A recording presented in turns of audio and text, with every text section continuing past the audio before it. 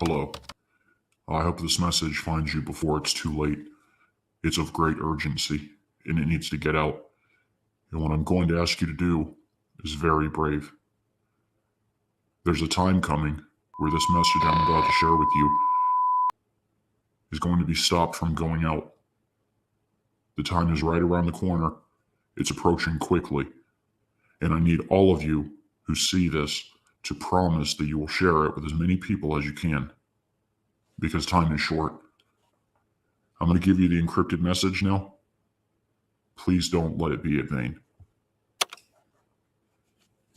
The message is Romans 10, 9 and 10. If you declare with your mouth Jesus is Lord and believe in your heart that God raised him from the dead, you will be saved. For it is with your heart that you believe and are justified, and it is with your mouth that you profess your faith and are saved. Please get this message out to everyone. Thank you.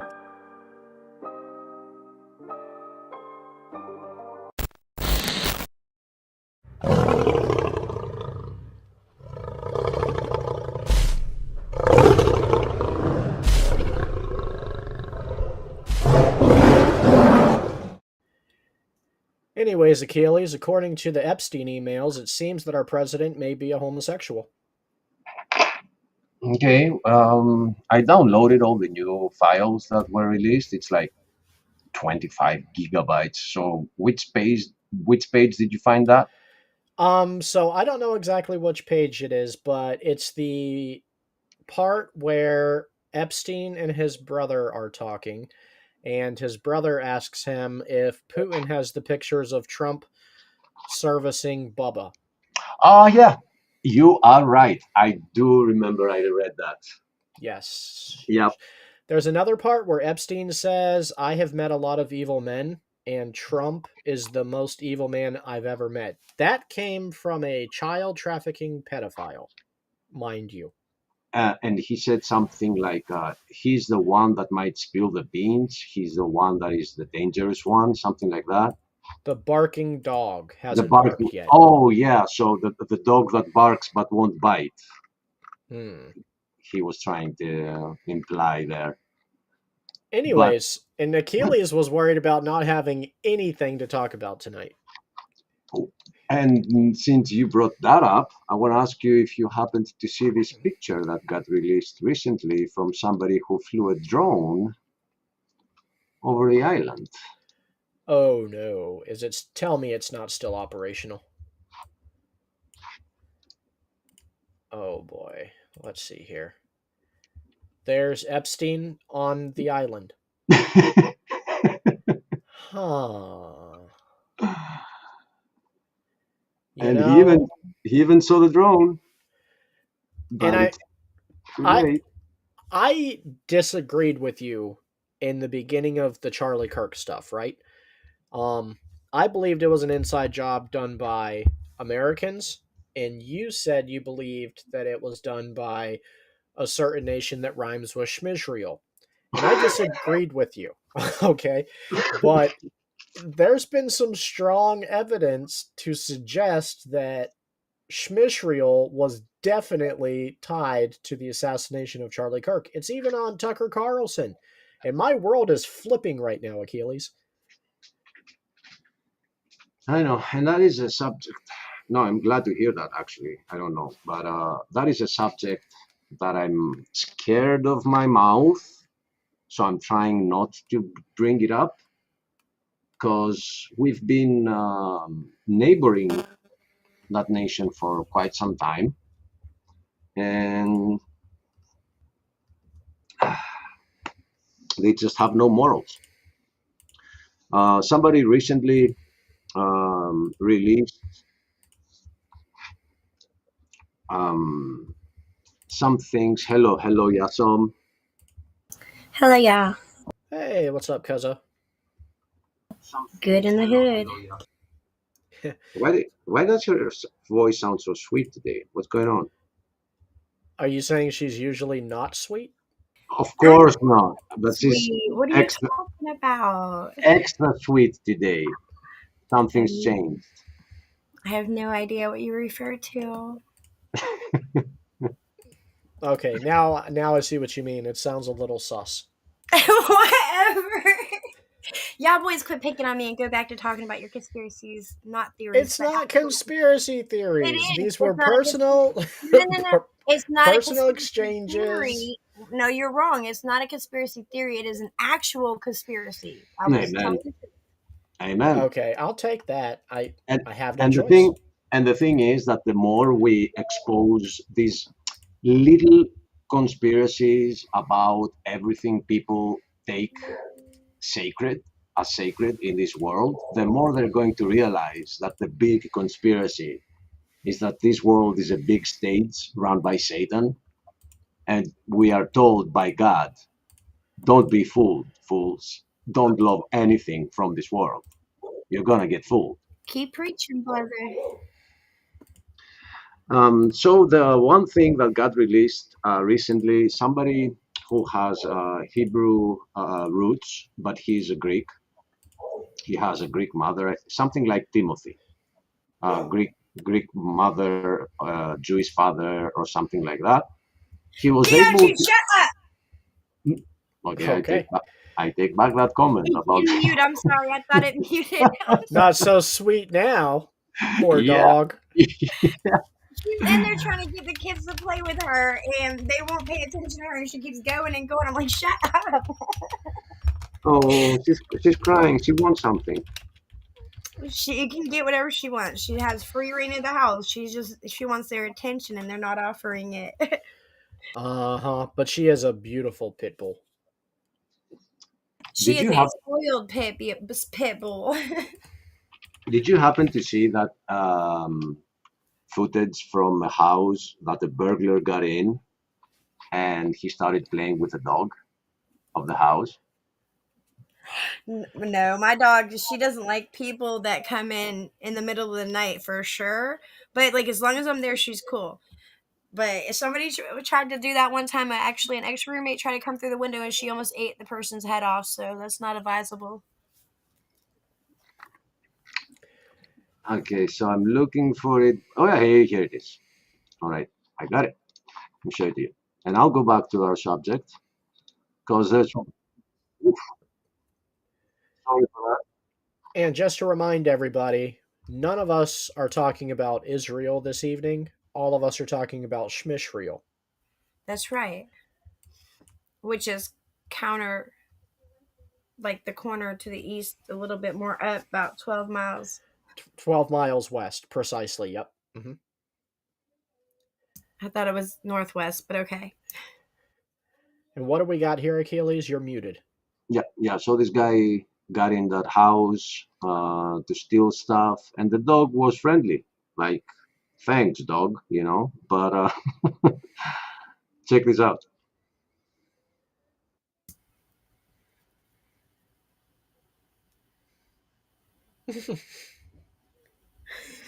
Gotta The be dog's kidding. watching him rob him. Mine's eating you. Oh, and nobody can yell at my kids. If you raise your voice to the kids, you are a target. The dog's like, I don't know what you're doing, man, but Janet's going to be angry.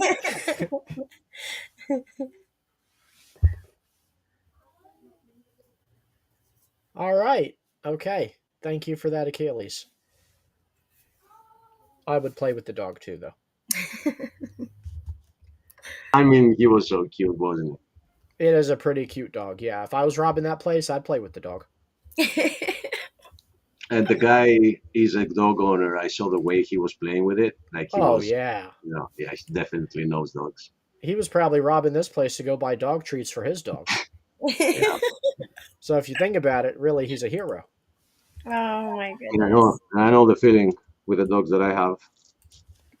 Like I'm running out of money on the 20th of the month. So one thing I was saying is that so that guy read the Talmud, and he started it because he heard these allegations that what the Talmud is saying about Jesus. So he started reading it, and he found a lot of stuff about Greeks. So what the Talmud says, and it for those that don't understand the difference, let me lay it out. As Christians, first off, both Stephen and Yasom have Hebrew roots, and the true Christians can never hate the Jews. If they disagree with some stuff they do, that doesn't make them anti-Semites. We know that God has made promises, and God doesn't take back his promises. And they will be in heaven, but it's a longer process for them. Not all of them. I mean, has nothing to do with a nation. They accept the Messiah, it's gonna be faster. But the reason I'm mentioning why in the Talmud is because the Talmud was written by men, by rabbis, and they take it like equal to the Bible, to the Old Testament, to the Tanakh, which is the first books of the Old Testament. I've learned a lot of stuff being here with Stephen, because there's a lot of these details that I didn't know. So thank you guys for that. So anyway, according to the Talmud, Greeks don't have a spirit. We are inferior. Shedding Greek blood is a blessing, and it's not murder. Wow. According Yeah. to who? So the guy was bringing up the chapter and verse for everything he was saying. So if we have an English version of the Talmud, we can look that up. Wow. I'm not surprised at all. At all. That sounds like another certain group. And I kind of suspect that this might be relating to Christianity, because this is where the apostles, not all of them, but a lot of the gospel was spread around Greece, and they might be hating Greece for that, because they consider Christianity a cult that broke off from Judaism. So maybe I can't help thinking about how bad the punishment's going to be. Oh my goodness, for all these people coming up against Christians so hard and wanting to chastise and torture and even end the lives of believers around the world. Like, whoa, man, they've got to. But we gotta always remember. There was yesterday. I had a very long discussion on Gigi's show about a lot of stuff. And when I told them that I gotta go, guys, I stayed outside and I was in the chat. So at some point, somebody asked Christian what's his view on that nation and all that. Christian Pike gave them his answers, but I was typing to him in the chat to mention something which he didn't, and it's a good opportunity to mention this here. Even if we see that this nation has gone so far away from the truth, we need to remember that the whole story of Hosea was written so Israel can know that no matter how unfaithful they are to God, God still loves them, and God will take them back. So that is very important for the end times and for the things that we see.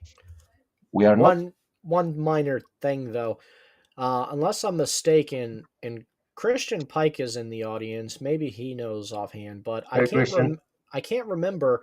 But we need to know whether or not the book of Hosea is before or after the division of the tribe of Israel, because once it divides into Israel and Judah, our Jewish brothers and sisters would be Judah, and us Gentiles, us who were sent out into the nations to lose our identity, we would be Israel.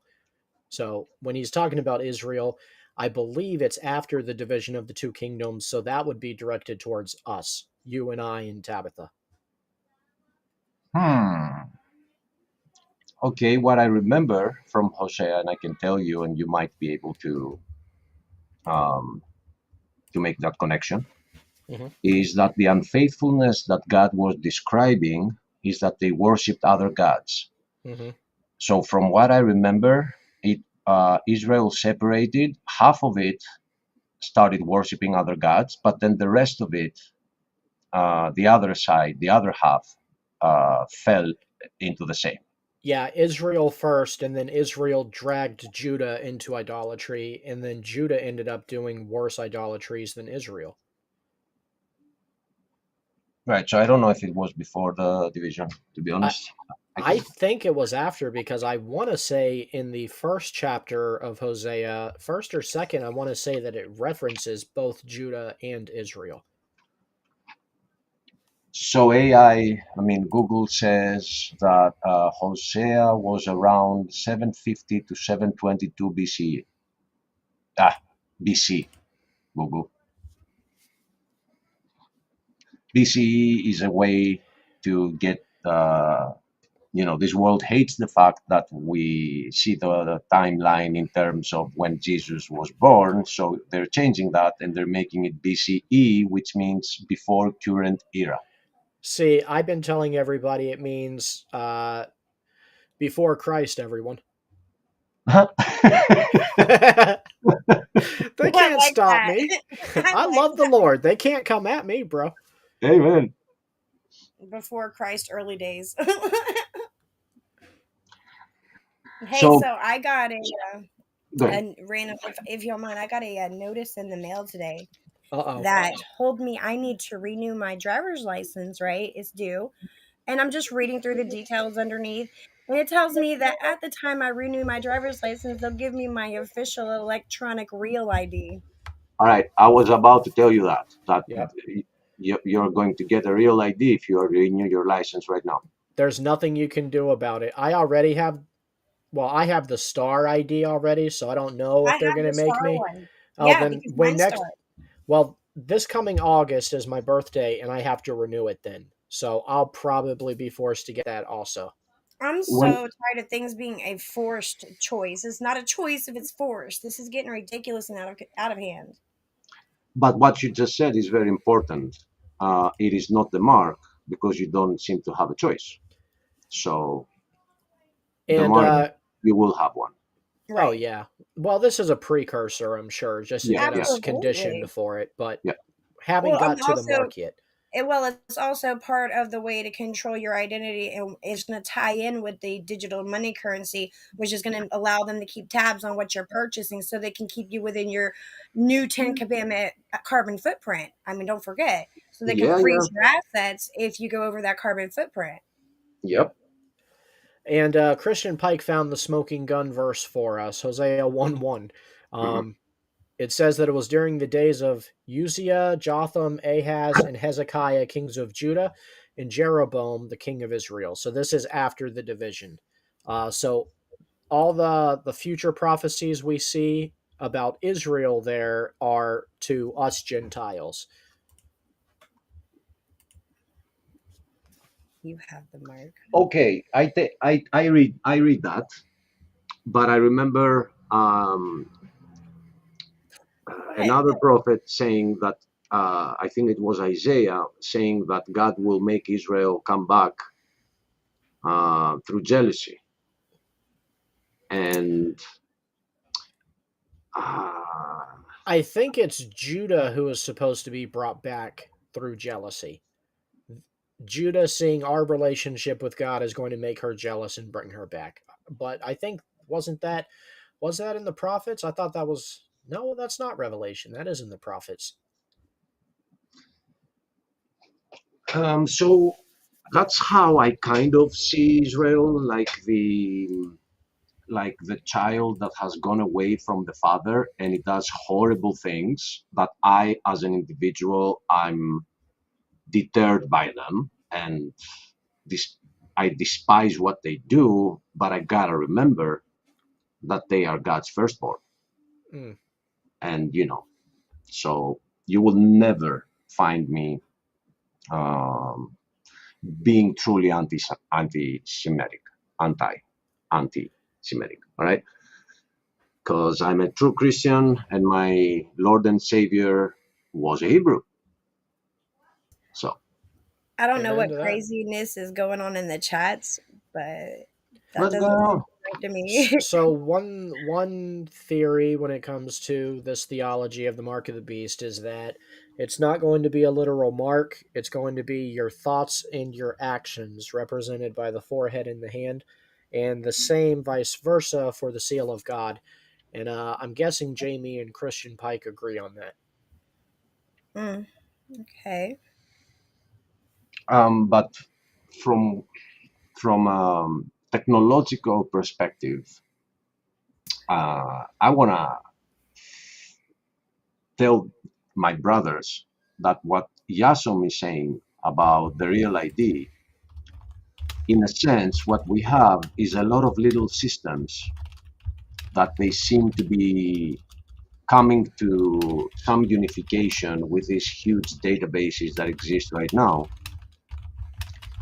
And there has never been a time in the past where it would be that easy to block you out of your own purchase power, Oh, sure.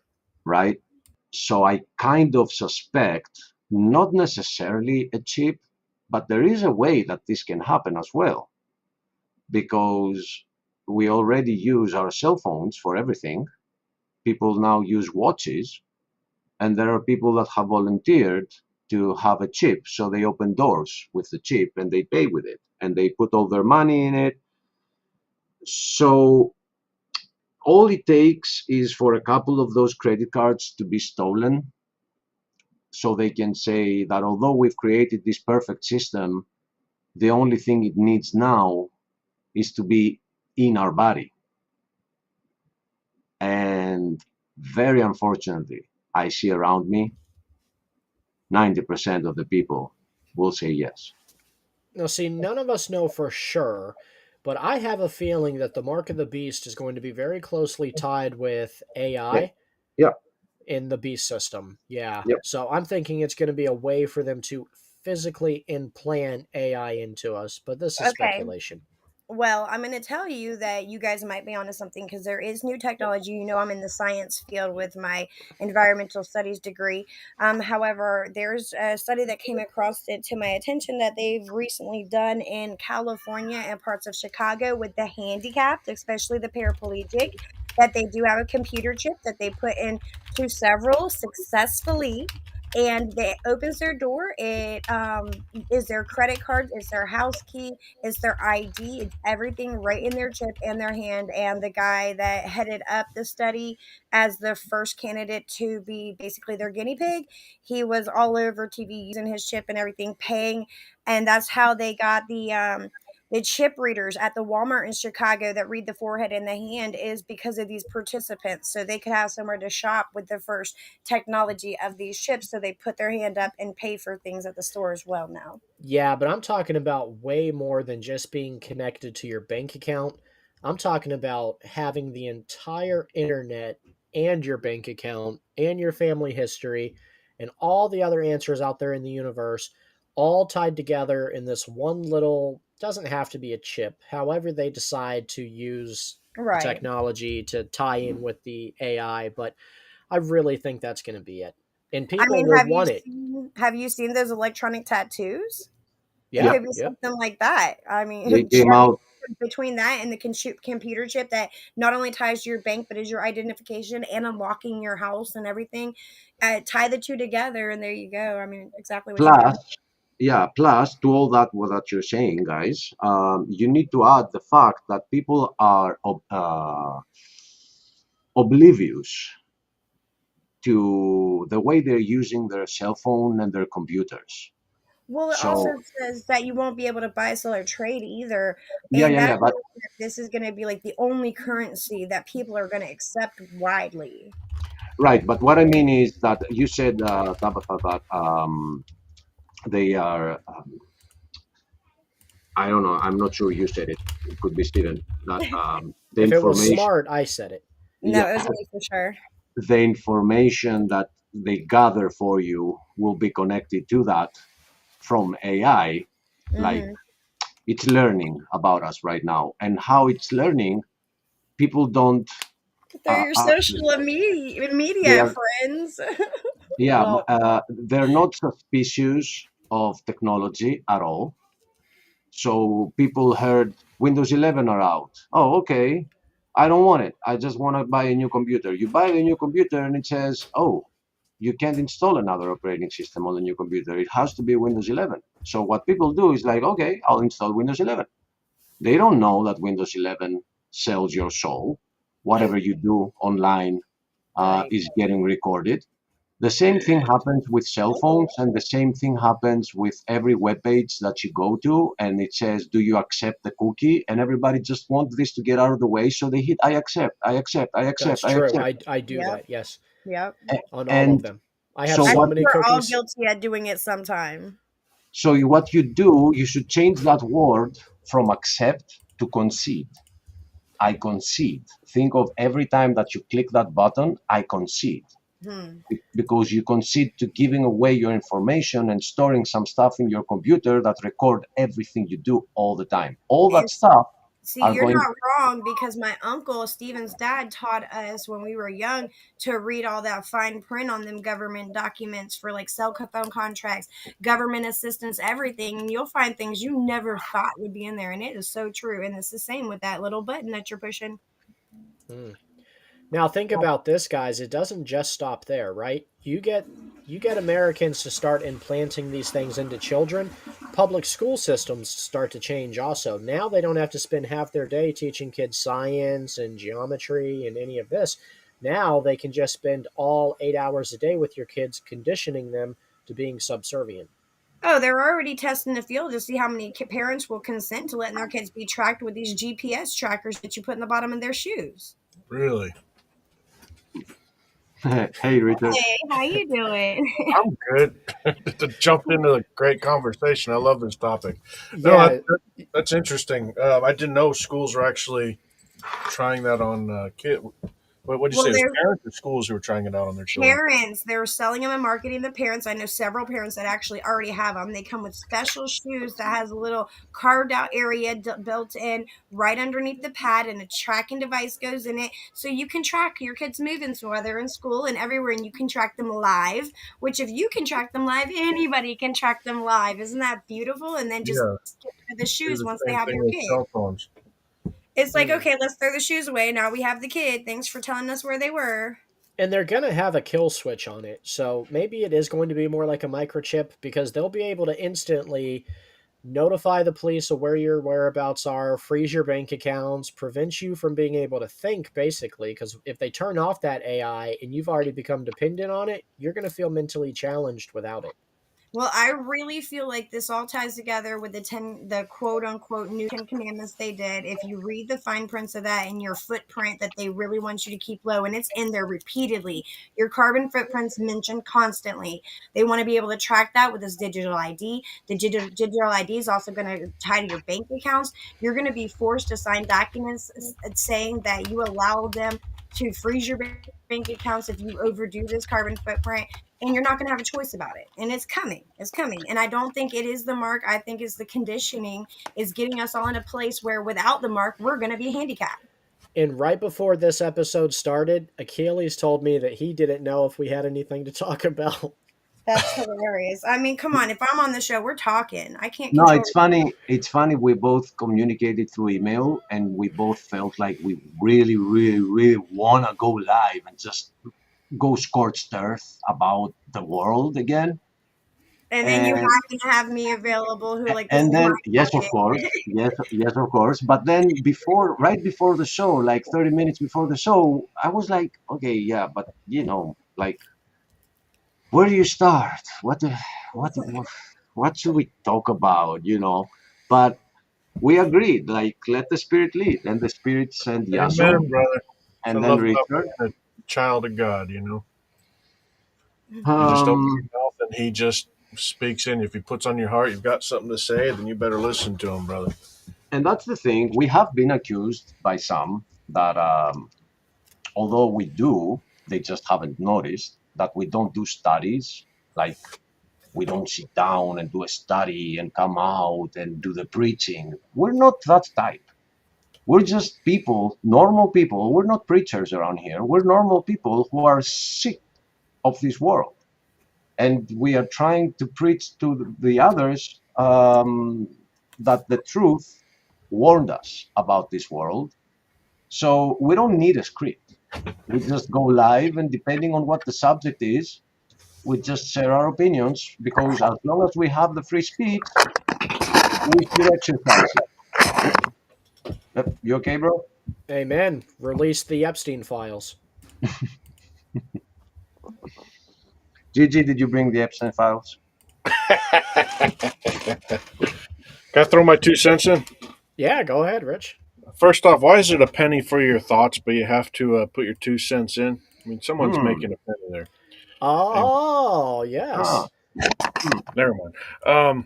Well, again, I said this, on a few episodes ago, but I think the mark of the beast is going to be some sort of computer brain interface or brain computer interface, however you want to say it, and along with some sort of cryptocurrency and a superior AI than we have now. Um, amen. I and agree. what did Yasim say earlier about if they wanted to keep you quiet, they could do it. I've seen. I've tried looking them up. They're just vanished off the internet, or maybe I'm not looking in the right place. But I remember during the COVID days, there were political speakers who were up there where, you know, other people, like I think Nancy Pelosi was involved in one of them, just kind of went up to them, just kind of like touched them on the shirt or something like that. And their mind just went blank and it shut down like they had a stroke, and they just kind of hauled them off the stage. I guess my point is the technology I think is being built and is there, and if they wanted to shut you up, they definitely could do it without killing you or anything like that. But Right. they're and what was it? London just passed that little thing very smoothly politically. Yep. Because London's like or the whole UK, it's very very liberal, isn't it? Yep. That's But why Oh, But, yes. but like you you have don't to have know. that digital ID just one step closer, I think, and they're just trying this stuff out little by little, and before you know it, we're not going to have a choice. And at And the it, same and at the same time, Greece is just not announcing it. It's moving as fast as the UK digital card is moving. But Really? yeah, they're just not announcing it. So what they do with Greeks, because they know we have a zeal for Christianity and this mark thing is embedded into us, we're not taking it easily. What they did is they released numbers for everybody, even if you don't go and pick up the card. So right now, people have received emails. I haven't yet, because of the email that I'm using and I'm not attaching it to myself. I don't have a cell phone that I have my credit cards in and all that. Maybe that's why. So I haven't gotten the email, but people received an email that says your mark is this. I mean, your digital ID number is this. And what they announced, they didn't announce it, but what they signed into legislation recently is that when a child is born, it has its number. If you have done any study in social, the word slips my brain, but any social sciences, that is illegal to give a number to a child that is not only You're under. talking about a social security number. Yeah, but a social security number, I have to apply for it, right? Yeah, yeah. It's not. They don't give it to us. We can actually go a whole life without it. Just be more Right, difficult to participate in society without it. right, right. I I see what didn't you have mean. one till Okay. I was 16. Yeah, but So, why'd you get one? Because you couldn't work without one. Exactly. right, Exactly, right, yeah. right. And I experienced Yeah. this. I experienced this in the US. I tried working and they told me I gotta go get an SSN. And I was like, okay, you know what? I ain't gonna work. I'm just gonna ask for money. That's what I did. I didn't pick it up. So I don't have an SSN, even if I spent 2 years there. Now, My, I lost my social security card once. Hey, Gigi. And I went to the office to get a replacement. And the lady notified me that 7 different people were using my social security card. So I asked her who they were, and she told me, and I quote, that she can't relay that information because it's an invasion of their privacy. I Of was their told the privacy. same thing. I was told the same thing. I was like, it's in a violation of their privacy, and it's my number being used. Right. Wait, So so Steven, basically, if one of them is taking a mortgage out under your name, just go over there, kick them out of the house, and move in, bro. I'm Right? telling you, and I That's can my prove house. it's me. But I But tried ba- to get them to tell me where, and they wouldn't give me the address either. I'm like, well, if I own the house, why can't I have the address? But the point is, guys, is both Christmas stockings and Jeffrey Epstein, neither one of them can hang themselves, okay? Yeah. Hi, Achilles. Hi, And Steve. How are pineapple you? does go on pizza. I saw that, by the way. Hello, Gigi. I'm How not are going you? to die on the pineapple pizza thing. It Oh, does not. I have a question for you, Achilles. When you're Greek Orthodox, do you ever kiss Saint's dead skull? Yeah, never. And Daniel asked me yesterday. He was like, "What? You've never venerated a dead part of a saint, you know?" And I said, "You know what? No, I didn't. So maybe that's why I fell from Orthodoxy's grace. If Now, if I I can't. if I had kissed one foot, maybe I would still be an Orthodox. I would be in the original church."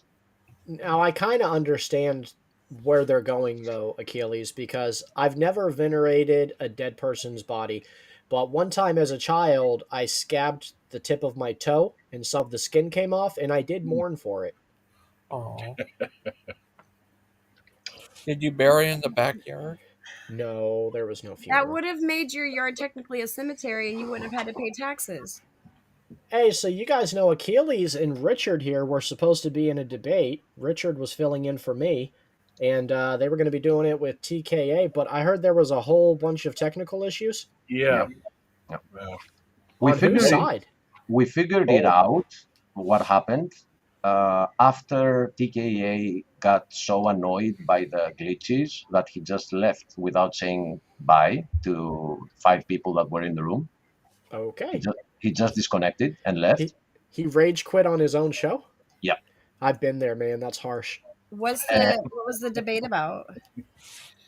A wheel with random things that 3 of them would try to present that God doesn't exist through these things, and our side would be saying, "You have to be really, really stupid to not see a God around here." Well, then I think maybe the technical difficulties were God's way of saying that their garbage didn't need to be spilled all over the internet. Yeah, because a week ago we had a random debate with TKA, and he didn't like how it went, and then he wanted to avenge, and take back, like, the room, the hill that he lost, but it didn't work out. Yeah, he was silenced, it seems like, and not by you, but by. Oh no, in the first debate, he was definitely like Achilles won't tell you this, but poor TKA was obliterated by Oh, I'm Achilles. sure. I've watched Yeah. Achilles go off on atheists before, so I can only imagine. He was a good sport about it, though. He always is. Oh, you mean the Thank you, other guys. person or Achilles? Yeah, you should have seen the other guy. The thing is that he was prepared to debate another believer, Joseph. So he had like a whole presentation ready, and because Joseph didn't appear, I hope it was like slideshows and all. no, I mean, I would wish I would see some atheists like go that far, but they don't. They just type out some text, they get it from AI. I don't know what they do, and they just talk for like 10 minutes, boring you to death.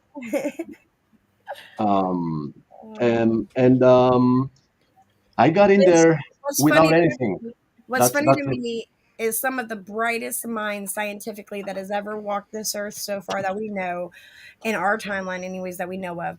They have went to bat trying to prove the Bible wrong, and every single one of them without fail come out at the end and say, I can't prove this wrong as a historical document or otherwise. I cannot prove it wrong. Every single time. It just thrills me. One of the things I had in mind for this, Stephen remembers because I told him many times that I was super bored and annoyed to go and do another debate on the same subject. Hmm. And that was making me angry, aggravated. Every day that was coming closer to the debate, I was getting more angry that I have to do this. So at some point, I came up with some ideas to throw, like when they said something, I would say, No. no, I would say, well, I'm not saying that that's a dumb argument, but I am saying that it is a really dumb argument. Are you guys serious? Like, is that the best you got? Like Hey, ERVs? and let's give a round of applause to Theories of Creation also, because I called him with next to no notice to ask if he would be willing to fill in for me, and he was totally up for it. Like, he Yeah. wanted details on what the conversation was about, obviously, Right. but he was totally willing to jump right in. No questions you. asked. It would have been fun. I'm kind of disappointed it didn't work out, but was really hoping that little wheel would pineapple plus pizza equals 9%. I almost agree. Pineapple on pizza is just a crime against humanity, people. Come on. I want to try pears on pizza for some reason. Peanuts butter on Pineapple, pizza. Canadian bacon, and onion is one of the best pizzas out there. You can kick me out of the ministry if you want to, but that is my stand. You're I in mean- Canada. Can I ask you a question? Because I recently just discovered this from a German friend. Do you guys do testing for parasites normally on your like doctor's visits and stuff? Is that normal for y'all? And I know this True. is out of left field. Yes, it I is. did some of those tests, but I went asking for them. Okay, but you offer them at least. So Yeah, what about but- you in Canada? Do you offer like parasite testing, or is it something that's required, either or? No one here lives in Canada. I thought he said Canada Theory.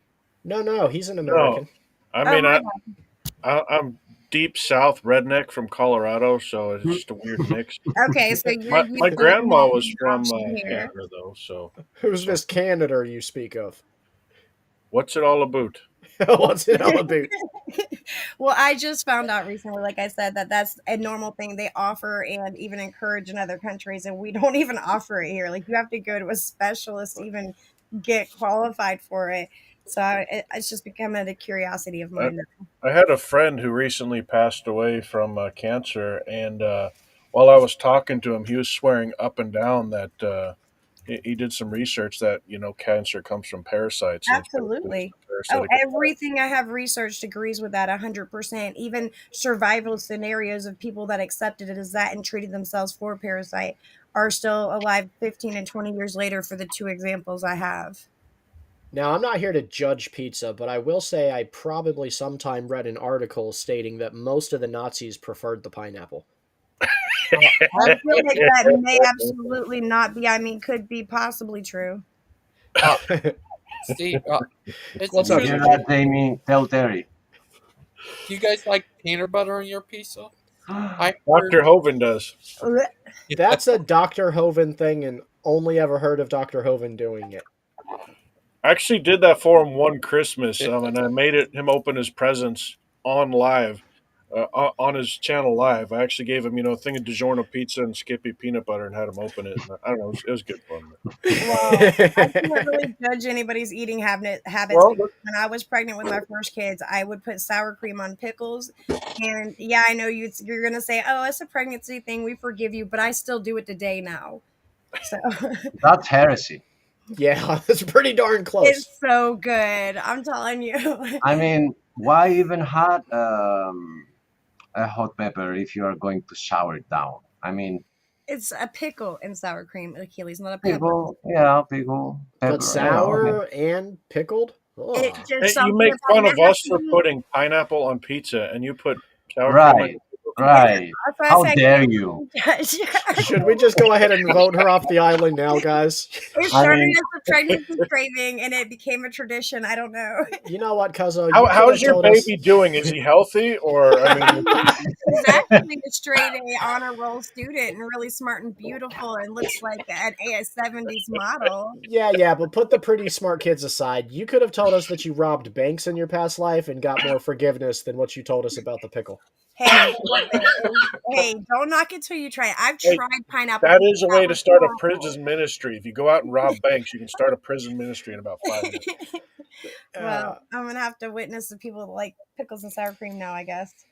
independent, Russia, totally, baby. totally There's independent. There's got to be like 3 of them in the world.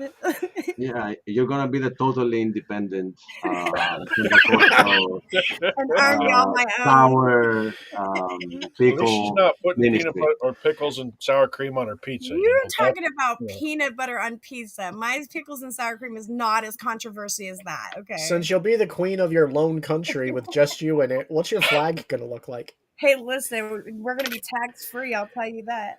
Something with How? pickles. Because there's And no this sums up our what episode do you of call it? hating Tax collector. the world.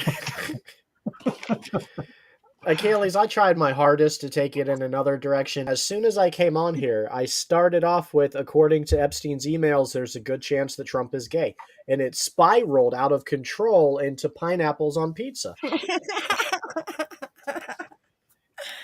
That's Those how emails people include gotta acknowledgement. realize it's Satan behind the pineapple pizza. I mean, see it for what it is. Now, we can't be that dogmatic, Achilles, because I know Rich personally, and I know he's saved, and he likes pineapple on his pizza. He's just living in the mire, but he's not lost. Yeah, you but you don't eat that pizza. It's eating Okay. your soul. I have a Yeah, question. Are gotta you stop. guys ready for the light show, bell and whistle show that is this supposed alien technology coming straight for us? Oh, what is that? That asteroid? That 3-Eye Atlas. Yes. Are y'all ready? so I love that. Go ahead, Rich. I mean, I love astronomy. I know Achilles does too. But I was reading an article where every astronomer out there. So okay, let me back up a little bit. I forget the name of the telescope, but they've been working on a telescope for like the last decade, and Lucifer. they just finished it. And Lucifer. one of the first things they saw was this Atlas stone or whatever, and 99% of the astronomers out there agree that it's just a rock passing through our solar system based on its trajectory. And Yep. only one of them brought up the fact that it might be an alien, and that's the one that got attention, and the internet's been blowing up over that Yep. one. Yep. And I That's really exactly. think Just it a was rock. with intention because I believe it's going to be the light show for what they're trying to do with the N- blue beam. No, Just a rock they passing have through our been solar system, nothing to panic about. they have been prepping. They have been prepping for it, and they're using this as well. But scientifically, it's exactly as Richard said. Everybody that has looked at it, and it's a serious astronomer, said, "Guys, it's just a comet. Right. It's nothing." But it was this one dude that said, "Hey, you know what? This is weird," and it blew up. Like everybody, But there that's what I'm was saying. something. I think that it blew up on purpose. I think It that did. it I was the agree. one that the greater powers to be, whatever you want to call them, I agree, and it is funny, blow up. and it is funny how the government sat down, taking also NASA down with it. Well, that's how all they're going to bring back the ancient gods, the fallen, the Nephilim, is by posing them as an alien that got dropped off by this passing spaceship, and reintroduce them into society again because what was old is going to be made new again. Let's be real. So yesterday at Gigi show, this was the subject. Are Really, I'm aliens sorry I missed it. are aliens demons? So when Steven comes back, I'm gonna take a quick BRB myself to feed my dogs. Not pineapple pizza. for sure. At least Uh, it's not My curling. dogs To eat the fruit and animals. vegetables, by the way. and I will return to show you something about how they're pushing this narrative. I know you know, but I do also know that you don't know something that I saw yesterday from our brother Daniel Burning Bushes, which was a video of a YouTube channel called James, who supposedly, and I'm going to prove why I say supposedly, he found this object in the middle of the desert after he saw a shooting star, a meteorite falling on the earth, hitting the ground. He went there and he found this very weird object, and he has been uploading videos that you can see that they are amateur videos Mm. of the object. Mm. And at the end, people suggest he drills into it. Mhm. And when he starts drilling into it, he did it on a live stream. And something very weird happens, extremely weird. You're going to feel goosebumps. You're going to feel very weird when you see that. But I'm going to show you why it's faked. Not fake, it's faked. There Mhm. are some hints that you can understand that this is not just some random guy. It is a guy who was told your mission will be to start a YouTube channel and pretend you are a random dude. And people are falling for it already. I'm going to show you the video, and you're going to feel for a second that it's real. Like it's that good. Hmm. I just wanted to say hi to you guys. Talk to you later, Killers. Gigi, we just brought up the subject that you were I cannot believe you about. put this abomination as your picture. I hope you did stay. Okay. Yeah, stick around. But when Steven, okay, Steven's back. Steven, I have I take am over. back. Okay. Take over. Change some thumbnails because people are putting pineapple pizza here. Look, we don't want to be that dogmatic. We are ecumenical, so pineapple on pizza has to apply, I guess. You know, if I had access to a YouTube channel, I would record a short video of me eating pineapple pizza, and then say God is good, and then put it on Oh. just because I have that kind of sense of humor. I go the extra mile, Hi, Steven. Hey, Gigi. Richard, why don't you have a YouTube channel for your ministry, man? I do. It's called Theories of Creation. I thought so, but then you just said you didn't have one, or you'd post pineapple pizza. No, I said if I had access to Proverbs Guy's YouTube channel. Oh, okay. You saboteur. Well, sense of humor, more or less. Gigi, did you have a show today? Not today. You had a pretty long one yesterday. I will have. Yeah, it was crazy. Gigi, why do you attract so many Catholics? I don't know. Oh, speaking of Catholics. Oh, yeah, Richard, tell us how that went. Should I wait till Achilles is back? You probably want to hear it too, because I know he was talking about it quite a bit. Honestly, probably yes. I have a question. Steve, would you ever drink water, Dead Saint foot water of a Dead Saint skull? Nope. I'm a Christian. Are you sure? Yeah. Might taste good. I don't know. I'll never find out because God called me out of paganism. Oh, okay. You sure? Positive. Too You sure, much sure? fun. I I always. remember. Go ahead.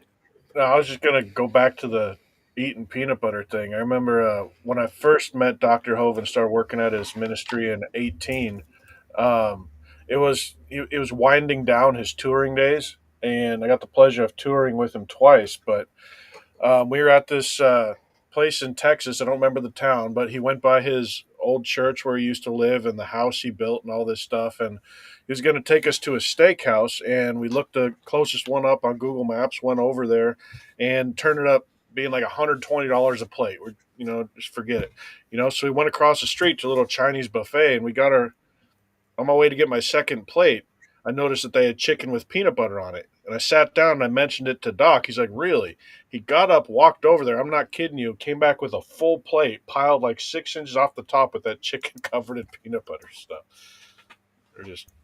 No part of that surprises me about Doc whatsoever. It's just unexpected and hilarious, man. But I mean, Yawsum has met Doc in person too. I'm sure that doesn't surprise her either. yeah, he's a good man. Oh yeah, he's got peculiarities, but he is a good man. I miss that place, man. I got to go back there for a little while. That's the thing. You work so much while you're there and go through so much spiritual warfare that you almost get bitter towards it, even though you love it when you first leave. And then after being away for a couple months, you're like, man, I miss that place more than anything. Yeah. Well, it's just a family, it's you feel like every day you wake up with a better purpose, the people you meet, Doing something that matters. well, I mean, I am doing something that matters. Well, most of the time, and half the time, probably a third of the time. I don't know. No, you know what I mean, though. Like, Yeah. I have a ministry, you have a ministry. Like, we do our part, but knowing that you're taking part of something so much bigger than you or I will probably ever be, it gives you that sense of, like, real accomplishment, Yeah. Yeah. It's just the community, I think is what I miss most about it. My wife is like Doc's adopted granddaughter, and she's even been at the old Dinosaur Adventureland in Pensacola. Really. Mm-hmm. I went there to visit once. I think it was also 18 or 19. He sent me on a little recon thing when I was going to do errands just to kind of knock on the door and see if I can get Eric to come up there, but nobody was home. But it was kind of eerie looking over the fence and seeing everything still the way I guess it was, just abandoned and untouched. And from what I hear, all the stuff in the museum is collecting dust. And Kent told Eric one time, he said, why don't you give it to me? Like, just donate it to my ministry. It's collecting dust. And Eric told him, you're right. It should be donated to a small ministry. I'll call around and find one. That's harsh, man. Like, he is one spiteful little turd. Yeah. From what I hear from Jeremiah Buckingham told me this. I don't remember where he said he got the information from, but I guess why Eric has so much against him is back when he was growing up, Dr. Hoven was on the road and, doing his thing, not paying attention to everybody but his family. And I guess he just still holds a grudge from Doc not being dad or whatever. I mean, in total fairness, and this is something I've told Doc, that's a valid complaint because Doc is a great minister and he is great at winning souls, but he is bad at being a family man. He doesn't give his wives enough time. He doesn't give his children enough time. Like, I've seen Kent Andrew drive all the way from Florida to come see him, and he'll just treat him like a regular visitor almost, just a quick hello and then off on his tours. Yeah. When I was there, Dr. Hoven told me that Eric finally came up there once, so I guess they're making progress. Yeah, Eric came there while I was there, actually, but really? He's been there twice now. Okay. He came there once on his own, and this was several months back, and then a few weekends later, he brought his family. How'd that go? What was that like? It seemed to be promising, but, they have these moments where they get along, and it seems like the family's going to get back together, and then between Doc's pride and Eric's pride, it always comes down to give me back my ministry.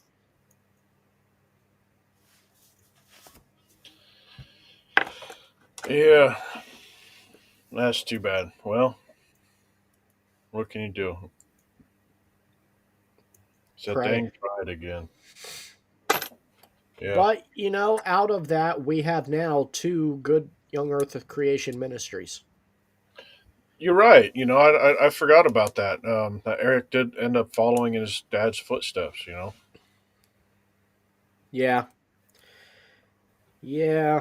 I've I never looked wish into it. I'm not a big fan of his flavor of creationism because he's kind of in the Kent Ham circles and they've Mhm. done a lot to try to block Ron Wyatt's research. But other than that, like I'm glad that they are a ministry and they do care about young earth creationism. That was one thing I did learn from the Catholics I was talking to. They, at least that guy, was 85% convinced that Ron Wyatt's Noah's Ark site in Turkey was the actual one. Well, he's right about that. If all his Yeah. other theology's bad, he's right about that. I'll wait till Achilles get back, but I learned something that I wasn't aware of that the Catholics teach. Yeah, we're But looking forward to that. that Jamie, what's up, man? Hi. Can you hear All me? it yeah, it just took talking about Ron Wyatt to get you in the room, huh? No. I've been listening for a long time. Dude, Mary Nell is giving me the keys to the TikTok channel, and I'm going to be running Ron Wyatt's TikTok channel. Nice. that's an honor, bro. Dude, the honor. I'm going to die with that. That's a big responsibility. I know you'll do great, man. I know you'll do great. I was just looking at your channel, and I was going to watch the interview where you interview her. I haven't watched it yet. And then I was like, well, I'll just come in here. I really want to hear what she said about him not being an Adventist. I'm curious about that. Well, that's not in the interview. Oh, you talked to her privately? Oh, Or- no. Well, yeah, I've been to her house multiple times. Oh, okay. Yeah, I've been in their basement. I've got to read from Ron Wyatt's Bible. Nice. I got to play with his cat. What do you? You've seen the story where I'm sorry. where he where when, like, I don't remember what year it was, but like there's an interview with Danny Shelton from the 3ABN where like he talks about like Ron Wyatt had him come out there with his TV crew to possibly like get the Ark of the Covenant, and they went out there and then he like shooed them away and stuff. Have you heard about that? No. Oh, I'll show you later on. So like I have my theory about that. I don't usually even push that one because there's no like evidence that you can show to prove anything. Uh, Even though I tend to think it might be true or is probably true because I just think he's credible. But like, it's very, it's almost like too good of a story. You know what I mean? It's like, geez, like Jesus' blood actually hitting the Ark of the Covenant. Yeah, no. That is an extraordinary claim. But for me, it's the only claim he has that does not have any evidence. We have to take that one completely at his word. Now, normally I would tell you absolutely not. However, I've examined his artifacts personally, held them all in my hand, and I've done great deals of research on Ron Wyatt over an extended many years, and I find valid evidence for every single one of his claims except for the Ark of the Covenant. And because I can verify he did not lie about any of the other claims, I take him at his word for the Ark. That's kind of what I think too. Yeah. It's, I mean, but you know, it's so crazy. It's almost like it couldn't be sure. I mean, what do you think? What do you think about what he says about uh, the Ark and the Mark of the Beast and all that? So from what I understood, I don't know about the Mark of the Beast, but if I remember correctly with the Ark, it's kind of conflicting because Mary Nell doesn't believe it's ever going to be brought out. She doesn't think God's going to allow the Jews to desecrate it. But also, I think I've seen videos where Ron talked about, some of the prophecies given about the Ark of the Covenant and the man of sin sitting on it and declaring himself God or whatnot was conditional. like, if you do this, I will do this, or if you do this, this will happen, kind of thing. And he kind of leans towards he didn't believe it would come out of the cave, or at least not be put in a new temple.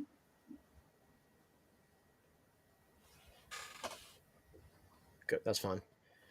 I will also say this, though, because talked to Mary Nell personally, and she said that Ron was not a Seventh day Adventist, but that he attended the Seventh day Adventist church because he wasn't messianic and he kept the Sabbath.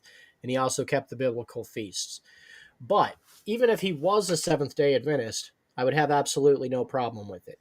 I don't agree with all of the theology, but I know in my heart that Ron was a man of God and that God used him. And whether he was Catholic or Seventh day Adventist, whatever, I know God had his hand on Ron Wyatt. Amen. All right, so any other thoughts on that while Jamie's waiting? Well, I mean, going back to evidence, I may have missed a part, but I know there was analysis done on what he claimed to be Christ's blood. So if those analysis are true, because it's the only blood that we found that has, 24 chromosomes, then, I mean, I could assume the rest of his story is true, but I do actually have a video that I posted last week on my channel, and I think it's called Introduction to Ron Wyatt.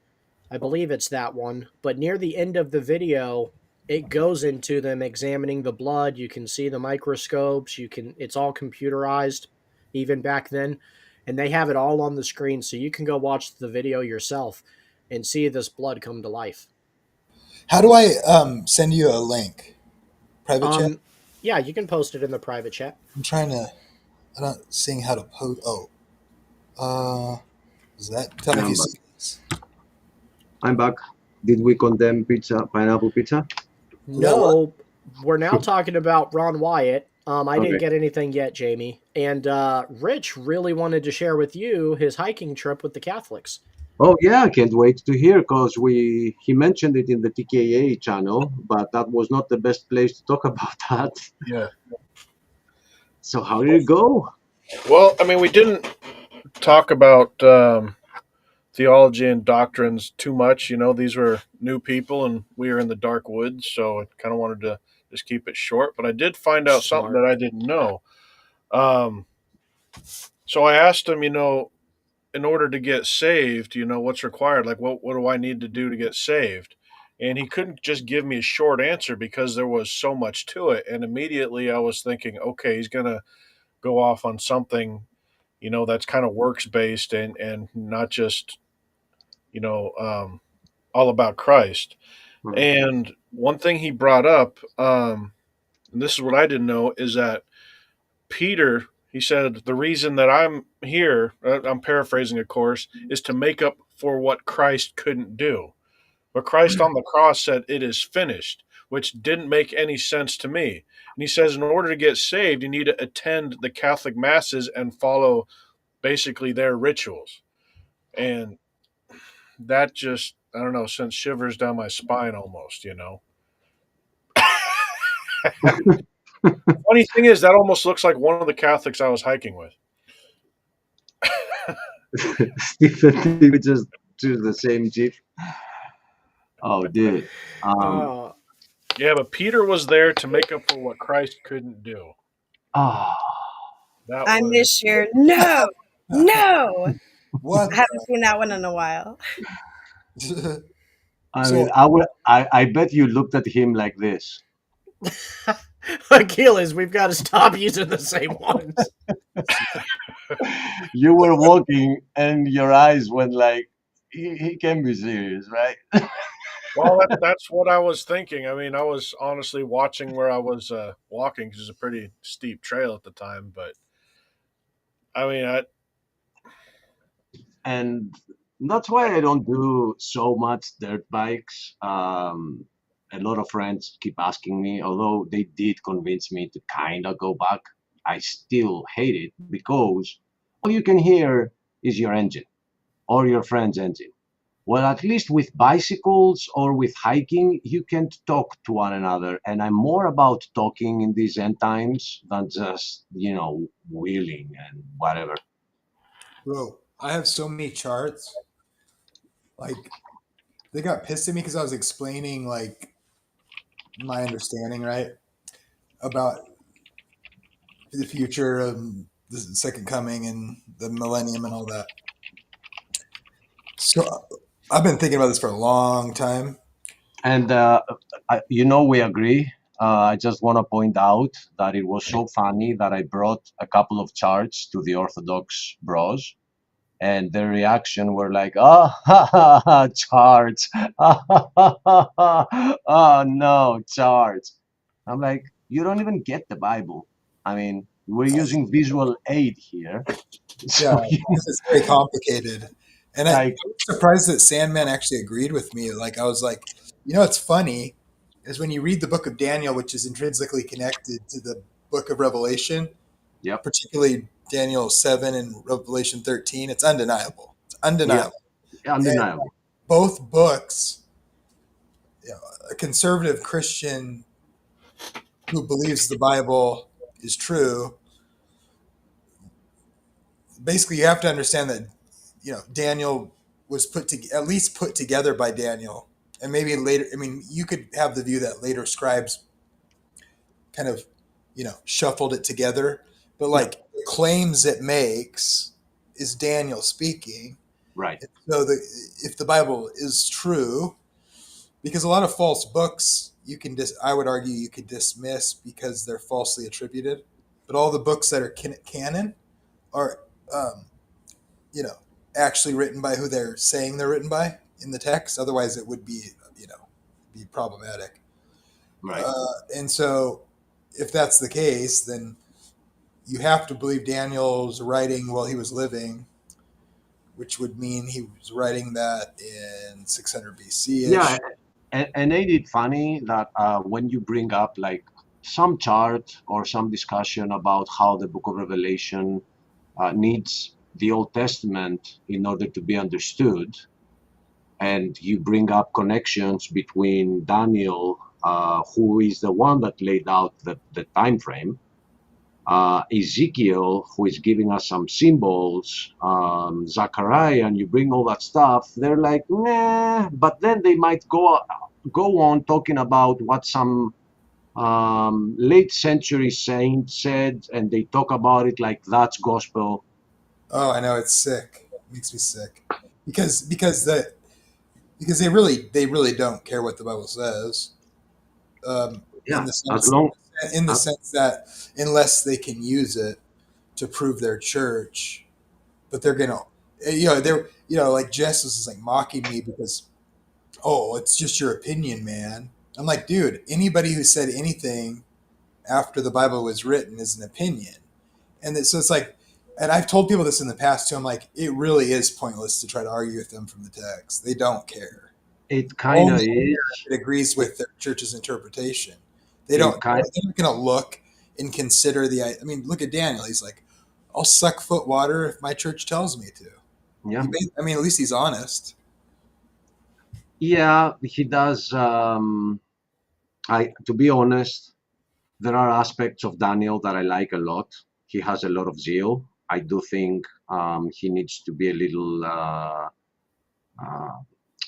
not consider everybody else a heretic, deep down, and just examine what we're saying. And I think he kind of does, but he does it more silently. I also like Sandman a lot, but there are some things that I want to call out when I see them, and then it's up to them to think about them. What I don't understand is why don't they freeze the dead person's foot and then put it in the drink like an ice cube? Well, it's miraculously preserved, apparently. Yeah, supposedly, the answer is that it's miraculously conserved. Yeah, give me 3 of St. Peter's toes, freeze those bad boys, and give me some ice water. Well, I don't know. They probably don't know, but there are around 5 hands of John the Baptist going around the world. There are like. That makes sense, Achilles. He had to baptize a lot of people. Yeah, there are three heads of Saint Andrew, one in Russia, one in Greece, one in somewhere in Europe. He had a lot on his mind. There's a valid reason for all of this. Now, and the point is, when you talk to Catholics, you almost have to talk to them like they're children, like Jesus, God, Pope, Dad, and they still don't get it. Ah, Hey, my main argument, I'm like, we have all these little issues, but my main problem is that if they talk to an atheist, I can tell they're not trying to make him Christian, they're trying to make him Orthodox. Yep. That's what annoys me the most. So if I was talking to Jamie and I was an atheist and I ended up saying, you know what, you convinced me, I'm beginning to believe in Christ, Jamie wouldn't dare tell me, yeah, but where do you find yourself? Do you think you're going to be a Baptist? Do you think you're going to be right? Like it doesn't even cross my mind to think that way. And they're like, I know why you're an atheist. You're an atheist because you haven't tried the Orthodox Church yet. Yeah, they don't care about bringing anyone to Jesus. They care about bringing people to the church. The church really is their God. Well, once you get into the church, you have to pay them. So that's their money and their bread. Of course, they need you to come. And they don't see that because they're not the ones getting the money, right? They don't even see that. They're getting played by this narrative that if somebody is not in the original church, which is like, which one is it, guys? Right, The which right or original the left? church? Yeah, which one of the two? Yeah, they don't see it. And last I checked, the original church was gathering on the Sabbath day, not Sunday. But Absolutely. And Hallelujah. they were Messianics. They were not Catholics. oh no, we mean the original church after the councils. yeah, it's like, and I try to show them. I'm like, honest scholarship that isn't. By the way, any scholarship that gets accepted, sort of in the sphere of like what gets published, like if you read scholarship, people have their biases in scholarship, obviously, but like if you want to like have any respect amongst peers in the general sphere of scholarship, in biblical scholarship, you can't just be a simp for your church. So like, there's a little. It can go either way at different times, but if you want to be respected, you're not gonna like just totally push for your denominational thing fully, right? Because you just won't be respected by other scholars. Like, but they'll know what your biases are, like if you think certain church is right. But like the general, you can see like club, it's like if you go into like the scholarship on the Sabbath in the early church, and I've read a lot on this. You kind of have like basically the evangelical scholars that are respected will they don't really care either way. But it's what's funny is like really the only scholars that try to argue that the text changes the Sabbath is like the Presbyterians and some of the Reformed, because they want to be sola scriptura, and so they'll make these desperate arguments that tries to suggest the text. But like Catholics, Orthodox, in general evangelicals or antinomians, they don't really have a dog in the fight. They all agree, like especially the cat. This was funny because on a popular level, Catholics online will take the Presbyterian sort of arguments and try to like use those. But like all the Catholics historically in scholarship do not think the text changes the Sabbath. They think they want to argue that no, it didn't. The church's authority sort of changed it because the church had the authority to do it. If you're Orthodox or Catholic, they call themselves above God in doing so in their own historical quotes. Yep, exactly. And what they're doing is they're There's falling. no man above God. None. Not the Pope. Not none of them. And they're falling for those doctrines of men that God is warning us against. Men who abstain from marriage, who are saying don't eat some specific meat, during the Lent and all that. They don't get it. That's not from the Bible. That's tradition. Not once, but twice. If you look into the history of the Pope in their own quotations, it will tell you that they changed the Sabbath from Saturday to Sunday, and they declared themselves above God in doing so, and then confirm it in their second statement about a decade and a half later. And when I see the Pope walking around in his white garments, I don't see holy clothes. I see Mrs. Doubtfire. Well, you know what's funny that I find intriguing is that the priests in the Old Testament would use scarlet, purple, and gold, but then they had blue thread that bound their chest plate to their garment, Mm-hmm. and the color blue is associated with God's law because the original Ten Commandments were cut from the foundation of God's throne when it comes down on Sinai. Mm-hmm. And so blue is associated with God's law because his you have to look at a bunch of verses, and I have videos on this, but like it comes down on Sinai literally, like in Exodus 24 and other in Numbers and stuff. You can look at this. It's blue sapphire, and the throne is on a platform or a sidewalk, depending on your translation.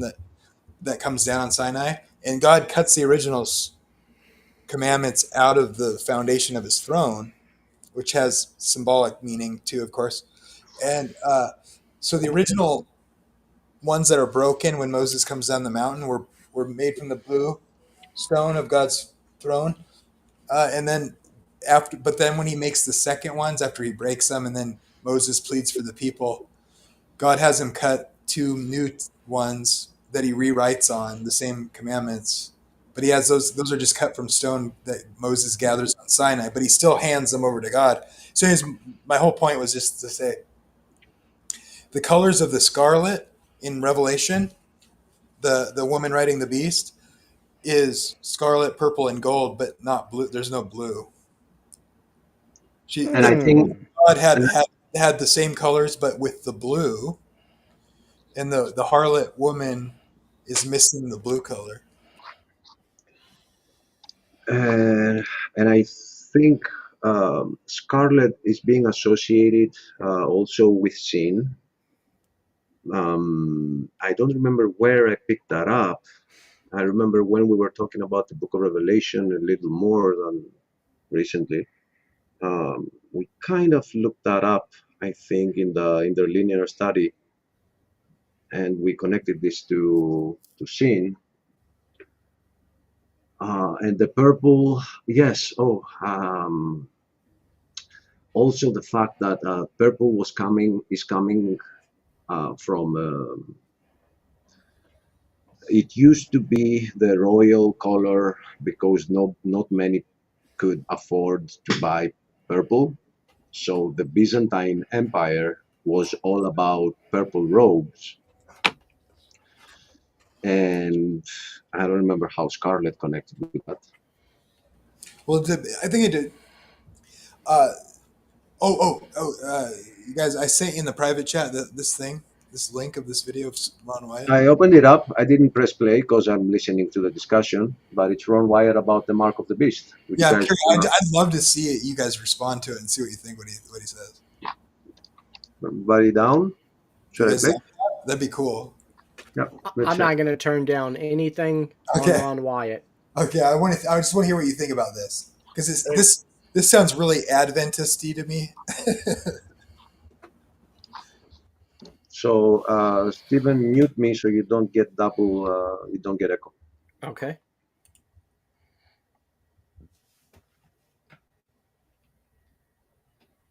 No volume, Achilles. No sound. No sound. Weak sauce. Did you click the sound button when you shared it? I don't know. This is. No, I did. But Stephen is once a noob, always a noob. So there is also a mute button at the screen, and he didn't unmute that one. No, I have it unmuted. Nah, I did it right now. Oh, okay. My bad. My bad. Okay, so I'm muting myself, pressing play again from the start. The tables of stone were found in the Ark of the Covenant. I personally removed them with the assistance of 4 angels who lifted the mercy seat, which I would estimate weighs about 900 pounds of solid gold. And one of these angels told me to take the tables of stone out of there. He said God wants everyone to see those. And so I took them out, backed up, stood there, frozen in place, and I just can't describe my physical state or mental state or anything else. If I didn't have some physical evidence to prove it happened, I think I had a dream or something. But anyway, they are now available to be shown, but we won't say. Actually, they're on a stone ledge right in the same chamber. That's where the angel put them after I handed them to him. I didn't know what to do with them. And I was told that these are to be presented with the blood evidence when the mark of the beast law is passed or enforced. Now, I know everybody wonders about what it is, the mark of the beast. You've heard all kinds of rumors, stories, and all of this. I'll tell you quick and simple. If you keep the 10 Commandments that God wrote upon those tables of stone, and about which he says in Psalms 89:34, those of you that are writing down text, you'll want this one. Psalms 89:34. He says, my covenant will I not break, nor alter the thing that has gone out of my lips. He spoke the 10 Commandments from the mountaintop. He wrote them in stone, and he says, nothing will change. Right? If you keep that law, you will receive the seal of God. Soon there will be a set of man-made laws.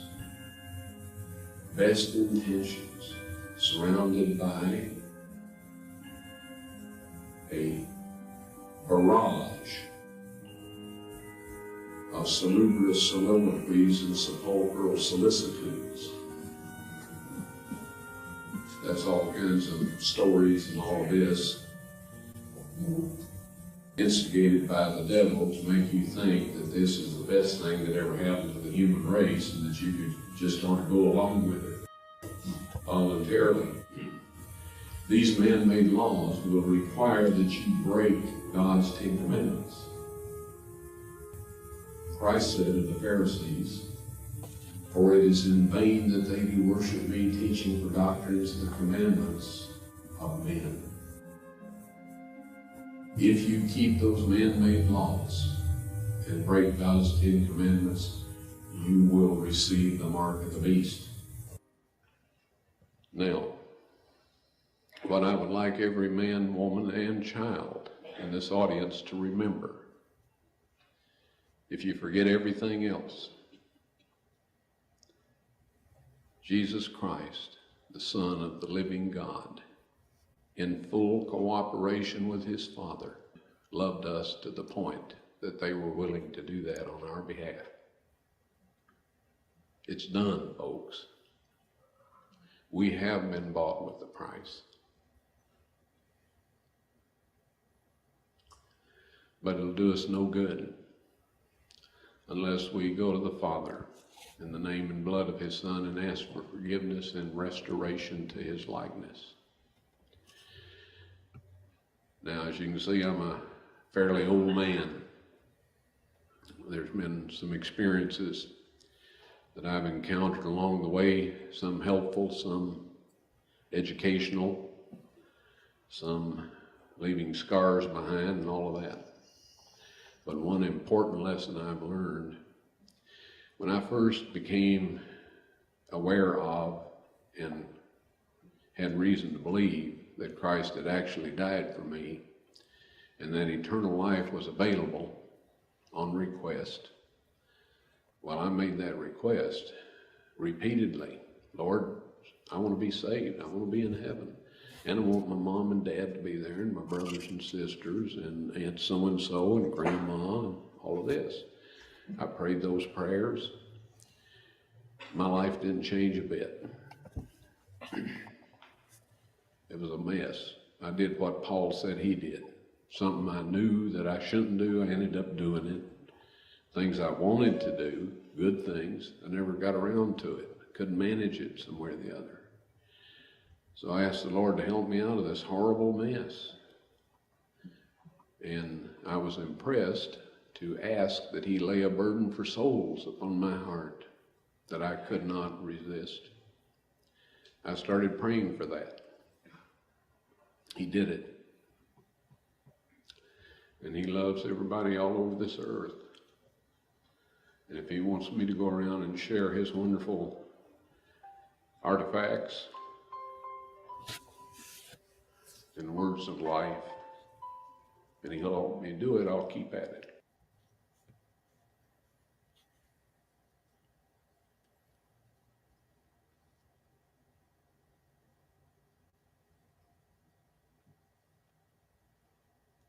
I didn't do anything. I don't know what's going on with the audio.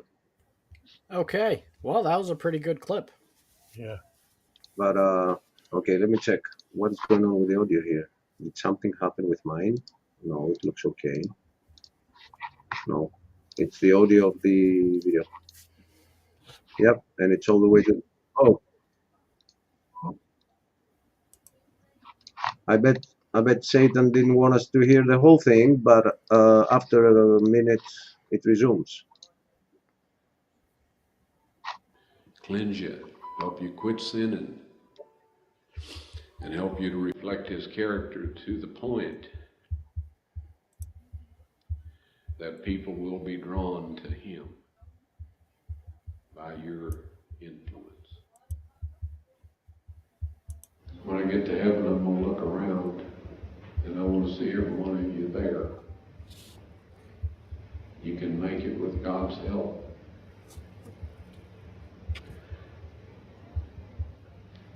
Christ is here tonight. He says, where 2 or 3 are gathered together in my name, there am I in the midst. Please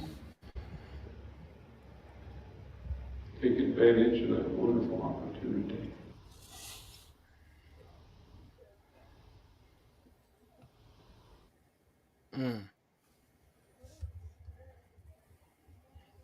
Amen.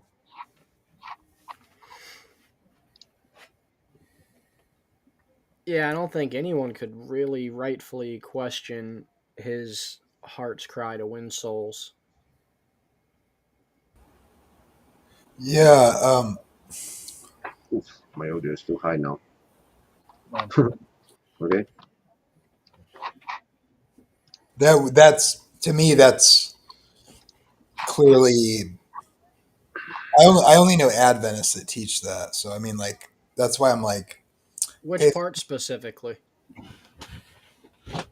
regarding the mark of the beast, like he didn't he didn't say it was the Sabbath, but he's like, if you keep the 10 Commandments, you'll have the seal of God. So it's like, and the Antichrist is going to make a law saying. The thing that always bothered me, Jamie, you know, growing up Hebrew on my dad's side, was that every Christian 1000% agrees on keeping 9 of the 10 commandments. And would even tell you that if you continuously break one of those 9, you're probably not a Christian, right? Like if you struggle with stealing throughout your whole life, pretty bad fruit. You know, if you dishonor your mother and father, pretty bad fruit. If you have gods before the Father, pretty bad fruit. It's only when you get to God's special day, the Sabbath, when you get pushback from most believers, and it always baffled me, man. It's almost like maybe like whoever breaks one of the least of these commandments and teaches men to do so will be called least in the kingdom of heaven, and yet almost the entire Christian world is like, yeah. I mean, when you read what people have said historically until the last 150 years, and why we have the Ten Commandments put up all over the country. Christians just agreed with the Ten Commandments. They just kind of thought Sunday was the Sabbath. And it's almost like people brought forward, obviously, that Sunday isn't the Sabbath. And now all of a sudden people invent all these doctrines about, well, we're not under the law. We keep 9 out of the 10 because the New Testament only mentions it, blah, blah, blah, blah, blah, blah, blah, blah, blah, a bunch of nonsense. It's like, Well, here's my problem with that, if I may. sure. First of all, the Sabbath was the first covenant God ever made with us in the beginning in the Garden of Eden when he rested and sanctified it and made it holy. He didn't tell us to choose any day we wanted. He picked a specific day that he rested, a God that doesn't need rest, and sat down to spend time with his creation who he loved so much. It's part of a beautiful love story. And we take away from that as humans saying, Lord, it's not convenient for me. I'm going to change it to Sunday because that's what everybody else is doing. And, I just hope you accept this, that I'm doing it for you, God. But are you really doing it for him? Or are you doing it for your own selfish reasons because you don't want to be odd man out, or it's inconvenient for your football schedule, or whatever the case may be? It's like, really, you're going to tell God when his day is that he's going to rest and sanctify and make holy, but he already did that. And it's his first covenant with us. So if we're talking about a covenant being part of the mark of grace to keep us from what's to come, then I think we should be going out of our way to figure out what that is. And here we have it right in the beginning. And here we have also the enemy sitting here trying to confuse generations and tell them that it's not the Sabbath, that you can do it any day of the week. I mean, it just seems like. Can I throw something out there? Go ahead, Rich. Okay, so 6,000 years ago, God, said that before sin, of course, made that Sabbath day holy. And I don't know all of the calendars that have been made since then, but in 6,000 years, the first 4,000, and then the flood happened, and who knows what their calendar was like back then. Now we have the Gregorian calendar, which is set up just to follow the seasons and everything. I guess my point I'm trying to make, do we know exactly which of the 7 days? Yes. But we claim Sunday right now. We 100% know, Well, Rich. But how what we claim as Sunday right now, how do we know 6,000 years ago it wasn't actually Wednesday? I guess I'll tell you how. We only have to go back 2,000 years to the time of Jesus. Right. Now, Jesus is God in the flesh. We know that he observed the Sabbath on Saturday, and we can follow it from then to now. Jesus as God would not have kept the wrong Sabbath. He's God. He's going to keep his own appointed Sabbath. Amen. But not just that, Rich. It gets even deeper, because the word for Saturday in like 30 plus languages, root languages, is Sabbath or Shabbat. Shabbat is Hebrew for Sabbath. So it's almost like that's the one thing God was very specific to preserve, even through the Tower of Babel. When he confused our languages to divide our cultures, he preserved the Sabbath day for us. And then I'll give you one more little ironic tidbit to add to that. In the Catholic Bible, my friend showed me this. It will say the word Sabbath, and then like keep the Sabbath, and then it will say which is Sunday, but yet literally it means the 7th day of the week. So how are you going to keep it on the first day of the week? Yeah, the Catholics would say, just like all historic Christian groups from the very beginning, because of the Sermon on the Mount. It's only recently that all these different Christians have all these weird arguments against the Ten Commandments for various reasons. But that is a very modern idea. Nobody really talked that way. Oh, we're not under the Ten Commandments anymore. That's a modern thing. When you look at, the apostolic constitutions that the Orthodox Church uses for a basis of their doctrine from the 300s, it says the Decalogue is meaning the 10 Commandments, right? The 10 words. Those are binding because they read the Sermon on the Mount. And, it's only recently, too, that a lot of Christians will say, oh, well, what Jesus was teaching was just for the Jews. And no one thought that. That's crazy. So, because of the Sermon on the Mount, which, by the way, is a fulfillment of Isaiah 42:21 about what the Messiah would do, he'd magnify the law and make it honorable. Nobody used to say any of Jesus' teachings weren't for everybody. And so because of what Jesus teaches on the Sermon on the Mount, which is particularly and specifically the Ten Commandments, nobody who cares about what the Bible says would ever argue, oh, well, that's when Jesus says, keep my commandments, it's definitely not the Ten Commandments. This is crazy. But yeah, another thing about the calendar issue, the 7-day week is not tied to any calendar.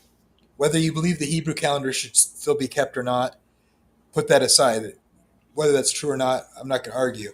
But the 7-day week is not dependent on any calendar, because even when they took days out of, they did this a while ago, and they took on the Gregorian calendar because it's out of step with the seasons. Mhm. They removed like 20 days in the month of October, but so like it suddenly went from October whatever 1 to October 16 was the next day. But it was Tuesday, which is the third day of the week. The next day was still Wednesday. You don't lose the 7-day cycle. You know what I mean? It's just the date changed. But the thing in Genesis set out is you count 7 and then you start over. Doesn't matter what kind of calendar you're using. The 7-day week is not dependent on that. And so, and the whole world still uses a 7-day calendar to this day. Well, we're told we're supposed to walk as Jesus walked, and we know that Jesus kept the Sabbath. And we even know that in the new kingdom, right, what we perceive to be heaven, but, Scripture calls it the new heaven, the new earth, the paradise. However you envision that, we're going to be keeping the Sabbath in the new kingdom. We're going to be keeping the biblical feasts in the new kingdom. So it never made sense to me that God would make the Sabbath forever and ever, and then after the time of Jesus, it just stops for a while. And then after Jesus returns and he has his new kingdom established, we go back to keeping the Sabbath? It doesn't make sense. And I also never understood then, if that's the case, why he said we're supposed to keep it through all generations. All generations. He didn't say it stops once he sends his son. He said all generations. Well, yeah, Isaiah 66 says, "As the new heavens and the new earth shall remain before me, says the Lord, so shall all flesh come to worship before me, from one new moon to another, one Sabbath to another. All flesh, in the new heavens and the new earth." That's talking about the eternal estate. However you understand that. That's once all things are restored, Now, Jamie. all flesh. Now, Jamie, if the Sabbath is bondage and it's like under the law, why do you propose Jesus would have us keep the Sabbath in the new kingdom? Do you think Jesus likes bondage?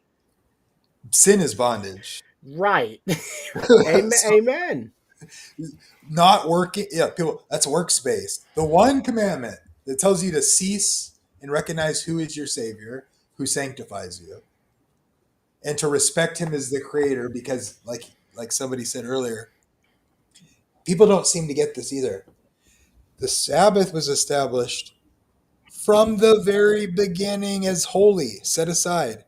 Jesus says in Mark 2:27, the Sabbath was made for man. That word there is anthropos. It means mankind. He's actually looking back and saying, they're distorting the Sabbath and its purpose. And he's saying, look, it's made for man's benefit, and you've turned it into a burden because of their added stuff. And then he calls himself Lord of the Sabbath, which, by the way, proves he was there at the beginning, because no mere man would be a Lord of the Sabbath. That's crazy. He's pointing them back to creation. He's saying, I made this for mankind. So, and I'm Lord of it. So I don't know, the Lord's Day seems like that's kind of the only thing the Bible says of a weekly day that's the Lord's is the Sabbath. But well, and it hurts our relationship, right? Because God is our husband, we're the bride, and that is supposed to be our weekly date night with hubby. But instead, we get encouraged by the church to ignore our date night with hubby and then kind of catch up with him on Sunday. Well, I love the way you put that. That was fantastic. But you guys, this is my favorite topic, and I could stay here and talk all night, but I have to go. I hope you guys have a beautiful evening. Thank you for having me, and talk to you all soon. Have a great afternoon. Bye. Bye, dear.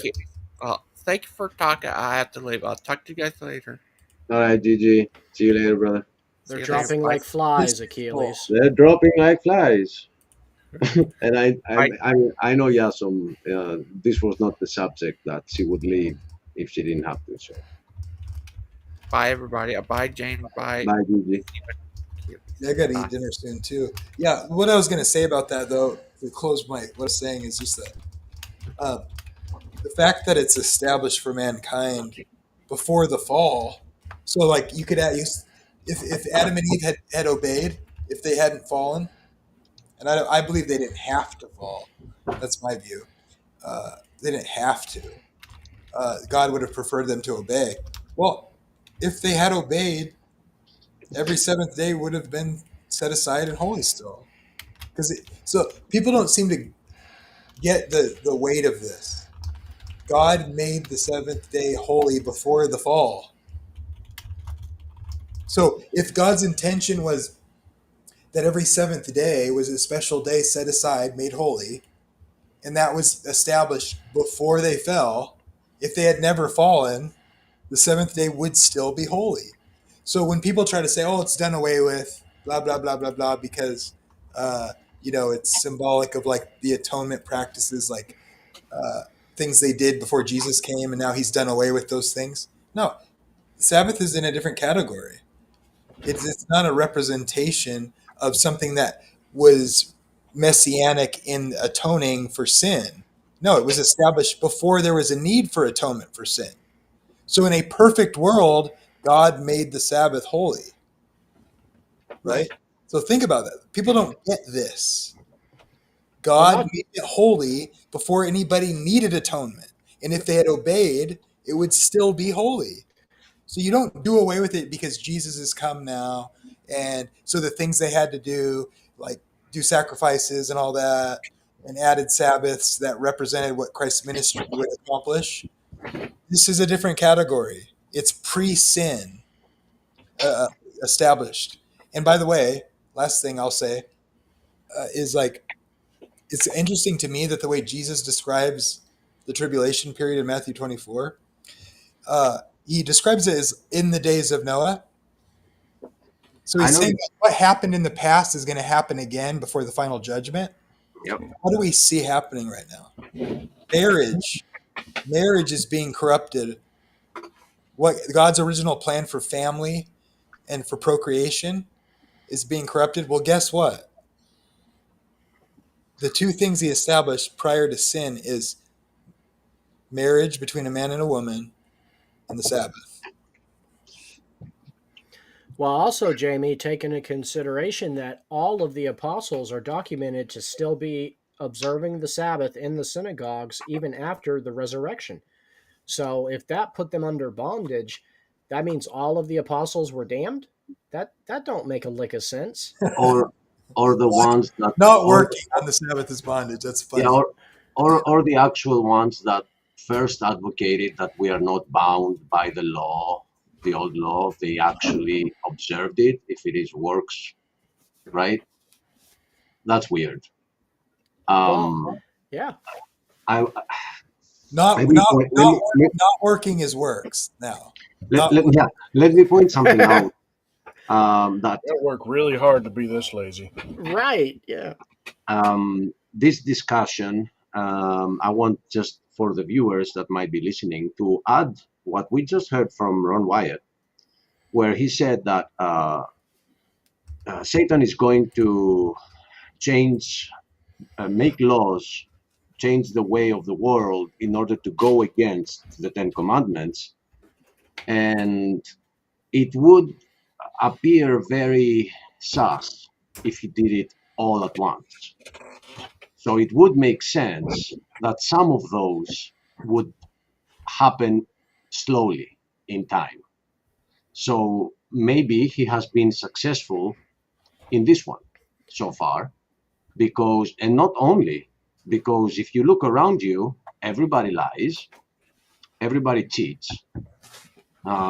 Fornication, adultery, they're just normal day stuff for our civilization, right? I see people, I see couples that are way younger than me, and I'm supposedly the old-fashioned dude that talks about marriage, and they're laughing at me. Like, yeah, of course, yeah, but not yet. Let me just, enjoy that person for like 10 years, and then I'm gonna marry. And I'm trying to explain to them how, that's not the way it's meant to be. And I sound crazy. So we are in a time where that is a granted, it's a given. But at the same time, whoever takes time to say, I'm dedicating this day to the Lord. Of course, there are the hypocrites out there who are going on church on Sunday, but when they leave church, it's done.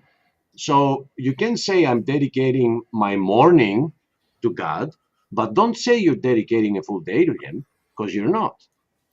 Well, and also the Sabbath and the biblical feasts are all foreshadows of Jesus Christ. For instance, half the biblical feasts are a foreshadow of the first coming of Jesus. The other half of the biblical feasts are a foreshadow of the second coming of Jesus. And then you take the Sabbath, it's a literal foreshadow of Christ's millennial kingdom. It's a day of peace and completion, and that's exactly what Jesus' 1,000-year millennial kingdom is going to be. You'll notice the scripture refers to a day being as 1,000 years and 1,000 years into a day. And we are about 6,300 years old in my calculations. And I think right at the start of the 7,000 year is going to be Christ's millennial kingdom. Yeah, I can't help. I gotta go, but well said, everybody. I would say my my rendering is. You want to hear my rendering of that? Yeah. So I think to even say this, I don't make dates, but I would just say I think I would say if you don't if I think the 6,000th year was 1996, Mm-hmm. and so Come again, because you broke up. I think creation from creation 6,000 years after creation would be 1996, and so I think maybe we wouldn't count the time Jesus was on Earth That is a funny number. for 33 Because years, so that would be like, well, I think there's something to that. That's all I was going to say. Okay, but it hit me. What you said triggered me to say the next thing about this. That it's funny that those that have actually done a lot of studying, scholars of like from the 1700s all the way to today, pastors, preachers, those that do those charts that the Orthodox hate, they seem to come to the conclusion that the point in time that is called God's wrath or the day of the Lord is going to be a 3-year period, but it is within the 1,000-year kingdom. So the 1,000-year kingdom begins in a rough way. It begins at the end of tribulation. We have the period called the wrath. That wrath is 3 years. So if you deduct from a 1,000-year millennial kingdom the 3 years, the number you get is 997. So that is interesting because what you brought up number 996. So yeah, and it's difficult too, right? Because of the spring, fall. Do you start the calendar? We should talk about this. I've done a lot of work on yeah, we've messed up. We've messed up the calendar. We could talk about for a long time. I have so many videos on my channel. I wouldn't expect you to see any of them, but like we're kind of waiting on you guys to finish the honeymoon season. And yeah, we're waiting on you to do all these discussions because it's fun sometimes to go with the Orthodox and debate whether we should kiss feet or not. But let's get serious at some point, and talk about stuff like that. So let me just tell you that I obviously agree in premillennialism. I agree that there's a literal 1,000 years in the future. I actually I'll tell you now. Mhm. I believe the 70th week was the week in which came after the 69th week in the first century. So we'll have to look at Daniel 9:24 through 27.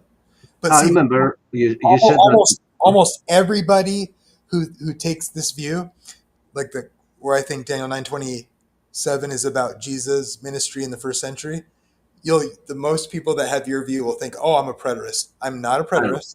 I know. I I've heard. yeah. Yeah, So and I I've don't. heard you say it, but let me tell you, just give you a thought about this. You are right. This is a profound double prophecy. Okay. It 100% had a first appearance right at the time that you see them, but it is also talking about both the second coming and the time of the Antichrist. And the reason that somebody explained this to me a long time ago is that Daniel, his prophecy was so strong that the angel himself told him to put the pen down, right? Because you ain't gonna understand.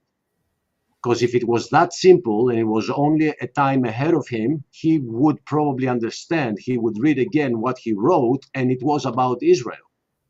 But what was happening is that see Daniel, his vision as a telescope, looking in the future and seeing one hill, but behind that hill, there was another hill, which is the Antichrist, and there was a third hill, which is the second coming. But from his perspective, it looks like one hill. You see? Okay. I have to go. That's really interesting, and I want to talk to you about it. Amen. So Amen, brother. I'll hit you up, and we'll plan. See you soon. Give a kiss. One last thing. I'll just say this Go ahead. regarding what Ron White said in that video and what I've been talking about. Read Daniel 7:25. God bless you guys. Bye. God bless. What do you say, Daniel 7:25? I'm bringing it up. Let's read.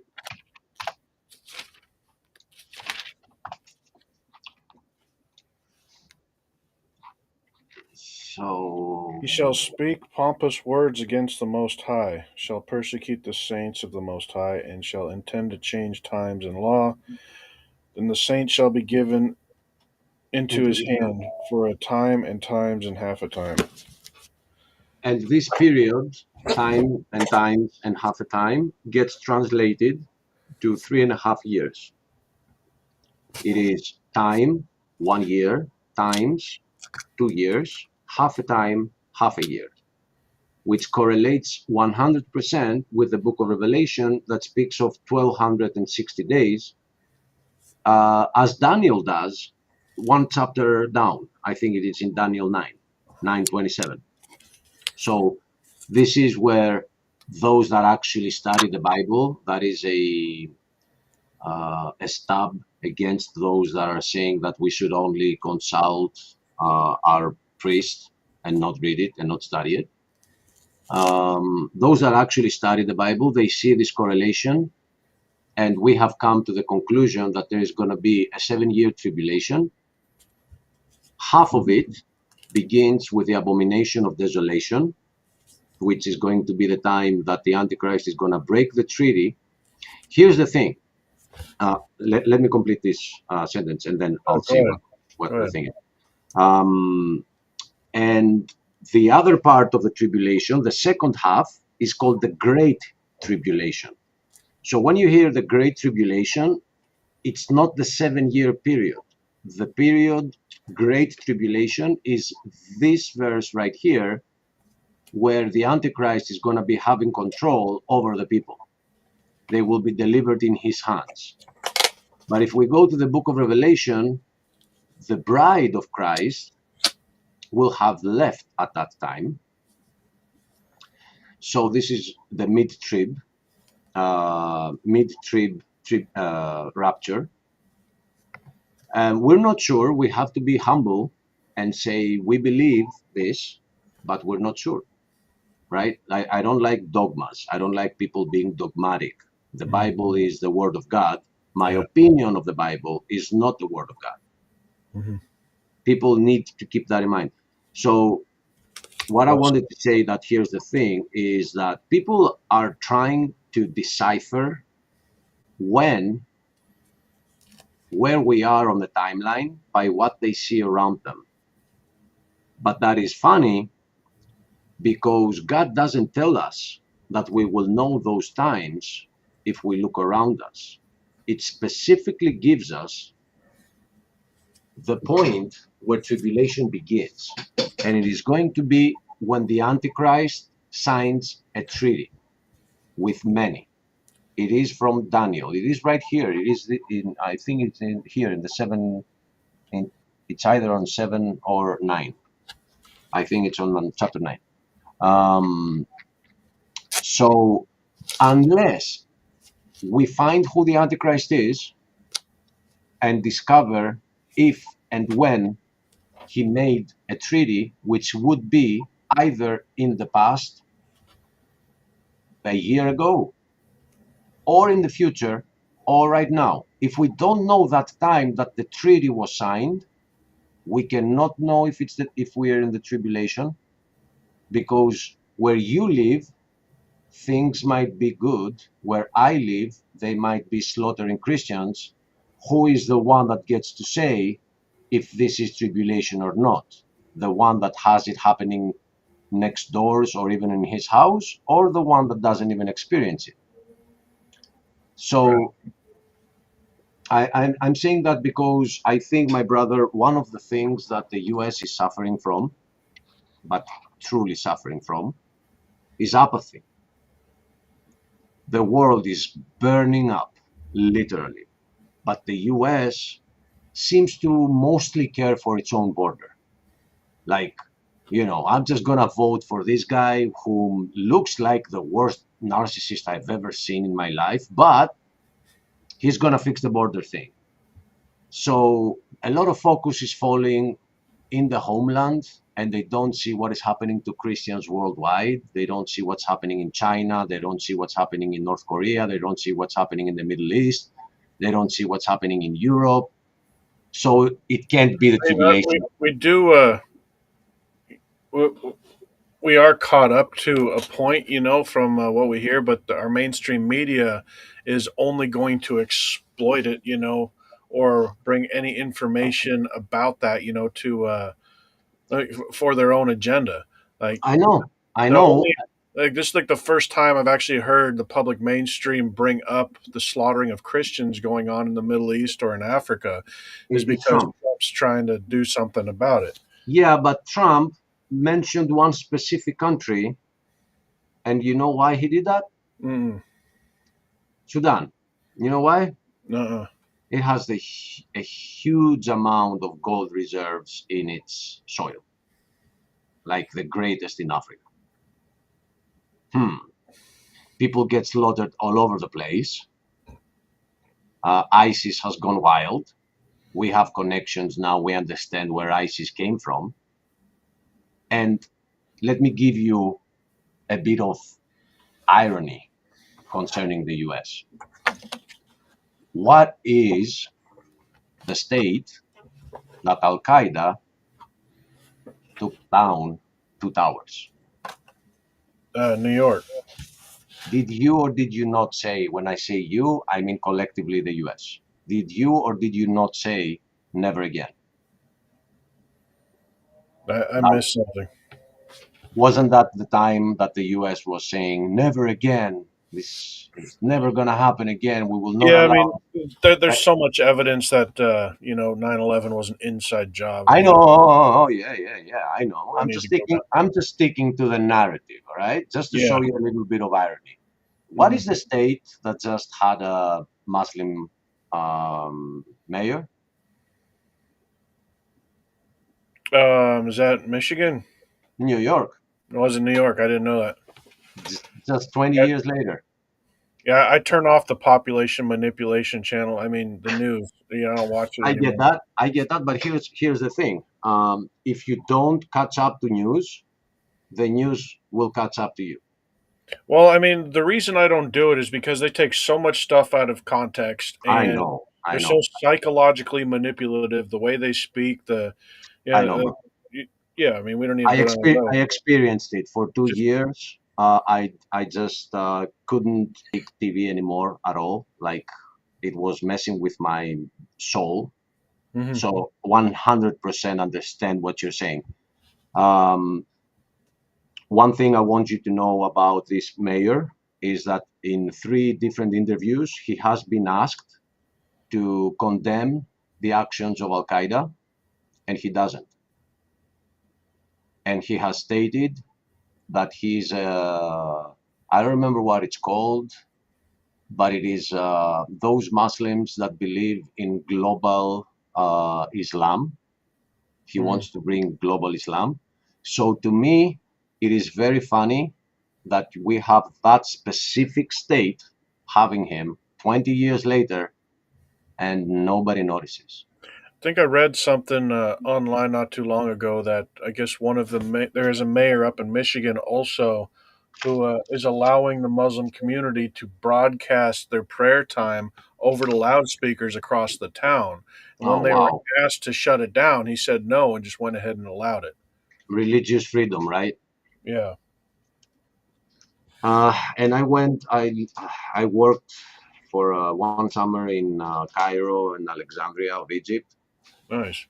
and it was their Ramadan, and I just couldn't take it, man. This thing all over, like the speakers.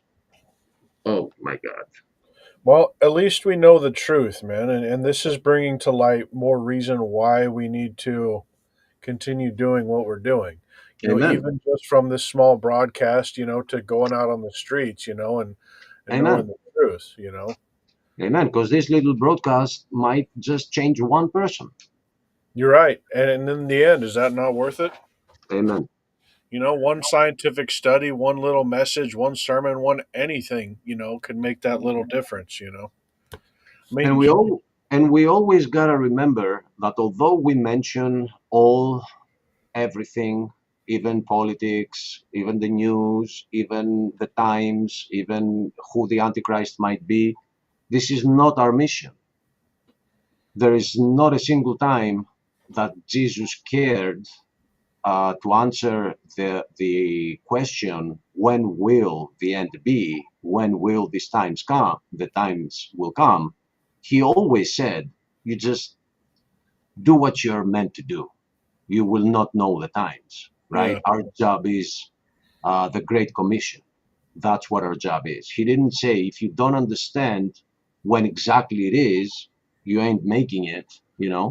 I guess he brought up a good point. Somebody just realized that, if we keep looking for it, and we spend all our time trying to tell people about it and trying to see the signs and, try to narrow down the date when it's all going to happen, there's nothing we can do about it anyway. Right.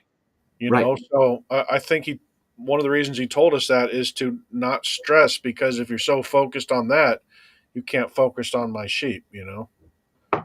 Exactly. But I plead guilty on mentioning it many times, and I don't know, you've never probably gone around on my channel, but I've I didn't know pinpointed. you had. I got to check it out and look at it.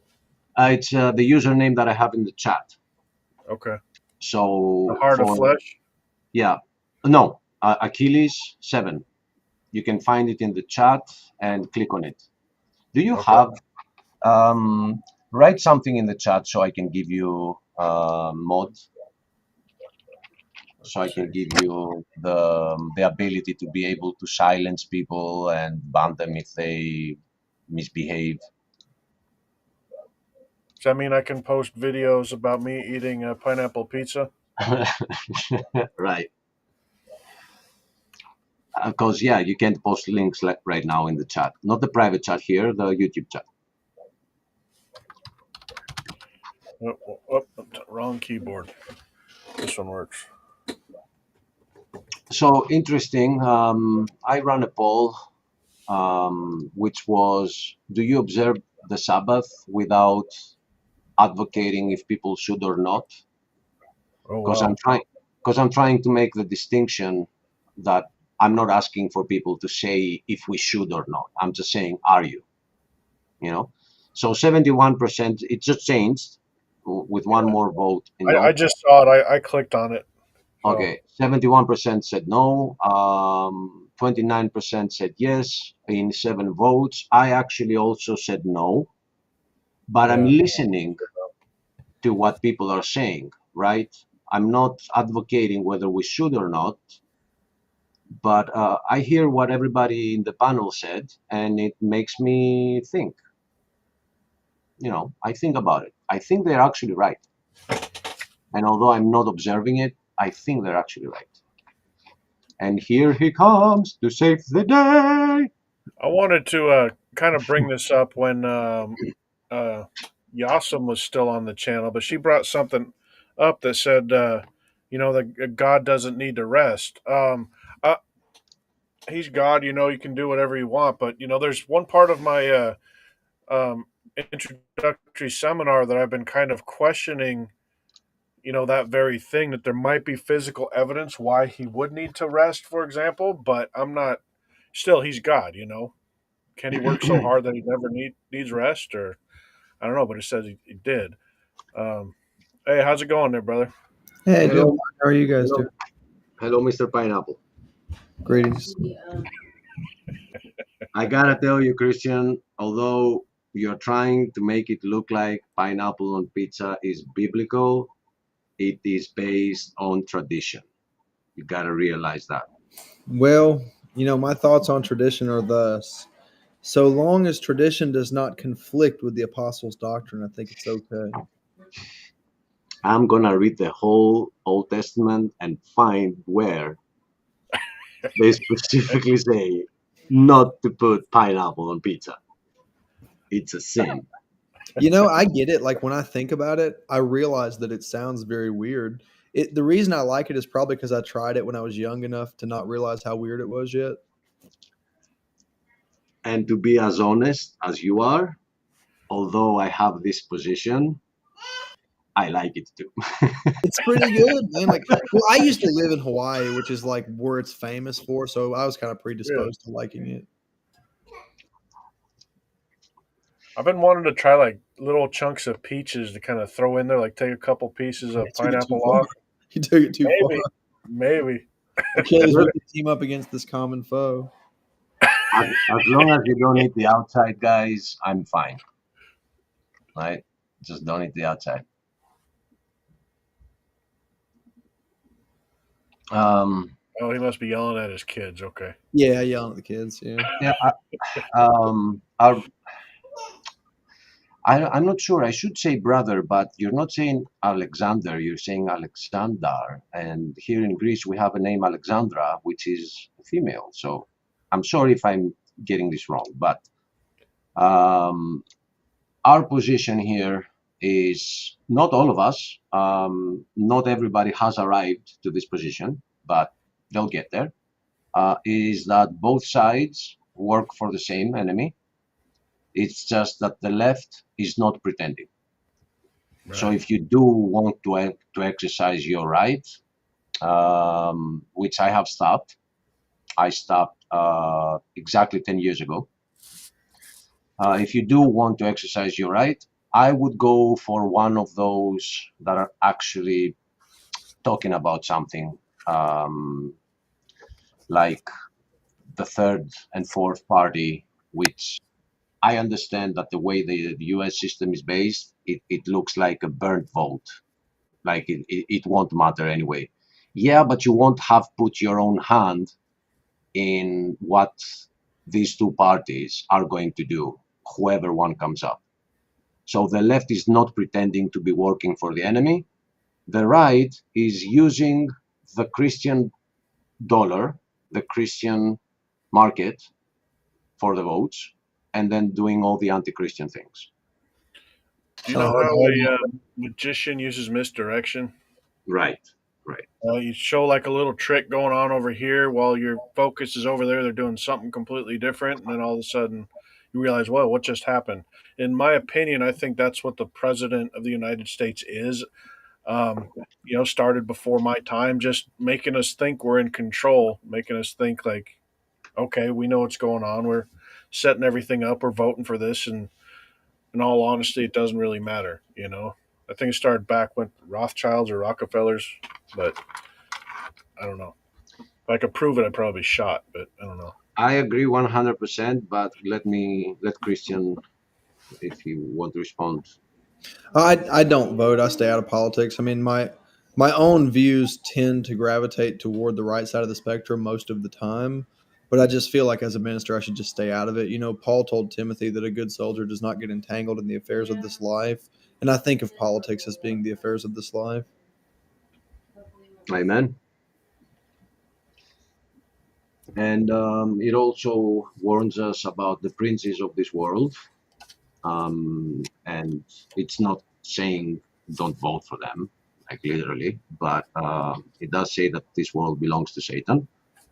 So, I mean, I don't take it from the Bible. I also see it. I also see that, you know, it's a joke. And then I have a book that actually explains to me why it's a joke, you know? So I used to vote. It's not like I'm a Greek. I believe in democracy, right? I can't say I don't, but I don't see it. But what you said, Richard, is, if I may rephrase, if we knew that it would never change, and we are stuck with like one party forever, at some point there would be some rebellion. At some point there would be, you know, if you put somebody in a cage and you tell them you have no way out, you'll stay here forever. At some point they're going to hit their head in the wall and die. But if you tell them that the reason you are in the cage is because your neighbor voted for the wrong party, all you gotta do is be patient for 4 years, and then you can show them, you stay docile, you remain in the cage, you know? As Well long as said. you wait a little bit more. So I was, as I told you I didn't tell you what about the channel that I mentioned, but in that channel, I attack everything.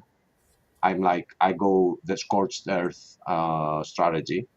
And I've attacked Joe Biden before he pretended to have dementia, because he said it, that if I have disagreements with Kamala, which the name Kamala means lotus in Sanskrit, and it represents a deity of Hinduism. If I have a disagreement with her, I'm going to pretend that I have some mental disease and I'm going to step out of the way. That is his statement right when he got elected. So I attacked him and Kamala back then. But when Trump came up, I didn't see a reason why not to attack Trump. He was doing something worse. He was lying about him being a Christian. So such a narcissist, you can't be a Christian. Anyway, out of politics, enough. I think that idolatry is our #1 enemy these days, because it's the sin that we don't see that we're doing. And even patriotism in the end times has become idolatry. Because we know from the Bible that this world is going to burn, and we're going to have a new world, a new earth, and a new heaven. And yet we fight for our country so much. I mean, it made sense a couple of 100 years ago, but right now, there are no countries anymore. They're just billionaires connecting them. That's what exists. And we're being played. So Christians should better wake up to this so they don't fall in that trap. And I agree 100% with Christian. You woke me up just then when you said that. Oh, come on. Right now. No, I mean, I agree with you that we should have bigger priorities than to get caught up in the affairs of this world. I mean, anywhere that a person is in life, wherever God has seen fit to put them, they should try to be a good member of that society to the best of their ability. But, you know, I'm very happy to be an American. I want to be a blessing as an American citizen. I want to be a help to my neighbor. But I'm first and foremost a citizen of the kingdom of God, and that comes way before America. And like you said, America's going to burn until there's nothing left. So there is nothing here as far as a continuing city. Amen. We are not of this world. It's funny. Yesterday we were talking about aliens on GG show, and I wanted to say, but the discussion was so focused that I didn't. That we are the ones that are actually alien. We are alien to this world, and we should be alien to this world. This is not our place. My grandfather used to always say that we're paying our way through the land of Esau.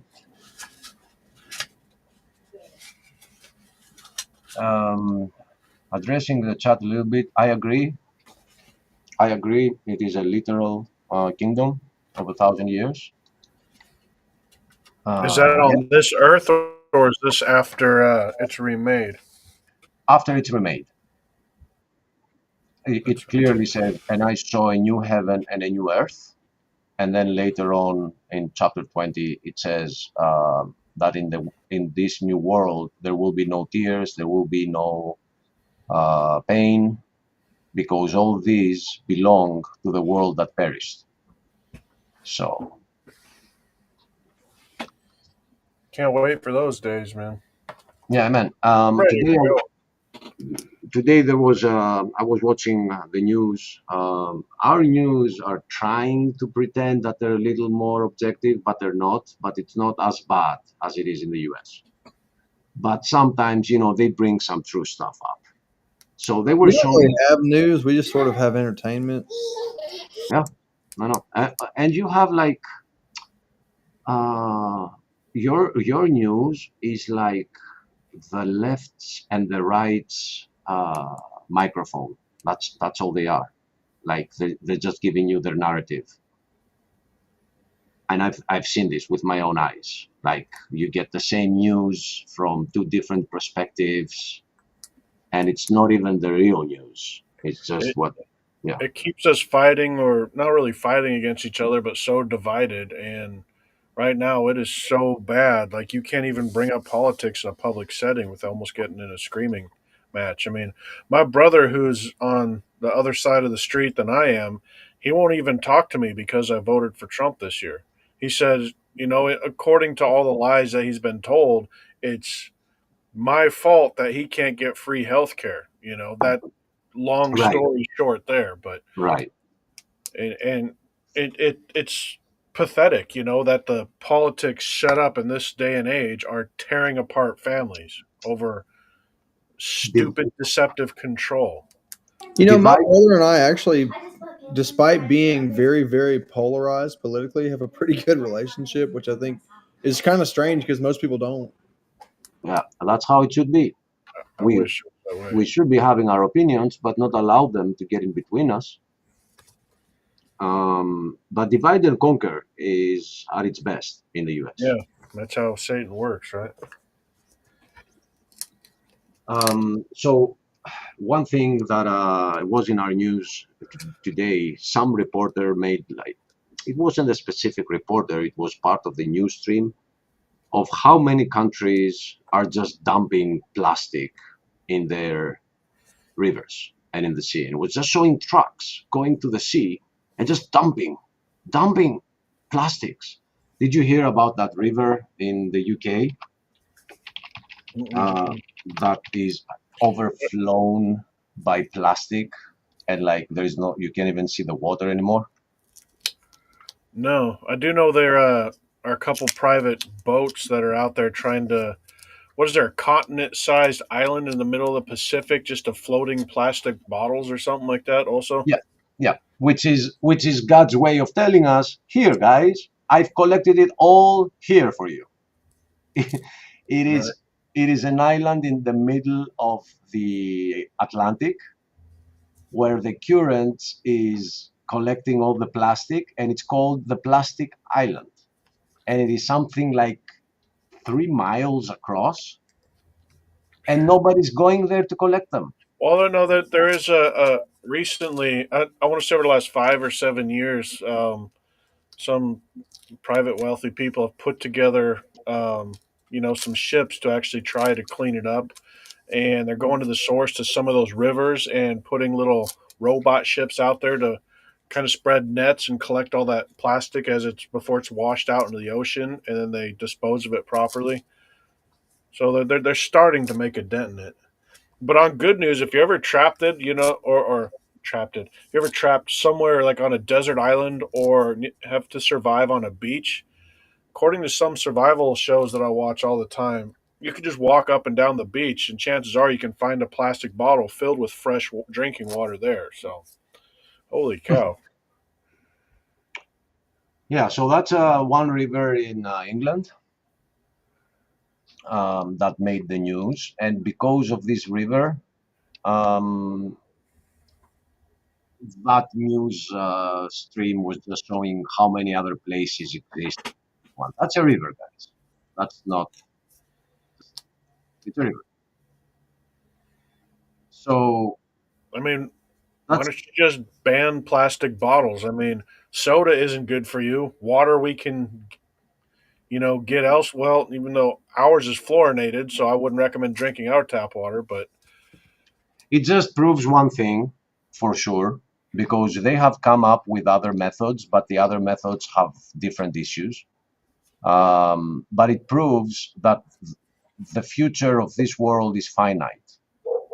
There is going to be an end to this world because we have not managed to make this a circular, I don't want to say economy, uh, but a green way of recycling and coming back and recycling it again. We just haven't found it, and it just keeps getting worse and worse and worse worldwide. We found plastic in Marianas Trench. Did you hear about that? no, It's at the deepest part of our oceans, yeah, and that's just one problem. Let's not talk about all the data centers that are just eating away all our energy and our water to cool them down, and they can't use salt water, so they have to use the water that we drink, and that includes the Bitcoin factories. And when I say Bitcoin, I mean all cryptocurrency factories. It includes all the AI that is just exploding. How can people have faith in the future for this world? Like, I don't get it. well, they're blinded by the enemy. They don't see Christ. So, So they think that if we install a lot of wind turbines, windmills, and kill all the birds because that's what they do, we're gonna be okay. well, if you don't have any hope in your creator or in Christ, I mean, you have to have hope in something. So, the next logical step is to turn the television on, and anything that, ruffles your feathers just right, you're going to believe in and buy into. By Bingo. the way, I mean, I don't want to get into a whole nother debate about, the whole recycling and, natural resources and all this crud. That's just a big distraction to make somebody a bunch of profit. But, yeah, just, there's false hopes all over the place, man. And people usually turn to the easiest thing, whatever they see on social media or whatever they see on the news. And, And I think what you said is the bingo of the story. If you don't see the authority of God, then what's next? It's the authority of man, and you have hopes in man. Well, God clearly told you to not have faith in perishable, in men that will perish.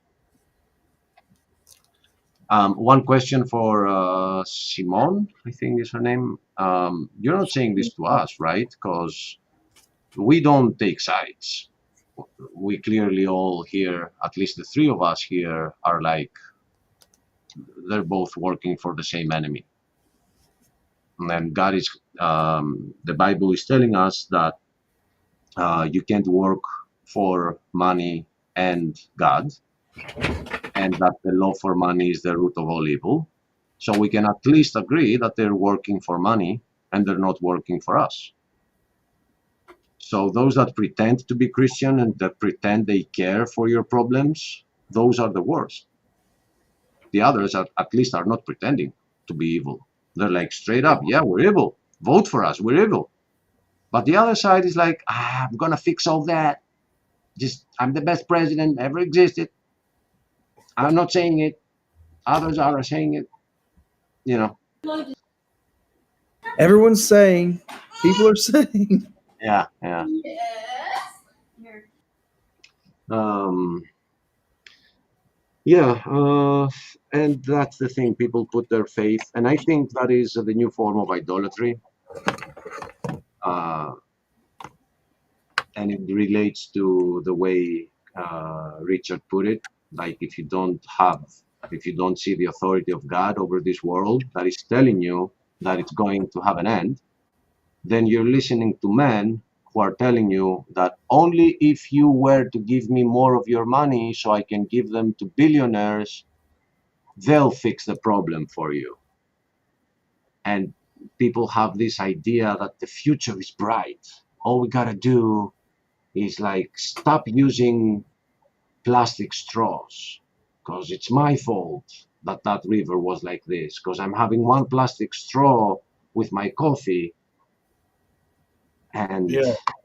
It's funny when people lose their mind over something so small like that, and it just shows you the power of the social media or the public media that they can take one little thing and show one really bad you know picture, and then the stocks change and industries collapse and people lose their mind over plastic straws and stuff like that. And then all of a sudden at the other end of it you say, oh, if you buy an electric car you're going to save the planet, but in the meantime all your profit from that is going in my pocket, and I really appreciate it, but still keep buying plastic cars because you're saving the planet.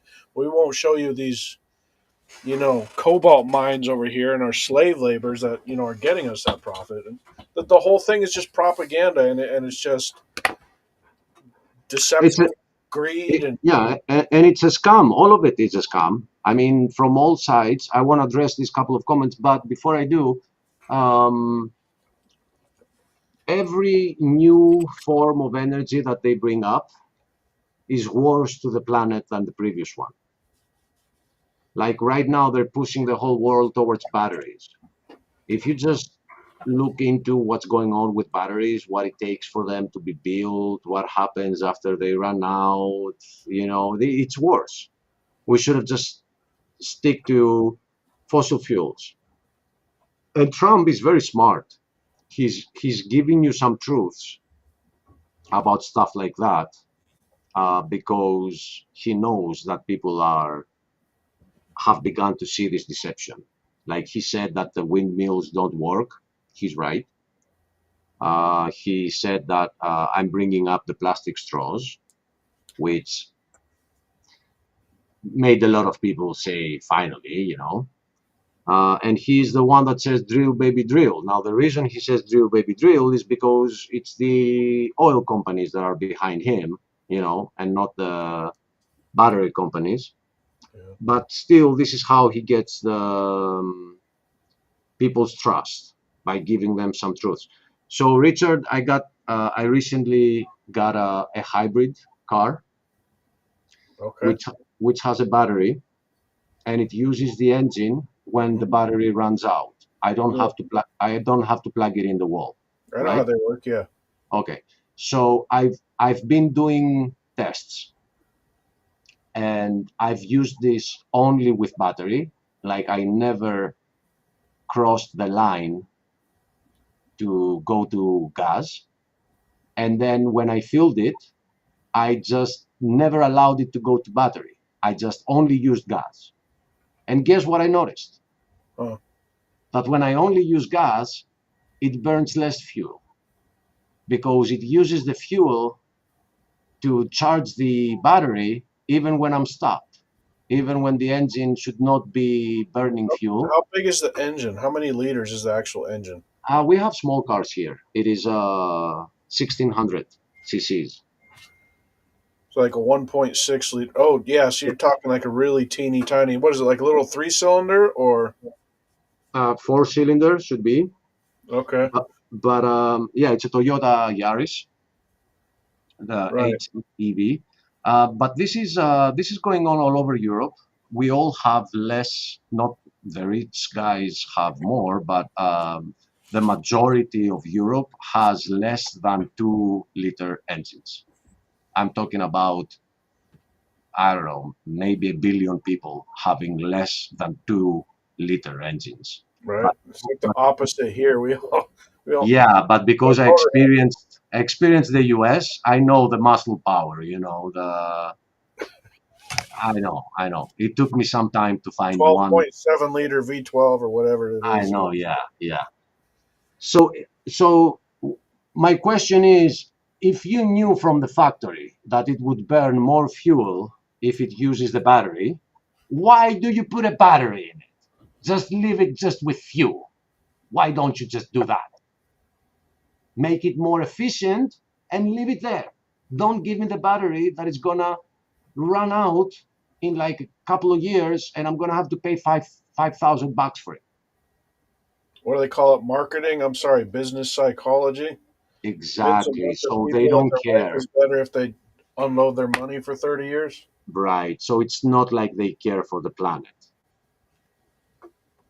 Well, that's another thing. So this whole thing about like the ice caps melting and the oceans are going to rise, and it's another fear tactic. But ask any scientist what happens if you take a glass of ice water and put it in there and let it melt. So I mean, you could try this at home. You know, you take a just a glass of water, and you know you fill it up with ice where the ice is overflowing the brim. Then you pour in water till it's just at the very, very brim of the cup. Set it down there on the counter and wait a few hours and let it melt. What's going to happen? The water level is going to stay the exact same size. All the ice caps melting into the ocean is not going to make the oceans rise. That is a very interesting point. It's And I all see and I see how keep it happens. everybody in fear. They will do and buy whatever you tell them to do.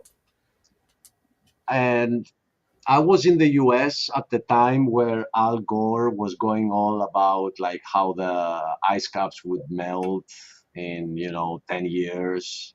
I was there in 2005. Right. Yeah. Well, it's And 20 years later. Florida's and, still there. and he actually tried sending icebreakers to go to bring pictures of the molten ice, but the ship got stuck, so they sent another icebreaker to break the ice to get the ship out, and that one got stuck. So they sent the third one because the ice was not where they expected it to be. It was way lower, and it took 3 ships, two more to get the first one unstuck. But that's not making the mainstream news. Oh, of course not, man. Of course not. Yeah. I thought we were going to So talk about politics an hour ago. so yeah, one comment, a couple of comments. I actually agree, and I saw the truck unloading in the river. It was in the news streams that I mentioned, and we can see from the footage that we saw that that was just one part of that river, right? And they're doing this all over rivers and all over the water, the sea, and yet they're telling us to worry about the ice caps. It's so hypocritical. Simon, I'm not gonna say you wrong in what you're saying here. I'm not saying you wrong.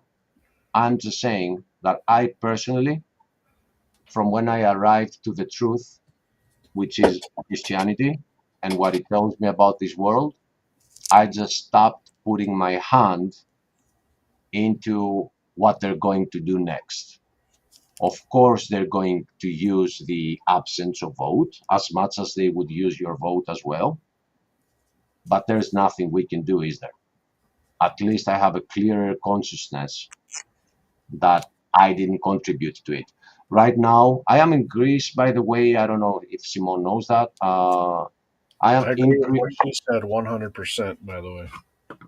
I am in Greece. I am Greek, and right now we have one government that enjoys 20% of the people's votes. And yet it is a government. But at least they see that what the Greeks have voted for is nobody. We would prefer nobody than that government, or the other government, or the third one. Like, we've seen what they do. So instead of being played and manipulated from the media, we're like, anarchy, it's better. Like, you know, I'm just saying, nobody votes for anarchy, but we see that we're being manipulated. And as a Christian, I go with what Christian and Richard are saying as well.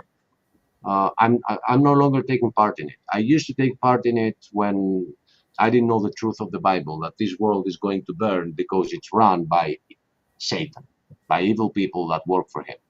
And we have arrived to a time where we have so many hints of what they do behind closed doors. And yet we have some high hope that they will become saints when they make it to the government. Like, I've heard this opinion, that this view that some people hold, that when they become government, God blesses them. Oh, sure. Like, what a blessing they all are. Sorry, guys. Sorry for the ranting. Christian, you got any thoughts? I see you have a full house over there. You're trying. Hey, look what we got. What the? Hey, going? What's up, Daniel? Give me balloons. Give me balloons. Yeah, okay. You better not give him those balloons, Dan. Don't I'm you giving do him the it. balloons. I gotta do Don't it. you do I gotta it, give Dan. him the balloons. What more do we have? Thumbs up? What's the other one? Oh, I got a few. So 2 thumbs up is the fireworks. Ooh, yay. 2 peace signs is confetti. Nice. 2 thumbs down is rain. 2 thumbs down is Christian Pike. No, I mean, wait. How do you get those? I don't understand. It's part of the MacBook Air. It just I'm on a MacBook Air. You seriously? guys are I had it Mac. on- You're just Mac users. I didn't do it. should have. You had to do it longer. You had to No. make sure, do it with conviction, and then it'll just kind of There happen. was conviction in that. I don't know. It does on mine. I don't know why. Yeah. I should have Probably known. something you gotta turn on. Maybe it's something you had to turn it on in settings, and maybe I don't know. I forgot to do it, or it was just done before I got the computer. I don't know. I should have known you two are Mac users. I just should have known. I didn't buy this computer. I got it from the company I worked for. He's probably on Linux, Achilles. Nah. I've tried Linux, but I can't. No, I'm actually worse. Now I'm blaming the Mac users, but I'm on Windows, like, so I can't even speak. I'm an Apple fanboy for one reason, and that reason is AirDrop. Hard to beat AirDrop. Never used it. You know, Christian, I've got you can have somebody build your own little server in your house where you can be storing all your data there and AirDrop to friends. It just takes a little bit of a technical And you guide. think that sounds easier than this? It definitely is. At least it's yours. You know, a cloud is storing things on somebody else's computer. That's all it is. And that somebody else is not your friend. I know you're gonna think I have nothing to hide. Yeah, but why do you give them all your stuff for free? Oh, I've got plenty to hide. I just trust them. Yeah, they'll keep your secrets. Yeah, they got them. So Yeah. I wanted to ask you guys what you thought, or if maybe you knew anything about this. This latest escalation with NATO and Russia. Mhm. Have you guys heard about it? Like, so Yeah. apparently, like Russia pretty much attacked Poland. No, that's not what happened. They have done this in 3 consecutive different times within this year. They're trying to implicate Russia that it's attacking a country, so they can say that we need to invoke Article 5 and attack back. But every time this happened, Russia has proven that the drones belong to Ukraine, But these aren't drones. This latest They're thing. built by us. Yeah. Do you guys know what happened recently? So basically, there was a sabotage attack on their train stations. So their train network that was sending supplies to Ukraine, but it's also needed in Poland, got sabotaged today. And this is like, meanwhile, like right after China did a cyber attack using Claude, they stole Claude and used a cyber attack against our financial system. And Iran seized an oil tanker. And all three of these news stories are not in the headlines right now. And not your headlines, they are in mine. So that is something that we brought up earlier about what is going on in the US. And I'm glad to know, and I've seen this before, that Daniel looks around and gets informed by himself. He's not waiting for the media to give it to him. And I'm glad you're doing that, brother. Right now, that oil tanker is still burning. It is right outside Ukraine, and it is a Turkish oil tanker. And they have evacuated a village in Romania because of all the smoke. And they're saying that they can't stop it and it's going to explode. And it has LNG, American LNG in it, and it's going to be a very big explosion. But here's the thing about the attack that you just mentioned. We had a German official admitting on the previous attempt to implicate Russia that, yeah, it was us. You mean So Nord when Stream? I'm sorry? Do you mean Nord Stream? Oh, Nord Stream definitely pipeline? not. Definitely not. But that's another example. No, I mean very recently, less than a month ago. And when you have that, and they're saying that we, kind of want to help Ukraine by implicating Russia and get NATO involved, then I can't believe anything that happens next. I know I'm following their side as well. I'm watching RT whenever I can. And I see whenever something happens, I see their perspective, their narrative. So if you want to hear something super interesting from today, a German Pistorius, I think is his name.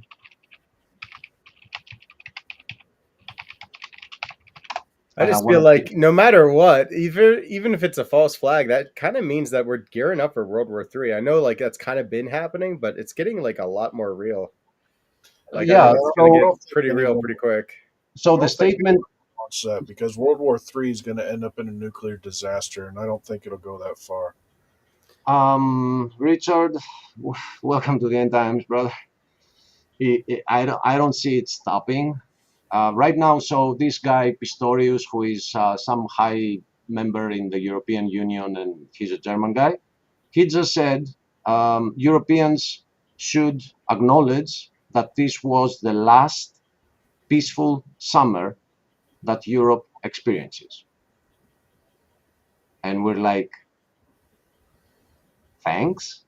Yeah, like right now, Poland is saying like it's a sabotage attack. We know it's from like some kind of intelligence agency, but they're not blaming Russia yet. I think they're like going to meet with they're going to meet with America. They're going to meet with like NATO and like discuss together what they're going to do about it, because we've been flying B-52 planes like all around there and like kind of getting prepared. Like everyone's kind of gearing up right now. Like I know. Joke. I agree 100%. And this is what is happening. And I told Richard earlier that I believe is the greatest problem of the US right now is because they don't feel it next to them. There is this apathy about what is going on around the world. Yeah. And the media is evolved. That's what Richard responded. And I agree 100%. I think our enemy even plays on that a little bit, because I feel like they're going to attack places like the Philippines that we don't care as much about. But it's like they won't touch American soil until like they decide to do a cyber attack, I think. And even more reason for us, because we've said this earlier here, that when we mention politics, is just to show to some people how closer we are to what some may think. It is again talking about the gospel and showing them that don't have faith in men. That's what they've organized. They're right now putting the foundations for a world war. So when do you expect to discover whether there is a God or not? When you see a nuke in your city? It's going to be too late. You could die at that point. I mean, you can die at any point. So it's like the urgency is there.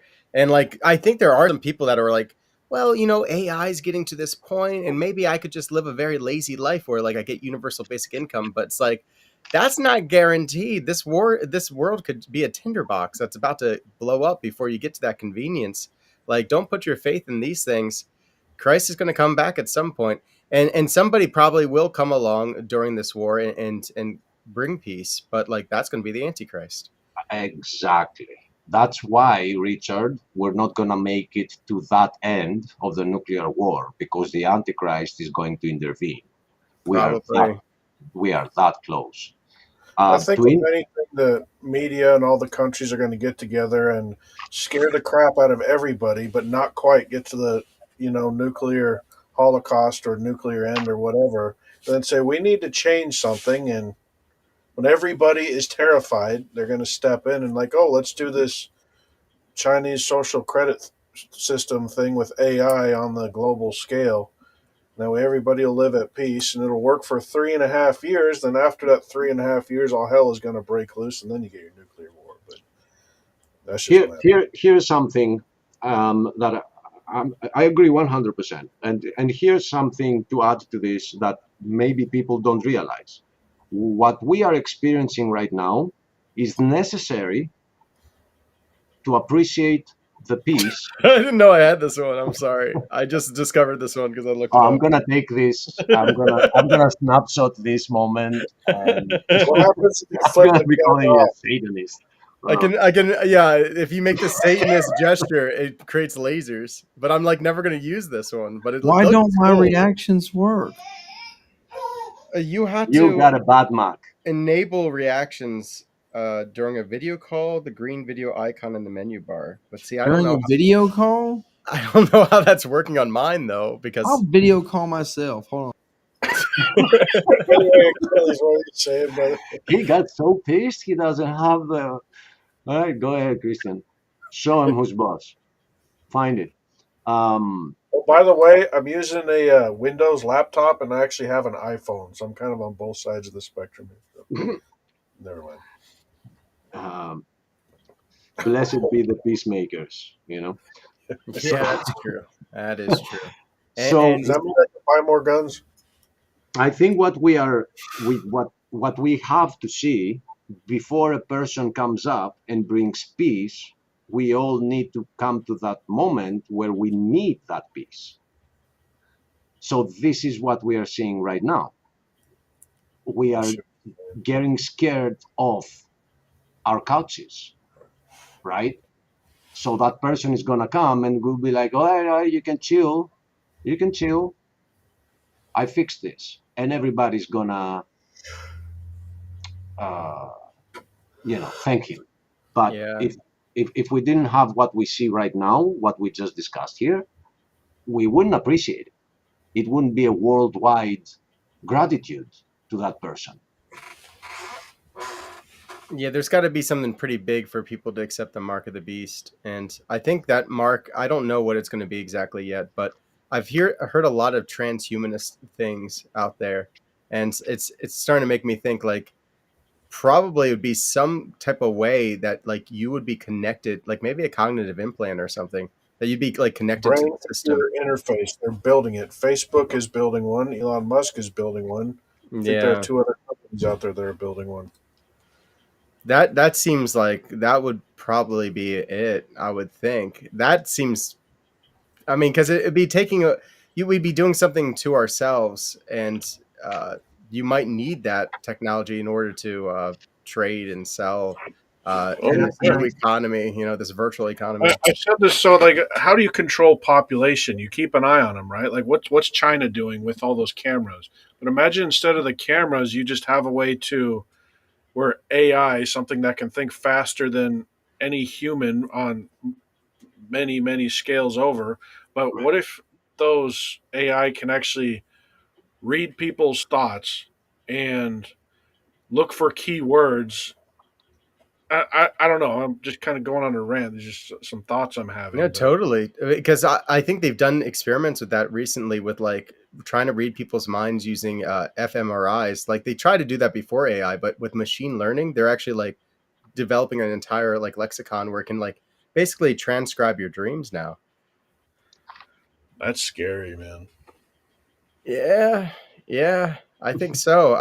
That does seem like the ultimate amount of control too, because like you could make society so safe if like you could just always Right. know before someone's going to do anything, you know, just stop them right then and there. Well, I'm sorry, guys. it's kind of on the Wrapping same. Christmas Tried so hard. So they say the Antichrist will be able to perform miracles. Now, Can you if get you're these right, balloons I to mean, work? Can you do that, Miracle?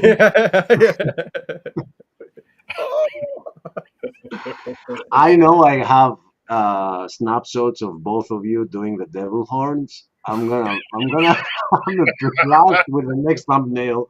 I'm telling you. The evils of orthodoxy exposed. Yeah, and Just the want it to Protestant, work. I don't deserve this. and the Protestant right there. Yeah. Like they're both evil, you know. Hey, Christian, if you want, I can take that computer and run it over with my truck. That'll probably fix the problem. You couldn't hurt anything. It's already broken. All I wanted was the balloons, Achilles. The balloons I are know you're He not thinks coming he's back. so good with his balloons. Look at him. He's all smug looking. I know. I can make the balloons happen anytime I want. I know for you for this. You got me looking for how to do that on my It's Mac. hard. Okay, so while these two guys are going to look into the balloons, Daniel, we can go back to talking about Mr. James. Yeah, I watched a vetted episode on that where he was. Some people are very sure that's fake, but I don't know. I still am not So- sure about it. I know. So let me give you a couple of reasons why I think it is. First off, if you do want to kick off a deception, you don't start it from high up. You start it from down low, so people buy it, right? If he was this random dude, you would find one response to one comment. He has hundreds of comments, and there is not a single response to any comment. So it looks like this goes, I know the viewers don't understand what we're talking about here. So there is this channel, quick summary, called, go ahead and do that real quick. called James, that is in the US, and he says he found this object which seems to be of alien nature, and he has been uploading videos of it. It has some inscriptions on it, which, as Daniel pointed out when he was presenting this video, they don't look very alien. And one Looks like Bigfoot. and as Daniel pointed out, one of the inscriptions is too human to be alien. It's the Star of David, which they actually call it the Star of David. But if you ask rabbis, they admit it's not the Star of David. That's a So Seal of Solomon, isn't it? Yeah, or the Star of Rephaim that Jesus accused them that they made a flag out of, and it is on their flag. No, he says you're worshiping it. He didn't say you put it on your flag, but they have it on their flag. Yeah. That channel is called James, and if you look it up on YouTube, it's a green icon with a J in it, and it only has videos of that. So that guy didn't exist before this at all, and all of a sudden he comes out of the blue with that object, who he says, I just found it here, I'm taking it home, and all that stuff, and everybody's commenting, but he doesn't respond to anybody. He just did the next one, and then the next video, and then the next video Well, he arrives at the point where something would happen, and that something happens to be the only live stream. So how He how had can he we? had live streams before that. He had 10 of them, but like I've seen other things that show that it could be fake. Like number one, he has these rings in one picture that people notice that like were clearly him like metal. He's doing metalworking, and it's like he made these rings. But as soon as somebody commented on it, he stopped wearing them in all the subsequent videos because it's like kind of gives away that he works with metal. The other thing is there's a video that shows him getting a letter from some government source, but it's like it looks really fake. Like it looks like a fake letter because like there's no such thing as the department that they said, and like it's not what a government letter would sound like.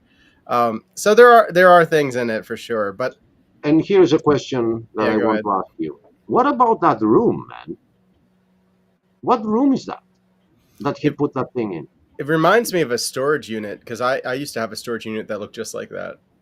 Man, it's so weird. Like, it looks like a torture chamber.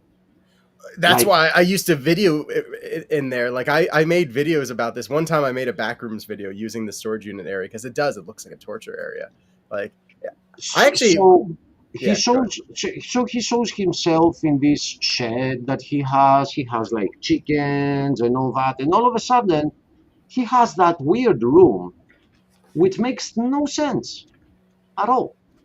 So I'm gonna just bring this up for the viewers because we've had a discussion with my brother here, Daniel, about aliens being in fact demons, and together with the rulers of this world, they are organizing an alien deception that is going to unfold, that is going to push the mark, that is going to support the Antichrist.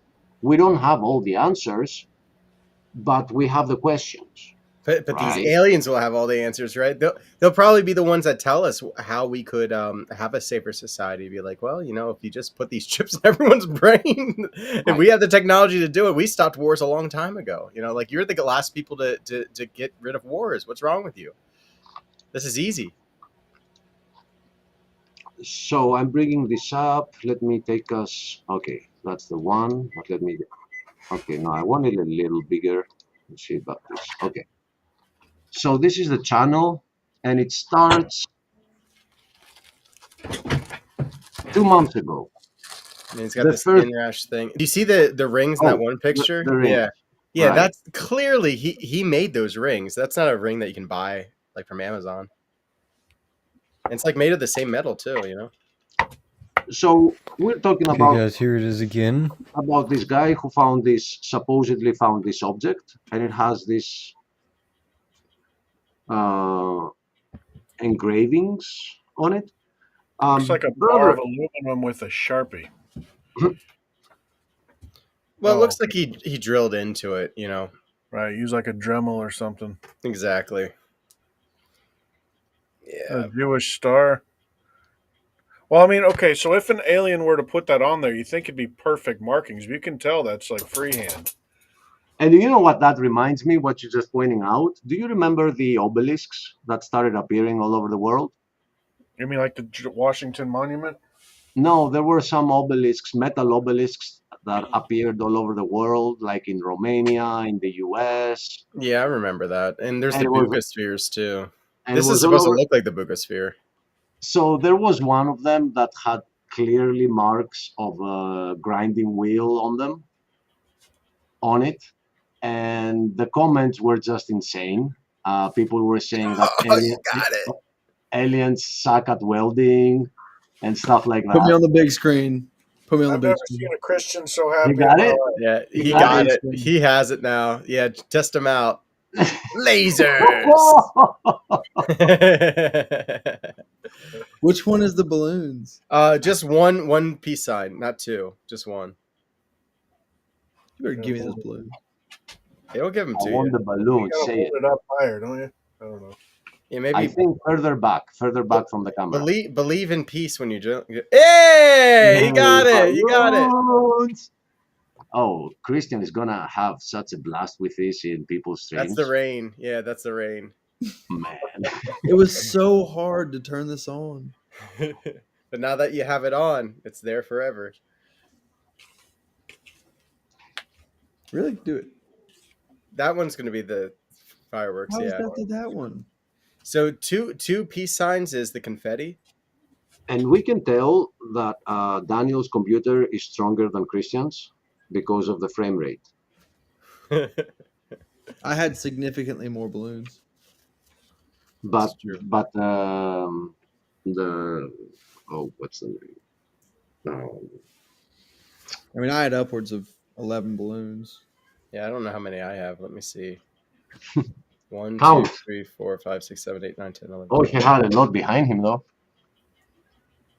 That's confetti. Confetti, though. I'm not That's- counting those. Two is confetti. One is balloons. I'm not gonna count all your confetti. 1, 3, 4, 5, 6.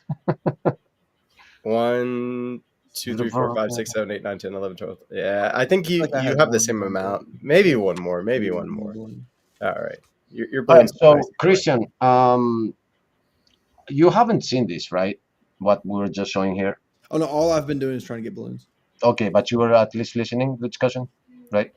About this object that this guy found that is fishy. Yeah, this guy like he claims that he saw this fall from the sky, and he's taking it into his basement, and he's like just studying it, and like he claims that he gets this letter from the government saying like he needs to go to an emissary about it, and like they don't do anything about it. He seems to be just fine until he finally does his live stream, and then he dies.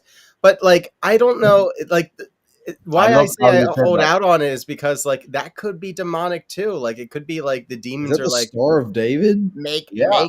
make a Why does it fake have the video Star of about David on it? UFOs. Okay, let me Let me just just bring it. begging for attention.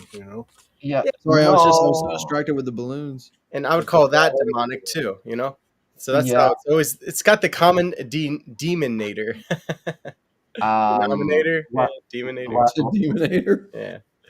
what I would say is that those that are doing this are trying to say, hey, look, we're not just on the earth.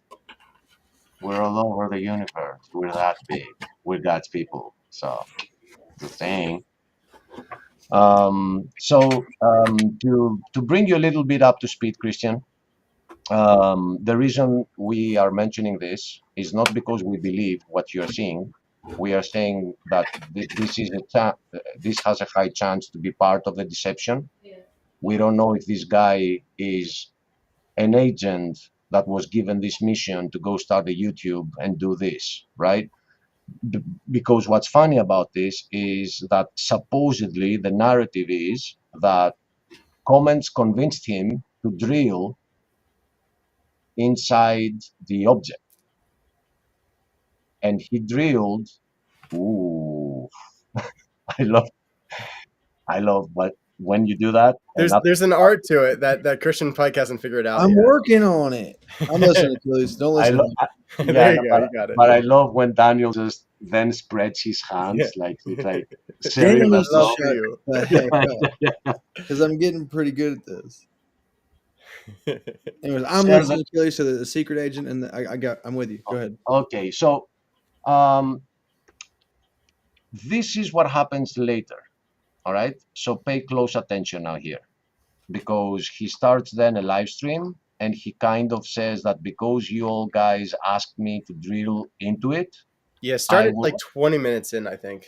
That's where it kind of starts to happen. Because like the first 20 minutes, he's just like waiting for people to show up. So yeah, but notice that. Oh no, okay, he has other. Okay, Yeah. so first off, this is a weird room that he has it stored in, right? Like, what room is this, I Christian? used to have a room just like this. You guys don't have a room like this? So don't knock on it, because I used to have a room like this. I used to, and I made music videos with it too. You guys can see it on my channel. I used Dude, to. why? just Why like do you That's a have good a room question. like that? Like, it doesn't make so sense. cool. I used to love hanging out down there. It Are definitely you looks like, torturing people? A place No. where you're trapped. I didn't torture mean- people. It looks like a place where it puts the lotion on the skin. It's a place where you could do that for sure. I I mean, don't know. Place to where me, it it gets looks the like a hose in. torture chamber. No windows. I've kind of always enjoyed the aesthetic of just creepy places for whatever reason. I think it's a holdover. So, Christian, this is what happens. I'm going to also point out while we're getting to it, About what 20 Daniel, minutes in. Yeah. yeah, what Dan, well, it's not even 20 minutes. Wait a minute. That's not it. There's a new one. What? Yes, No he's not way. dead. Wait, go. Okay, yeah, let's play this live. No way. Is he alive? He's not dead. Oh, While I get home, snap. I'm trying to find a ride. Wait. I don't think I shared audio, did I? Yeah, no, you're sharing audio. I can hear it. While I get home, I'm trying to find a ride. I'm so sorry. I've been gone for I don't even know how many days it is. I can't tell, but it's 3 days now. So. Is his name just James? Apparently. What was I gonna say? My head is in terrible pain. I don't know what happened. Daniel, if you woke up 3 days later, would your phone have battery to live stream? He might have charged it. I don't know. I'm just curious what he says at this point. He's I got am too. 599 likes. Yeah. I am too. But let's put Richard, Christian, and the others up to speed. All right. So Christian and Richard, this is what happened. I'm gonna take you to the previous live stream. Just the new Cloverfield? So he eventually drills into it. Okay, so he's got 2 new videos now. All right, opening today is the one that you want to play. 20 minutes in. Yeah. And I just noticed it's 2 new videos. All right. Oh, wow. So here he is, and I'm gonna take this to 2 minutes 20 where he drills into it. But let's hear how he starts it.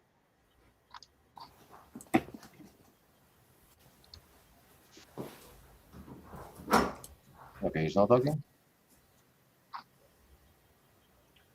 So what you're going to notice is that there is a reflection of the blue light of the drill on the object, but as he drills, notice that there is going to be a second light that appears. And then It's a blue light to drill. because these drills, they have a light so you can see where you drill. I don't know why this one is blue, mine is white, but notice what happens. It's just making me feel bad already, but anyway.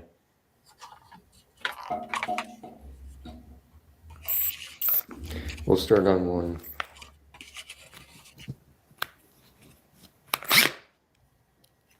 Well, we can't put in 1.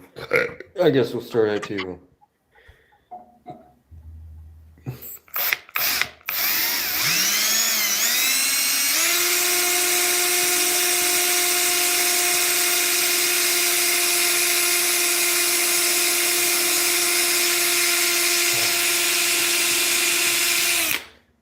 What is that?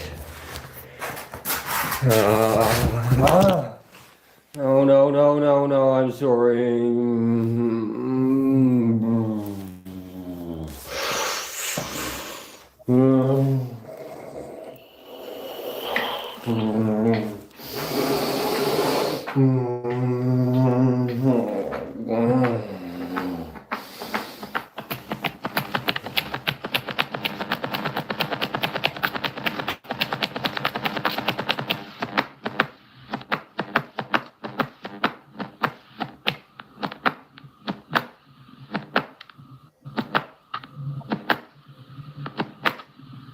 Conveniently, all the lights went out when you started hearing footprints. Sounds easily staged. And these are not footprints. This is some weird sound that sounded like flapping, like he was flapping, and then it's slowly stops. So some people said he's So I dying. know the Bible says that Eve was the mother of all living. I'm with you. And that is one verse I didn't remember to bring up when Daniel remembers my position, that you can deduct the fact that there are no aliens from our own Bible. This is another verse that proves.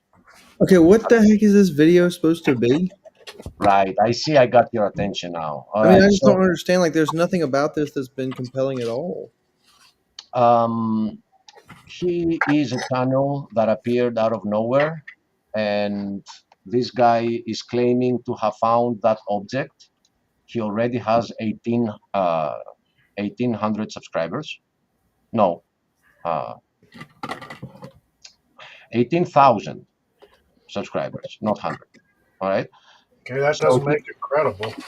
no, I'm just saying that a lot of people are falling for it. All It's not- right. Yeah, I just watched the new videos too, man. So basically, what I think happened is like the internet found this guy, man. They doxed him.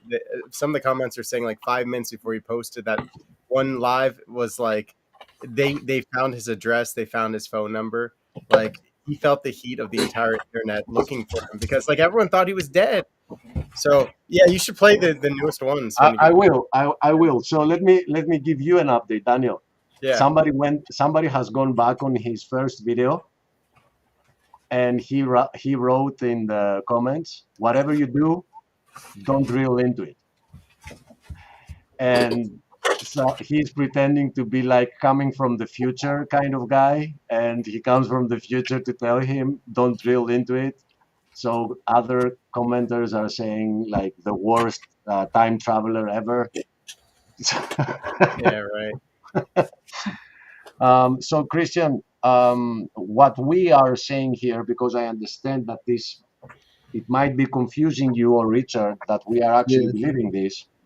No, we are saying that this is weird, and this is how one of those moments of aliens, proof of aliens, could be fabricated. So this is what we're showing here. It shows Right? me how easily people can be deceived, you know? Right. I will fully admit I'm a pretty gullible guy. I mean, I didn't mean it that way. I mean, you know, it's just Also, like I care about people, so like when it seemed like he died, I really was concerned. I was just like, did this guy just have a seizure? Was this a demon that like got to this guy because this is some weird object that he's obsessing over? I think it's pretty funny that his name is just James. It's just James. Just James. Yeah, I played this on Gangster Ghosts. And the whole channel was created 2 months ago, where he uploaded the first video. 18,000 subscribers in 2 months. Yeah. Daniel, I would like to show you something on my camera. All right. I found this object. You found what? This object. You found that? You didn't buy it? When I get close to this, Whatever you do, don't drill into it. Don't drill into it, it Christian. emits weird lights when I tap the screen. Well, But do you know? where did do you know that- find it? Turn a blue light on. Do you know there's a demon in the logo? Don't put it there. No.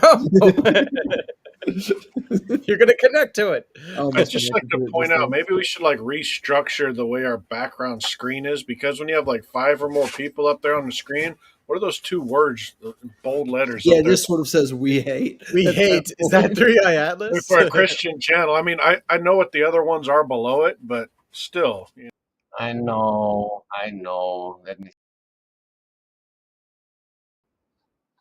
Okay, but the other. Okay, I can just change. All right. Jesus saves. I like that one. All right. Spin that wheel.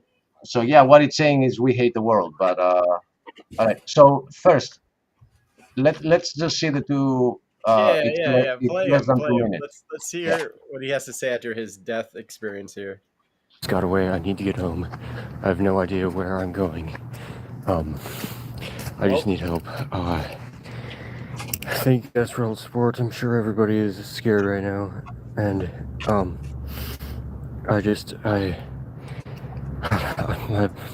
migraines. Oh, I don't even know what to do right now. I don't know how far away home Eat I am. less mushrooms. That's what you should do. I gotta go. I gotta Look, go. you I got gotta give this back, guys. 715 This is not even my phone. I'm gonna throw this phone away.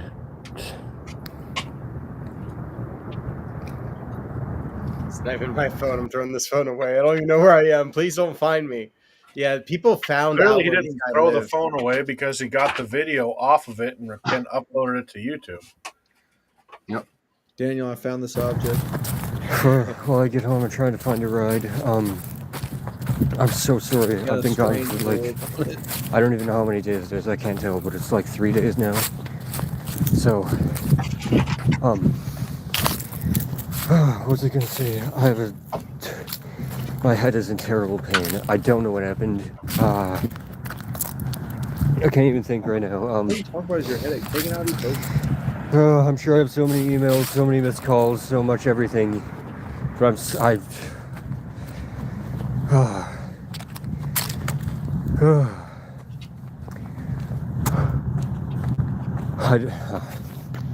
this is insane. All I can tell you is I was not supposed to open that. I was not supposed to open it, is what I can say. You didn't actually know. We tried it. I thought I was better than it, but I was not. There is an agenda at process here that we cannot control, and I tried to go against that agenda, but it has to keep going the way it is. So I'm gonna get back home. Hopefully I still have it, and I know what I'm supposed to do with it now. I know what I'm supposed to do. What Take it to a miter saw. Cut that it is in what half. is making me Let's see so what happy. happens. Is that I finally know what to do with it, but I'm gonna go now, guys. Again, I'm so sorry about everything. I'm so sorry. I can't even explain what happened, but I'm sorry. Alright, guys. I'll be back soon.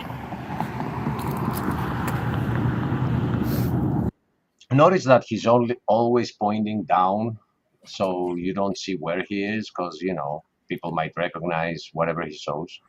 Okay, just going out on a limb here. This is retarded. There's nothing interesting about this magic alien wand that gives you a migraine. But you live in a retarded world, and a lot of people are falling for it. They were just Fair. looking for something like that. But I mean, that's so dumb, though. Like, if people fall for that, they deserve to fall. That's what the Bible says.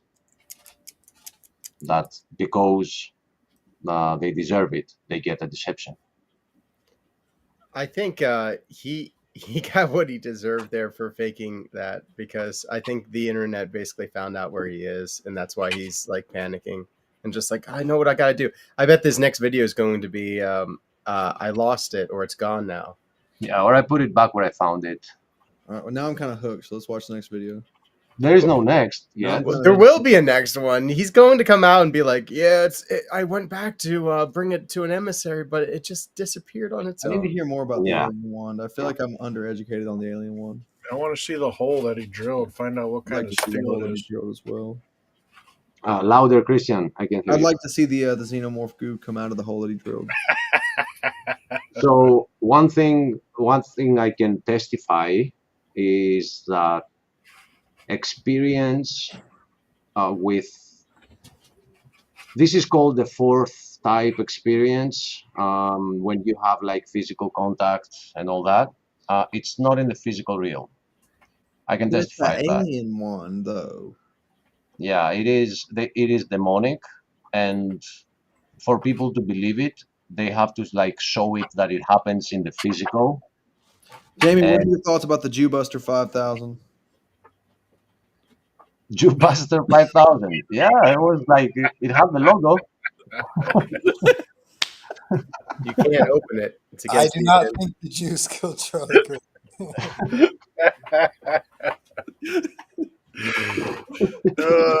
That joke was worth the wait, man. Welcome. Hey, Achilles, So- how many dogs do you have? 3. Do you ever take a spoonful of peanut butter and put it in their dog bowl and just kind of smear it all over the edges and just like give it to them that way? What? We're not We're high not talking about that right now. No. I wouldn't talk about on that peanut ever. butter over here. We don't have like you have to go out of your way to find peanut butter. And I know Oh. dogs love it, but not mine. They've never tried it. Peanut butter is like a staple over here. I don't know how I'd get through know. the fasting season without George peanut butter. Washington Carver, I know. Goober You put- peas. Ken Hovind puts it on pizza too. That's super weird. That's like the weirdest. Yeah, I know some weird combos with that peanut butter concoction, but pizza's not one of them. Yeah, I've Or never ice even cream. heard of that before. My dogs are begging to go out. So I Actually, think I'm ice cream actually could have it. Never Also. mind. My favorite No, ice cream's good with cream it. is Good hanging out with you guys. God bless you. Have a Hey, wonderful see day. you, buddy. It's good to see you. See God you. bless you, brother. Bye-bye. Always a pleasure. Yep. Peanut butter and honey, peanut butter and banana, peanut Those are butter all and good cheese. combinations. Yeah, peanut You butter and guys- marshmallow. She said You guys cheese. show us your balloons while Jamie tells us what he thought of what we just watched. You're gonna Well, get what? confetti. Man, what the? Just one, just I one. don't mind his balloons, Jamie. I have more balloons than he does. What was that? How'd you do that? That's a good question. It takes a lot of Where are you skill. getting my balloons? My video's reversed. How do you unreverse it? Settings. Do you have an Apple, a Mac, Jamie? Wait, did I fix it? No, I feel like I Okay, so unfixed you it. can't have balloons. I'm sorry. I'm from I got 'em back. Seattle. I got them back though. Jamie, watch this one. Ah, cool. I went through a lot of trouble to make these gestures. You have a Mac, Yeah. dude. That I'm doesn't from he strike Seattle. you like a Mac person? Yeah, it makes sense, doesn't it? I'm from Seattle. Mac is the bitten apple. That's satanic. You got it, Daniel. You have a Mac. I got this from my company before I left, and Yeah. You have the bit apple. Like you're not safe. I wouldn't buy one, Jamie but has I one. have one. I have one in my home. I use it a lot. Yeah. I guess it's Bill Gates or the bit apple. I mean, you're kind of screwed either way, Yeah, right? Bill Gates created COVID-19. You know. I feel like that one guy with the alien one made it. One of the scholars I interviewed that's an Adventist, a church history scholar, like he came on my channel and like it didn't go well because I had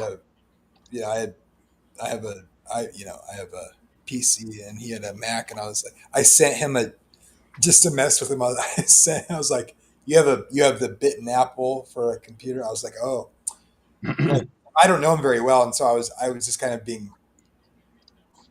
I didn't like make it really clear that I was like not being serious, just to mess with him. And Yeah. I sent him a picture of a slow motion Mac, like computer, like falling into a helicopter blade, like getting diced up, and I'm like, dude, bitten apple, really? It's unsaved OS. And let me show you. He didn't know what to think. It was funny. And let me show you something, guys. I'm not gonna say that Windows is any better, but it's funny. It is. I'll say it. It is. Don't No, say it it's ain't. better. No, it ain't. It ain't. Tell me your I mean, balloons, Jamie. we can go back and forth. Man, ain't Windows got no used to be balloons. okay, better than Mac. There's a Like in balloon Windows depth fit 7, over there. it stopped being that. But The balloon circle. I just want you to see something about that logo and what it says here. I think is very important. That if we're not conscious about stuff like that, they affect us. When we take them out of the subconscious and we bring them to the conscious, we now know it's there. But not many see this. They I don't feel see like the the Mac logo is a little on the nose, though. yeah, but you don't see the demon hiding there, do you? So No. I say it jokingly, like I don't like the logo for that reason per se, I right? would like to see the demon. But I don't Yeah, think but let me show you the demon, Jamie. Show me the demon. Uh-oh. Oh. Oh. Okay, I feel like you had to go through a lot of trouble to expose It's a lot that of particular demon.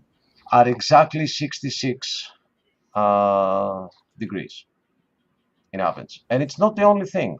Let me show you this. I don't know if you have seen this before. That guy in the chat say peanut butter and onion. I like that you like Radiohead. There's a Yeah, man. I love you for that. radio hits. Yeah, So, that's the top. That's like the Hebrew letter for 666.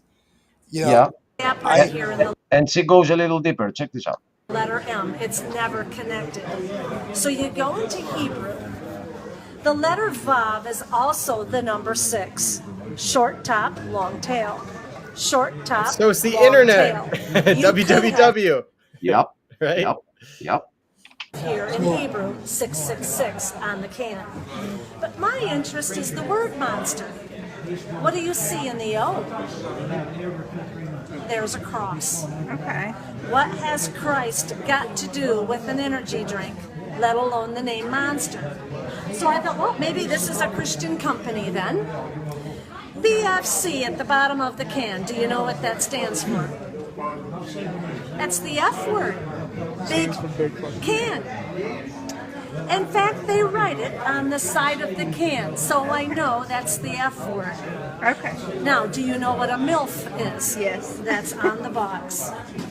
MILFs dig it, and you will too. This is not a Christian company at all. So why would they have put a cross on the can? Here is the message. Antichrist. 666 in Hebrew. And then the Bible talks about the beast in Revelation. And look at Monster's ad. This is their statement. You see these M's everywhere. Unleash Hats, the t-shirts, beast. bumper stickers. Is there another agenda here? If God can use people and product, so can Satan. And look at it this way. Even if the M was not the issue, you cannot deny that that is a cross. And what is witchcraft? When the cross goes upside down, bottoms up, and the devil laughs. Something to think about. Wow. This is how clever Satan is and how he gets into the Christian home and a Christian's life, and it breaks God's heart. Jesus said, my people perish for lack of knowledge. All right, I don't disagree with her, but like, what is this convention that she's at? It's like she's selling a product. Yeah, I feel like she's definitely at the Antichrist convention, and she's just one of the booths. Yeah, just like, let me show you what the Antichrist is doing today. Like, this is Monster. This is just You one of the remind many me- things that he's doing. You remind me of something that Bill Hicks had said. He said that they say that if you play some records backwards, you hear satanic messages.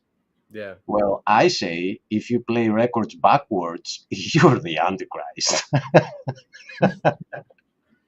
I heard a guy one time. He said, if you play country records backwards, you get your wife back and your dog back and your car back. Yeah, Bill Hicks was great. I loved when he became Alex Jones. Yeah, me too. Me too. Here's the thing: these logos are everywhere, and if people start noticing that there must be something with this logo, they will probably find it.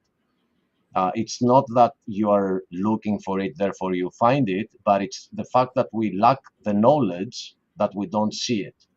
One of them, very important, that they put in logos because we don't know it, is Saturn, the planet Saturn. The reason for that is Saturn worship, which according to Satanism and all that, it is like the god before the god before God, because Saturn was the father of Zeus. And they're going back to like a time before the God of Christianity. And the whole thing, I don't want to get into why, but you can see the logo everywhere. I'll give you an example. The Nike logo, which Nike is a Greek pack. He got a little too close to the truth there, Christian Pike. Do you see how that works? Wait, what? Heart of Flesh, he got a little too close to the truth. They cut him off, the Israelis. It actually did gave ask me, them to. yeah, it actually gave me a message that your camera disconnected all of a sudden. Right? I don't know. Jihad. I don't know what the last thing you heard, but the Nike logo, for example, that line that you see, if you put a sphere inside there, you will then notice that this is the rings of Saturn. And the name of it is the pagan deity of victory, Nike, the Greek pagan deity Nike. So they're using their paganism everywhere and Satanism everywhere. We just don't know the details. That's why we don't see them. So that just got brought up because of talking about the apple, and that it's not just the beaten apple, which they're trying to say that it's Newton's apple, but we don't know that Newton beat that apple. We just know it fell on his head. I feel like they expected everyone to assume that it was related to the Genesis account. To me, it's just very on the nose. But their excuse is that it's Newton's apple. Yeah, they always have an excuse. Sigilization is basically what you're talking about. Is Right. that when you corporate? That's an occultic term. It's when you put a spirit to a body. You try to connect any kind of deity to a body to link it to its success. And there's a reason why they like to use like Saturn a lot too, because like in Kabbalism, the 10 points of a cross, like, or a 10, like there's lots of different ways of doing it. There's like a dodeca. Is it a dodeca? No, is that 12? Which one is 10 sides? Yeah, dodeca is 12. Yes. Masad almost just cut you off, and you froze for a second. Yeah. Oh yeah. Yeah. But either way, like the idea is that it's connected to the material world, and Satan is the ruler of this world. So like if you want to have material success, you connect yourself to either Satan or Saturn, or like Malkuth is another way of doing it. But there's like different ways of like trying to connect your company to a line of prosperity. And that's what they are telling them to convince them to put all that in their logos, right? Yeah, they actually hire people on to figure these things out. Like, it's not just graphic designers. There's actually some companies, at least. I know some have been confirmed that they actually do hire on like occultists. Brother Daniel, I put a link in your private chat. The reason I didn't put it in the group chat is because I know that Christian is not going to go watch. So, we have it's a group chat? Yeah, a private chat, which is. I'm sorry, I'm not used to FMux or whatever. I only ever use this software if I come on here. Daniel, because you also like Radiohead, and you are into a lot of stuff that I am as well, you might be one to kind of appreciate that list, that series of videos, which is the playlist that I started making at my transformation. I'll make you a deal, Achilles. And what's funny about it is that you see that it starts with a couple of videos, and then it says part A, part B, part C, part D. It's got 85 videos. No, those are additions. What you need to check out is the uploads only, where it says by Achilles 7, right? But then after that, because 2016 was the year, things were happening. And I just kept adding them as in the videos, in the playlist. But what I want you to check out is the uploads. Like the more you like one of them, just keep going, because my brain, my mind was opening up one video after the next. And to give you an interesting detail about this, I wasn't saved yet. I got saved on part D, because I made the statement in the video that I don't believe in benevolent spirits. I believe in demons and in Jesus Christ. And after I made that statement, I started getting transformed. So the first 5 videos in that playlist was from a person that was seeing things and was beginning to arrive to the truth, but was not yet saved. When that happened and I got saved, the energy seriously transformed. So you might find interest. It starts with Radiohead. There's a lot of Radiohead in it, and there's a lot of Linkin Park. These are my 2 favorite bands. I believe they didn't sell out their soul to Satan, and they were trying to warn us. Linkin Park? Linkin Park and Radiohead, yes. So Okay. you might disagree because you haven't studied them. You have only heard what the mainstream radio plays of them, and I they mean, sound. I know Radiohead a lot, but Linkin Park I never really got too into. Everybody in the PGs, with the exclusion of Krista, Steven's wife, they didn't know Linkin Park before I started throwing them some of their songs, and they too realized that they are a biblical band. Did you know that the singer, the one that supposedly committed suicide, was an Orthodox Christian? No, I had no idea that. Right. That's I've what been I'm telling you. I've only been listening to Christian Park. Nice. But he was an Orthodox Christian and a little, Christian What? a little bit Christian Park. It's your Christian band. Park. Yeah, that was nice. Christian Park. Yeah. Instead of Linkin Park, it'd be Christian Park. So He released pictures of him baptizing his baby in an Orthodox church. Oh yeah, for sure.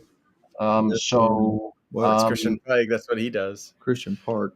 that was a bit of a statement. He was telling the world what he is, and if you pay a little closer attention, you'll see that their messages are hidden. A little, like Radiohead. Radiohead Wait, what are we used talking about? Linkin Park's Orthodox? Apparently, I had no idea. the singer that died, Chester Bennington, Benningfield, not Bennington, Benningfield. He was an Orthodox Christian. I think Mike is also a Christian. Let me try to find one picture that I recently downloaded for a friend, and I sent it to them, and I want to show it to you. It is from one of their video clips. It might take me a few times to actually like internalize, because I remember Gangster Ghost told me that like James' dad was Orthodox like probably 100 times until I was finally like, wait, James' dad is Orthodox? He's just like, yeah. What I'm telling you is that if there is one other band other than Radiohead that I, as a Christian brother, would like you to check out, that is Linkin Park. All right. So you can do whatever you want Is with there that. any albums that you would recommend to start with? Well, they too had a process. So their earlier albums were not so deep into lyrics, as deep as what I'm trying to convey to you. The closer to their final ones you arrive, the clearer the message. One of them I could. First off, all right, let me open this picture here. Let me show you this. I opened it up with pictures, which I shouldn't have done. I need to go back to that directory and get the picture and drag it over to Chrome and throw it up here as a tab. I want you to tell me, guys, what do you see in this picture? I see. Yep. I see. Inside of the Death Star. Yeah. I mean, it looks like there's a plank of wood, maybe some smoke. Is that Adam and Eve walking up the stairs? Oh, Is it? all right. Somebody's going upstairs. All Or right. their Now I backside's see it. decidedly Caucasian. Okay, and what stairs are these? There is something written on top. Can you read that? Can you read those letters? Script something. Script what, brother? Scriptin. Scriptures? Does it say scriptures? No. Kind of gets like hard to say. Don't hard forget. to read it. It says Yeah, something. yeah, because don't forget, they are inside the evil music industry. So Right. This is called the final masquerade. What would be another way to say what we've discussed? The Great Deception. Couldn't it be the final masquerade, the final plan of the masquerade that they have? What is this picture again?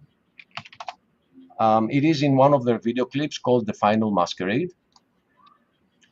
And I want to show you another picture. I see a So, baby getting baptized. well, you are gonna see a baby. I I mean, wanna- I don't I know. wanna see the baby getting God baptized. spoke to your mind right now, because here it is. All right. But can you tell me, brother Daniel, what is that on the wall? There's like a no skulls allowed. It's either no aliens or no skulls. I don't know. No de muertos or muertos. What is the Day of the Dead? I think you got it a little closer. No dying. No death, I guess. No babies. Look at the eyes. Are these human eyes? No aliens. No aliens allowed. No aliens are allowed, or there are no aliens? They are not aliens. Aliens prohibited here. Aliens aren't allowed to exist. They're against the law. Or they're trying to tell you in one video clip that if you watch it, it flashes the cross a lot of times. It flashes a beaten apple surrounded by thorns, cable thorns. How do you call that? Thorn wire. Briars. No, that's the thing you put so burglars don't jump over your fence. Oh, like barbed wire. Barbed wire. All right. I can't show you the video clip right What does now. that have to do with this little Polynesian baby? The baby relates a little bit to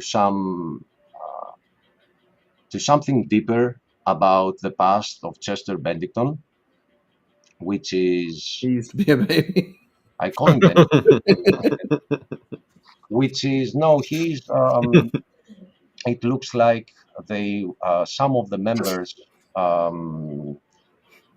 He shows a logo that we saw later in the hands of Podesta. Do you remember Podesta? Oh yeah, that creep. He has a logo of a fish in one of his palms. It looks like they have been experimenting with children. They have been doing very weird stuff, and a clinic in Canada was exposed and shut down for doing experiments on children. And at the anniversary of 25 years after that exposure, his best friend died from suicide. And 1 week later, he dies of suicide. The whole story is weird, so that's where the baby comes in. I told you that just because you asked. There is symbolism in everything with Linkin Park. I liked Christian Pike's answer better, that he once was a baby. Well, we're going way back into his past. It just makes me laugh so much because it's like, oh, I was a baby too, and Jesus was a baby. It's also, it's just like kind of crazy to think about. We all start out. But let me tell you the name. Let me tell you the name of that clinic. Lincoln Park. And in one of their lyrics, they're saying, "I've spent a lot of time in Lincoln Park." So you gotta remember that there has been a fight, a spiritual warfare in all fields. The music industry, because music is a tool, is highly used by Satan. That's what Kanye West says. So those that decided to fight against him within the music industry, they either died or their relatives died, and some of them took up the risk and they made their lyrics and their video clips a little Alex's more comment is that what? a little more cryptic.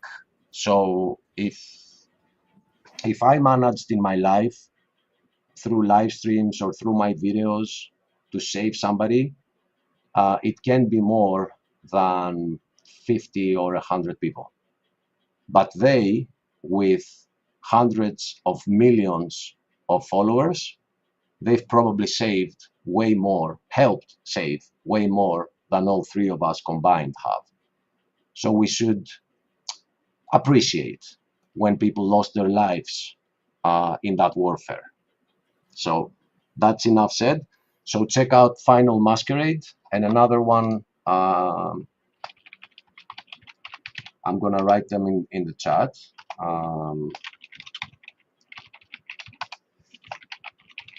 Another one you should check out is Good Goodbye, and the other one is The Catalyst, where it is the last album they released before the suicide, wink wink suicide, where they're saying, God bless us everyone, we're a broken people living under under loaded gun, and it can't be outdone, it can't be outrun, it can't be outfought, it can't be outdone.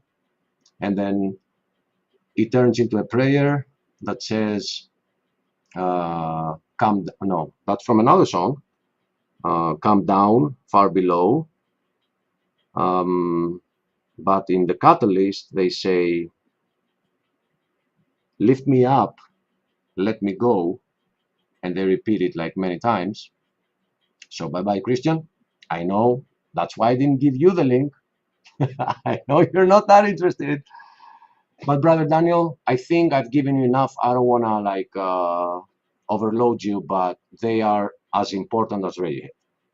But it's a different style. So Yeah. Well, thank you for sharing. Yeah. Okay.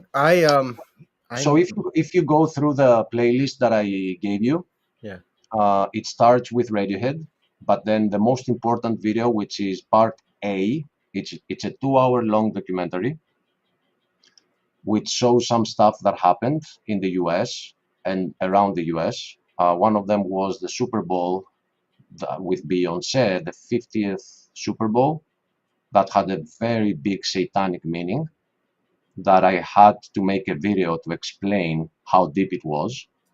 So that whole documentary has Linkin Park from the beginning to the end. So if you can endure that documentary, by the end of it, at least you will know why I like them so much. You will see some lyrics and how they fit in what you'll be seeing. And that's, I don't know, my part. To make show some visuals, but dress them in some lyrics that make a little more sense, and maybe make a fun out of Linkin Park, because he didn't die in vain. He brought me to the light. He brought me closer to the truth, because I was a fan. For me, Radiohead were from the time of 15 so to Linkin 20. Park, just so I understand, so the lead singer, he committed suicide but didn't commit suicide? Like, what happened? Supposedly he did, but before he did, he worked with Hillary, aka Hillary, who is the person with the most suicided friends on the planet. She has like 20 suicided friends. People are unlucky around her. Yeah. Yeah. It's depressing, apparently. He had 7 children. He was a Christian, and he just bought a huge house, and he was the best considered by, at that time that he died, the hottest singer on the planet. Like, okay, I get it, you got some issues, I get it, but you do have 7 children, and you have a beautiful wife, you have this huge house you just bought. You don't just buy a huge house and then you take your life in that house where your children and your wife are going to be. And his best friend, who was the singer of Audioslave, committed a suicide 1 week before him, the same way, hung from his door. So I don't know, man, we have some very weird stuff happening all around, and we see how I can tell you why. Either way, it's demonic, whether he did it or not. Yeah, I can tell you why I think the enemy did this. Because if you have children and your children listen to Linkin Park, a dad will say, I don't want my children to listen to the music of a singer that took his life. Yeah. Right? Makes sense. And if you study them a little bit, you'll see why. You'll see what they're saying in the lyrics. So what you have in the chat is a good start. I think it's a good kickstart. You will take it on your own after that. All right. Well, I actually had to get to sleep so I can wake up early tomorrow to go to work. So I'm at 5:33 a.m. and I'm gonna be the last to leave this panel. I just really you hope. become the best. You the first to show up at the range, the last to leave. That's what I've always I was wish told. I could give you a thumbs up right now and get some balloons going. Give me some balloons. I got you on the balloons. Got plenty for everybody. Have a blessed night, my brother. All right, you too. God bless. God bless you. I'll see Christ you is soon. King. See ya. Christ is King. Amen. God bless. So, ladies and gentlemen, I would play some Linkin Park for you right now just because we mentioned this. But after the whole narrative that we're getting against Russia, all the music industry is banned in Russia. So if you play any music, your video gets banned for Russians. And because Russians are Christians and they have a lot of zeal for Christianity as well, I don't want to ban any live stream from them. So I don't know, maybe God will bring that one Russian to watch this and pick up something about that. I don't even remember how Christian called it, but it was so funny. Jewish something 5,000. That was just epic. But so I can't play any Linkin Park. So definitely check them out.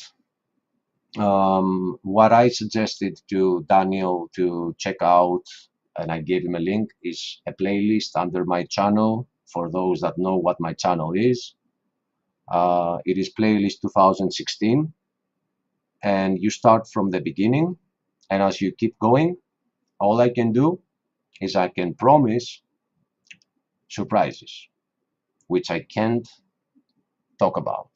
You can only discover them if you care to discover them. So the playlist is titled 2016. My apologies to everybody in the comments. I have this problem where if I am deep into a conversation, I can't focus on the chat because I can't take part in that conversation that well. So right now I'm just gonna rush through it. Oh man, that's a lot. Hello, Dean. Peace, love, and grace, brother.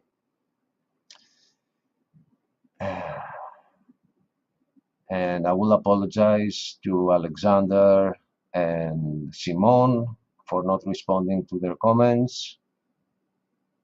But it looks like they're talking among each other and with Jamie. So you probably don't need my response, so that would be good. Frizzle,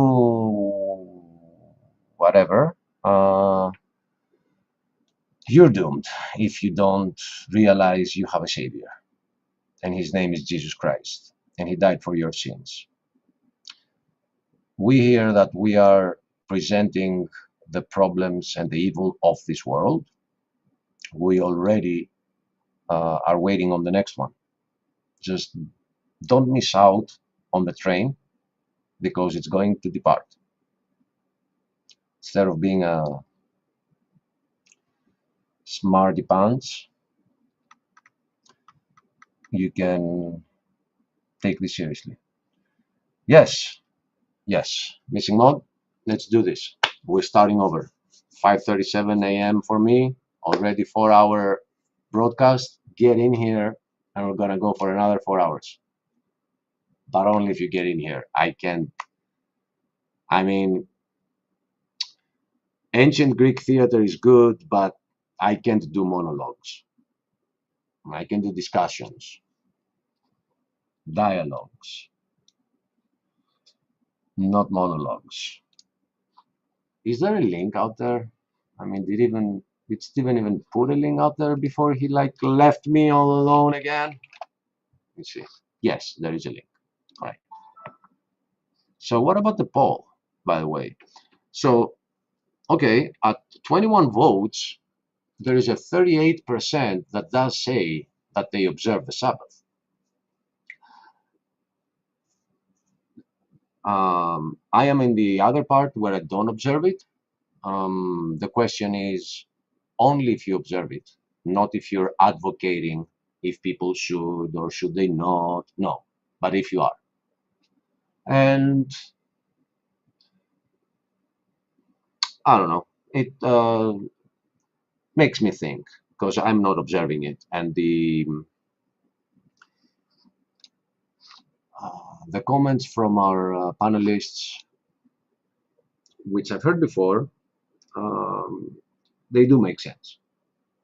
I'm just saying, they do make sense.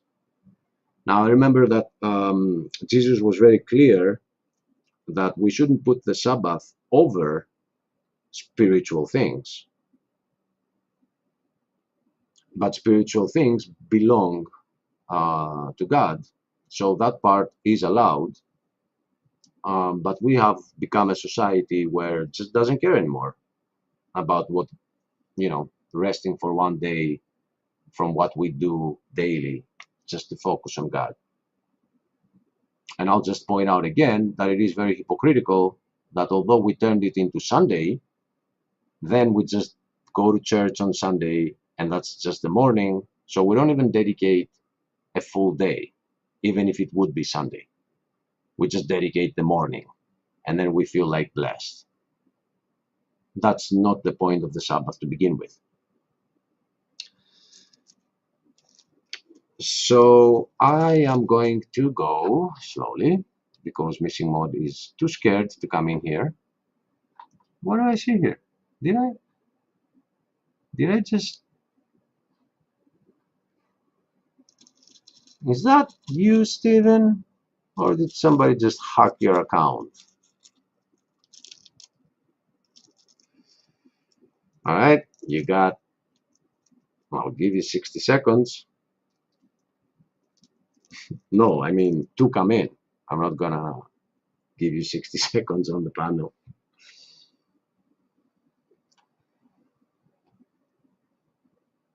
Counting. Come in. All right, let's do this, Mod. Let's take over this channel.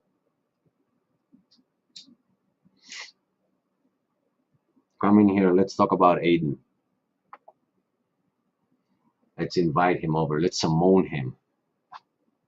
If you talk a lot about Aiden, he even if he's sleeping, he wakes up and he starts looking around the channels to see who is talking about him, and he gets summoned.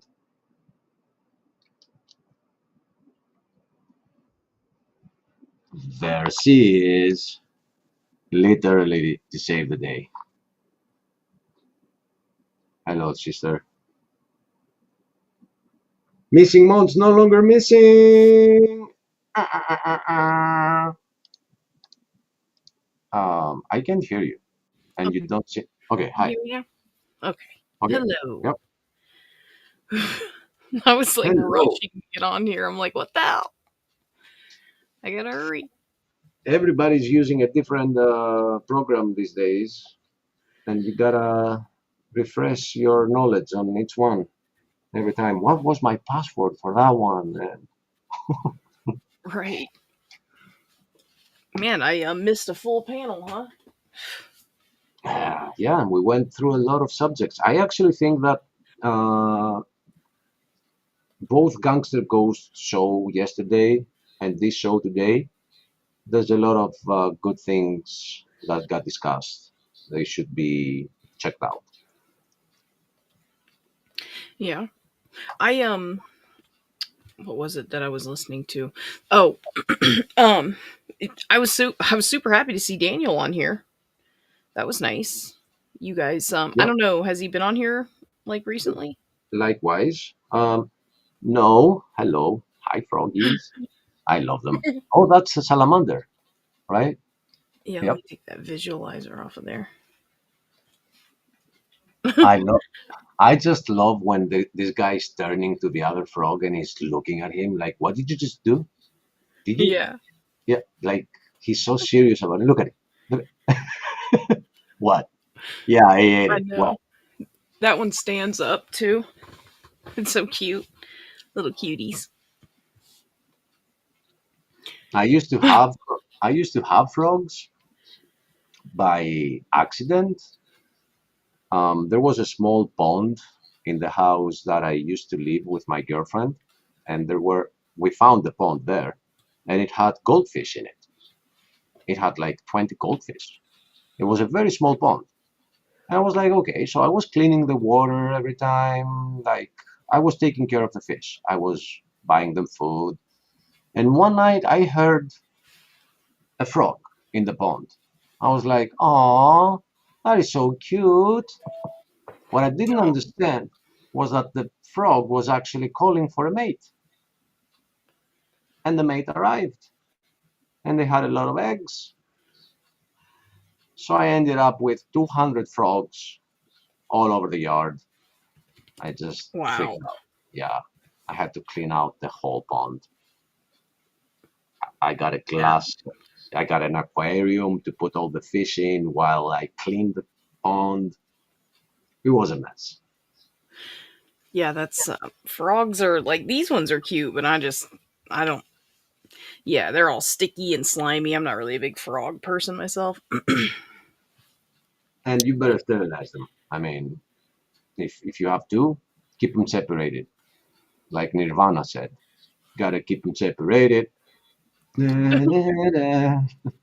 Wait, was that Nirvana or was that Yep. I thought that was Nope. Offspring. No, it wasn't Nirvana. All right, no. But Offspring at that time they had Basket Case. Do you have the time to listen to me whine Right. about nothing and everything all at once? Which is a good song. Classic. Wait a minute. No, that wasn't Offspring though. That was Green Day. Yeah, right. That's what I'm Um, saying. That that wasn't Nirvana either. That was Offspring. That did the no. song you were singing before. Okay, keep them separated. I think that was Nirvana. You're right. It's called Come Out and Play, and it is Offspring. You're right. Got 'em. Got Knew it. me. No, I'm just kidding. Well, I mean, aren't they American bands anyways? I mean, I guess I probably would know. Yeah. Not for any other reason, but because I live here, I guess. One album of Offspring. When I was growing up, I was more of an Offspring guy than a Green Day guy. But then I regretted it later on. I studied some not so famous songs of Green Day, and they are a great band. Yeah. But I only knew Basket Case back in the day. But when it comes to Offspring, I have 3 albums that I say are my favorite albums of all times. One of them is Fort Minor. It's by Mike Shinoda, the singer, the rapper of Linkin Park, the rapper side. But he's not just the rapper; he's the one writing all the lyrics and all the music. Like he's all Linkin Park. It's this guy, Mike Shinoda. So he had a solo album with some of his other friends called Fort Minor. That's I can't call it number 1. That's one of the 3. The other one is Tom York, the singer of Radiohead. The album is called, it's a solo album, not Radiohead. It's only him, and it's called The Eraser. Can you do me a favor and look that album up and listen to it? Yeah. Wait. Okay. What is it? The Eraser, the one that erases. The Eraser. Okay. The Eraser. Yeah. Okay. Sorry. No, Tom you're York. By Tom. That's a Florida man, right? Like probably. And it's not the crocodile that makes me say that. Which is not a crocodile; it's an alligator. I get it, but Oh no, that's a crocodile. You had it right. See, his snout's real long and skinny. I can't see if it's U or V from the side. I can tell by the eyes. But I can tell love that's a these Florida guys. guy. I just can't So tell it's. Yeah, I just can't tell he's a Florida guy from what he's doing. That's all. Yeah, I'm sure he didn't expect that hole to be there. Mhm. Oh man. And the third album is Americana by Offspring. These are my top three albums of all times. So Oh. Americana is the one that had this popular song, made it to all the radio stations. Um, sorry, it's 6 a.m. It's not even 5 a.m. anymore. So my brain is a little Wow. pretty fly for a white guy. Yeah, that's Offspring. Yeah, but you should listen to all the other songs that album has. One of my three favorite albums of all time.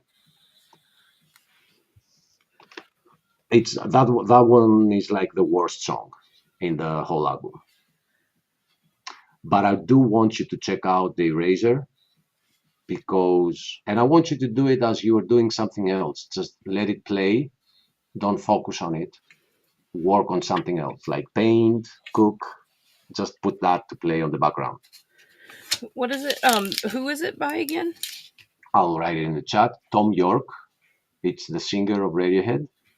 And okay. Daniel Burning Bushes and I have this in common. We are Radiohead fans. We love them. We think that Tom York is one of the most important musicians of our times. And he made a solo album at some point. So you'll see in the chat that his name is spelled so weirdly that you wouldn't get it. You wouldn't not get it in a sense, understand it, but get it right. You wouldn't get it right. It's THOMYORKE, Tom York, The Eraser. So you just press play, you do whatever you want to do, and it won't be long before you say, how brilliant is this? It's not the type of music that you think that I like Linkin Park, Offspring, Green Day. No, it's a different style. Melodic and super great lyrics. Yeah, I'll definitely check it out. I'll check it out. So did you happen to catch this James guy? James guy. No, you would know who I'm talking about if you did. Mm-mm. So we've been investigating this dude that came out of nowhere, started a channel 2 months ago, and he already has almost 20,000 subs. Wow. He supposedly saw a rock falling from space on the Earth, and he followed it and found a weird object, which seems to be alien. It has some engravings on it, and it's pretty obvious that the engravings are not from aliens. It's somebody that just made them with a drill. And he had an alien encounter about the object. I did hear about that. He died, right? No, he just uploaded a couple of videos hours ago. He's alive, but we are saying he's part of the deception, because the deception doesn't start from up above, it starts from down below. They want the people to fall for it. So it would make sense. There would be some YouTuber that is like, man, did you just see what happened to me? Because I so happened to be live streaming it. You know. Yeah, right. Who ended the stream? That's what I wanted to know. It kind of keeps going for 20 minutes after the encounter. and somehow it stops. So he supposedly wakes up 3 days later, but the phone still has battery. So wait a minute, did it stop from battery or not? It's a very good question. Who ended it? So the channel is called James. So if you go on YouTube and you type in James and you change it to channels, it's going to be the first one that pops up, and it's just a green icon with a J. And yeah, it's coming. It's coming. They're gonna use other methods as well. It's Yeah, gonna that be looked like the. an exhaust. I'm sorry. That looked like that silver thing that he had looked like an exhaust. Well, because it also has the star of the Jews on it, Pike called it the Jew 5000 missile, something like that. We laughed so hard, but I don't remember what he said exactly. Well, it looks to me like I can only type this in the chat.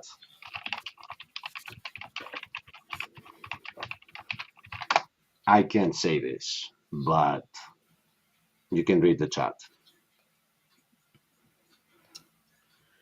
Oh, yeah. Right. I Exactly. mean, I don't know where that goes. I don't want to know. Whoa.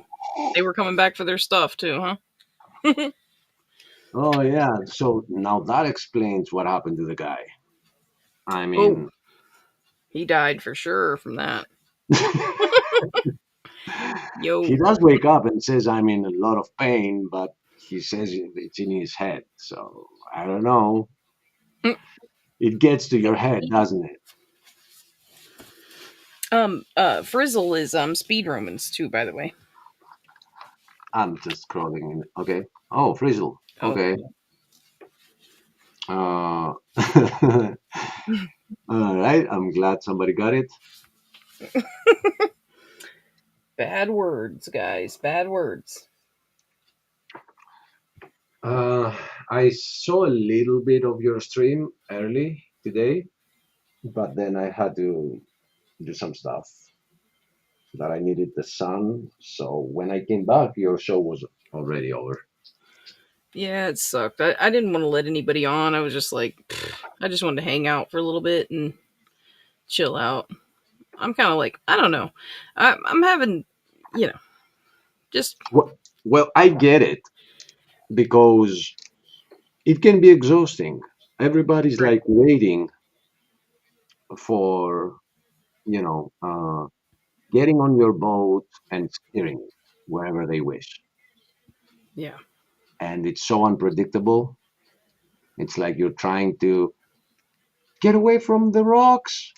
No, that's don't take it to the land, and you're just trying to control the whole thing and keep the boat afloat, and Right.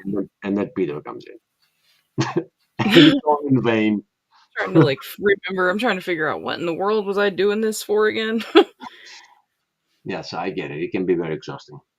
So I think that's what I would do as well. I would just start it without opening up the panel, just keep going for as long as I feel like it. And if I feel like I'm in the mood for any BS, because sometimes the discussion gets interesting, but most of the times people just find a good opportunity to argue. Right. And then you got the people out there that just want to come in and just to disrupt and argue, and it's like, over dumb things, and it's like, what a waste of time, just isn't worth the waste of time really much anymore to me. But I don't know. It'll come back to you, because it is a company of friends.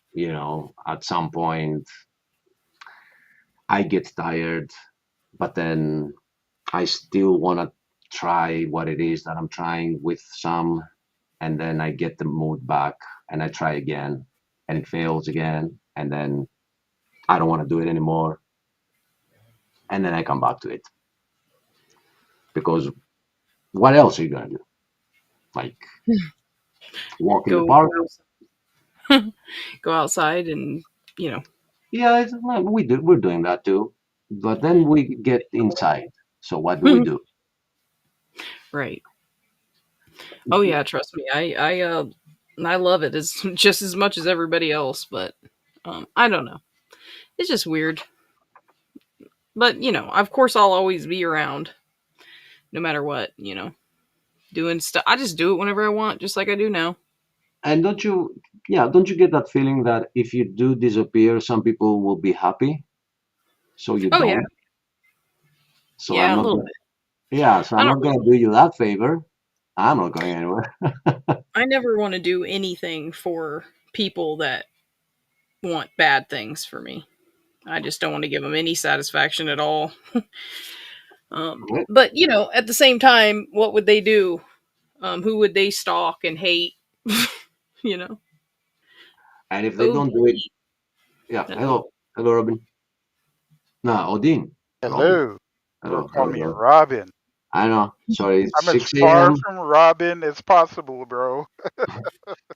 It's 6 a.m. I have the right to call people whatever my brain says, right? Right. I should Exactly. be off. I should be the first person to leave this panel, and I ended up being the last one. So please excuse me. I'm here thinking, how are you still online? Isn't it like the next day for you, pretty much? Yep. All right. But, What's the lottery numbers? so what's? I'm sorry. Yeah. What's the lottery numbers? You're ahead in time. So Lottery numbers. Oh yeah, I can give you ours. I don't hope it tell works. don't tell me 666, bro. I'll definitely add a lot of sevens. It's my favorite number.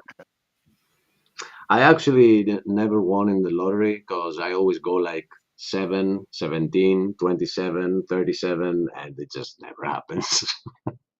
Yeah. God doesn't want you to be rich, bro. You gotta suck it up. But he knows that even if I did, the last thing I would care for is like stuff, cars and watches, and I don't do that. I don't like that anyway. So maybe if I did, uh, if I did play, but I don't. But whatever I did, that's what happened. So, what's up? How much have you watched from today's show? I watched a couple hours actually So, while I all was right. gaming.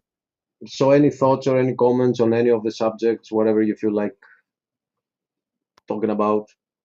Go ahead.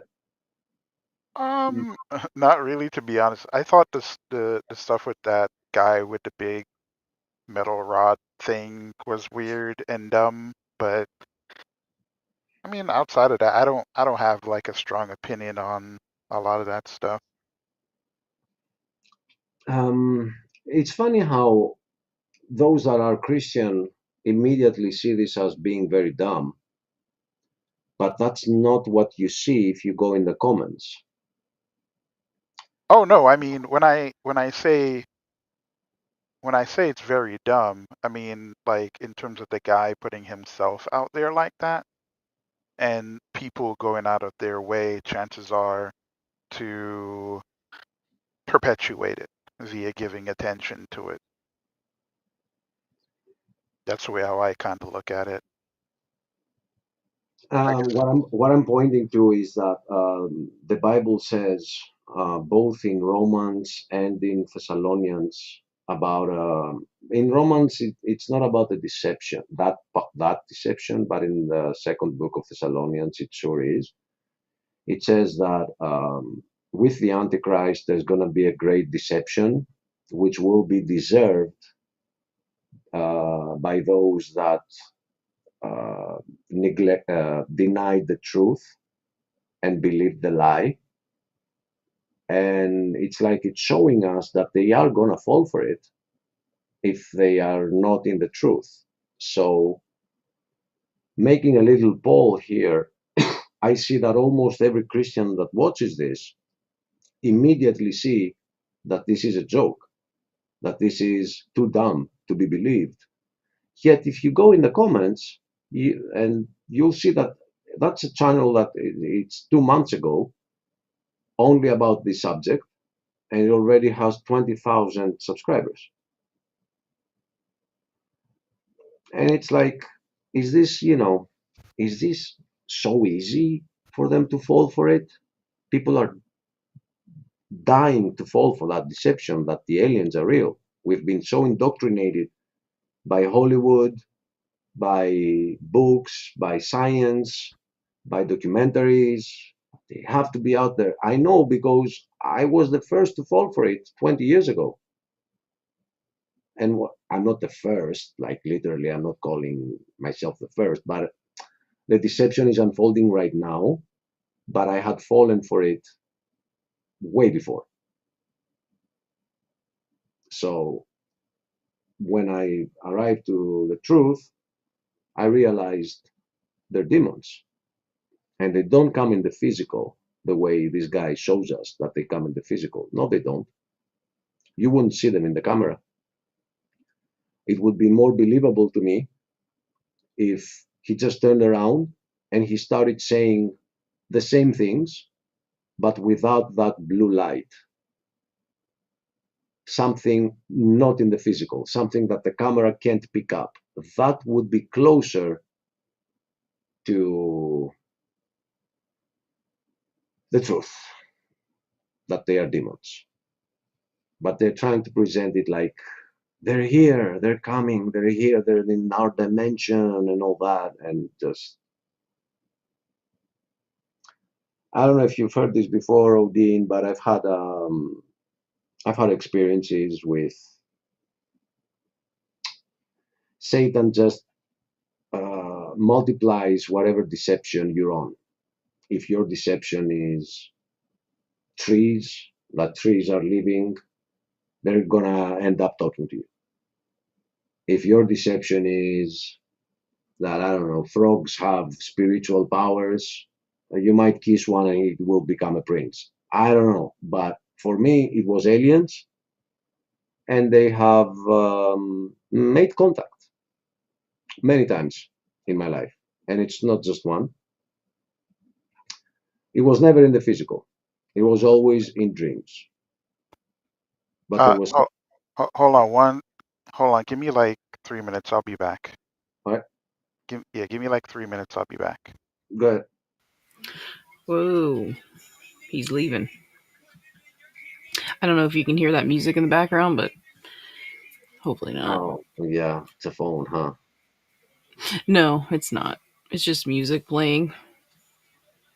Okay. But I don't know. They're turning it down. Can you still hear it? Yeah, I think he picked it up and he's on the phone. Yeah, now he muted himself. He's on to us.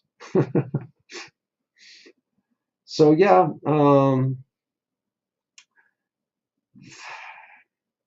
funny. I have some funny stories from the deep past, which have been verified by others. I had an experience in the army where I was seeing something, and then when I stopped seeing it, because I realized that what it does is it's picking up on my fear and it's feeding off my fear. It is something in the spiritual that scares me when I'm sleeping. So I feed it with my fear. When I realized that, I stopped being afraid of it. And the guy next to me starts jumping off his bed and he starts saying, "What is this thing that it won't let me sleep?" So these things transcend. It is very easy to transcend the physical. It is very easy to dismiss them as, ha ha ha, this guy is funny, he's saying that he had that, ha ha. Yeah, but when he has it, and then the next guy next to him wakes up with the same experience, it transcends one person. It is actually something. Kind of like the sleeping issues, like there's a lot of people, famous people that have that problem. Sleep paralysis. Right. It's the same thing. It's demons. Yeah, I think that same thing. What do you think about the mark? I didn't hear you guys talking about that. People have different opinions, and I respect all of them because we don't know. But my view, and some panelists agree, Stephen, Richard too, and Tabitha, that because we are in this technological explosion, it is not going to be this spiritual aspect that if you do evil deeds, then you have the mark in your hand. If you think of evil deeds, then you have the mark in your head. I don't think that's the case. I think it's a literal physical thing, Yeah, we would all have the mark if that was the case. right? Right. Because we are all But sinners. people that think they're perfect, that's a problem they got, where they think That's their that's sin. possible to not receive the mark if the mark is sin. There's some people that believe they can do it. That's a very good counter argument, really, to that theory. Right. That's what I love about Kent Hovind is he talks about I hate to say it, no Don't offense, say but that name. You're gonna summon Claude. oh, he's out there, trust me. But like Sabbath keepers, they all think very highly of themselves. They think that they are that they can do it. They think that they have it in them to do it and not sin and not because they have a list of reasons that all theirs are excused. All their sins and mess ups and mistakes, they're all excused. For some reason, because everybody is the same, right? We all lie, we all do all the bad stuff, but these guys somehow don't. No. Well, It's the arguments that I heard today, because that subject too got brought up in the show, the arguments that I heard today, I've heard them before. It's not like they're claiming that if you follow that, you have to follow them all, but it's very weird, and I admit that it is weird that every Christian is trying at least to follow 9 commandments. Why not 10? Of course, you might lie. Doesn't it say if you follow the law, you got to follow the whole thing? Yes. Yeah, we can't. But still, there is this mentality that if I am a Christian, I shouldn't be doing these things. And these things, instead of them being 10, we stick to 9. It's only one that we've kicked out. Why have we done that? It is a little weird. So there were some arguments going back and forth about this from Stephen, Tabitha, and Jamie. And I put a poll out without asking anybody about it. I just put it out there and I said, are you observing the Sabbath? Parenthesis, without advocating whether people should or not. So my question was like, are you? Just that. So in 21 votes, 40% said yes.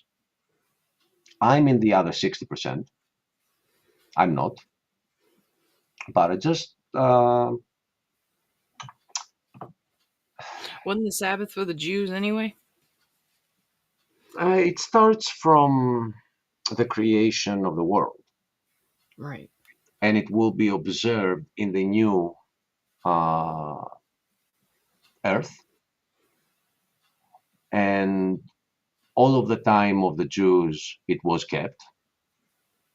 The apostles followed it. Jesus followed it, excluding the healing of the blind, which he makes a distinction between spiritual things and the Sabbath, being strictly observed by man. He makes a distinction there, but other than that, he was. And the question that the guys are bringing up is, so are we the only ones, this little period in time, that it's okay for us not to? Everybody before us did, and in the new earth, we will, but right now, meh. I think it is a good argument. But I was never instructed from the Christian world to observe it. just like you did. But there are other lies that I received too. When I got saved, I was taught that winning souls was the important thing. And I'm with you. I agree. Souls, I right? agree. And in fact, You can't win souls when you're worried constantly about everything. You know, like at least that's what I find. I don't know. And I just keep going. I'm going to keep going back to what Ken Hovind says. That that's a good people point. think they're holy. People think that they're way more holy and perfect. That's And a very it's good just point. it literally takes you off of the playing field because now you're just above everyone. And it's like, keep it moving. I'm just All not right. even worried. Without taking it that far as that last statement, let me say that a very good counter argument to keeping the Sabbath is that the focus changes from what I'm doing for others to what I am doing in the eyes of God. So it changes from others to yourself. I do think that's an important counter argument. Well, also, the word keep, I just noticed I'm not sure if that word is actually there, but keep means to preserve and protect as Yeah, well. the right word is observe. The Just Sabbath. like, right. I don't know, though. I think you're right. I don't know. I have no idea how many times is it even mentioned in there. Enough to be worrying, but I was always of this view that you are sharing as well, because when I got saved, it had nothing to do with my deeds, and then there are some things that are not changing what happened about the gift that I received. Gifts are not being taken back, and even if I've been having this argument with Bruce about baptism. You've heard it like 100 times, right? Yeah. More than So that. if I don't get baptized, God's gonna take back that gift. No. I think it's the same with the Sabbath. And Right. and as humans, we fall in the trap that if we start keeping that, then we focus so much on what we're doing, not so much on like the way you Right. said it. Yeah. So I don't know. That's the way I feel about the Orthodox Church too. They're so busy with their stuff that there is no time to win souls or to get the gospel out there defending their church. But what do I I know? agree. I just know the people online. I've never had an Orthodox person come to my door and try to save my soul, though. I have I had can, a Mormon, though. yeah, and I can tell you this, as being an Orthodox country that I am, you won't. Right. No Orthodox is ever gonna come to your door. It's like your responsibility to go to church. Yeah. That's not what my Bible says. I look at it like reapplying the blood too, like the Old Testament when they were, The had sacrifice. to keep sacrificing, Yep. right? Yep. And have to keep reapplying the blood because the blood didn't. It only covered your sins. For a week. Right. It only works for a week. Then you gotta renew it.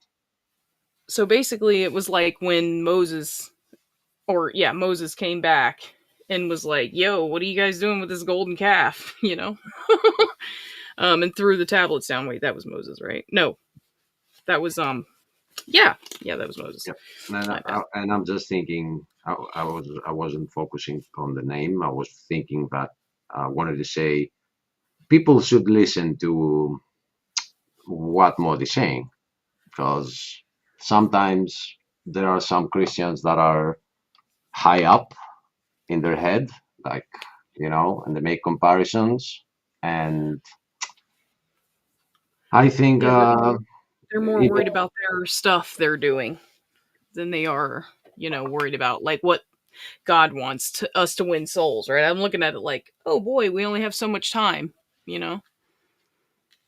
but let's go and do all this stuff all week long at church and do all this stuff, and then we don't have time for anything else. It's like, I don't know. And then the father thing, I can't get over that hump. That's a hump I can't get over. not to call anybody else father. I mean, that's pretty friggin' clear. Yeah. And it But also says, don't trust, in the same verse, it says, don't trust those that wear robes and wow. call themselves spiritual fathers of yours. Right? Okay, I think I know who he's talking about. Yeah, that sounds pretty obvious to me. But people are worried about being right more than they are, or winning an argument more than they are about the truth. Yeah, and I said earlier that one thing that I don't like about our Orthodox friends here, which they know I like them. Like, I like Sandman, I like Daniel. There's a lot of things I agree with them both.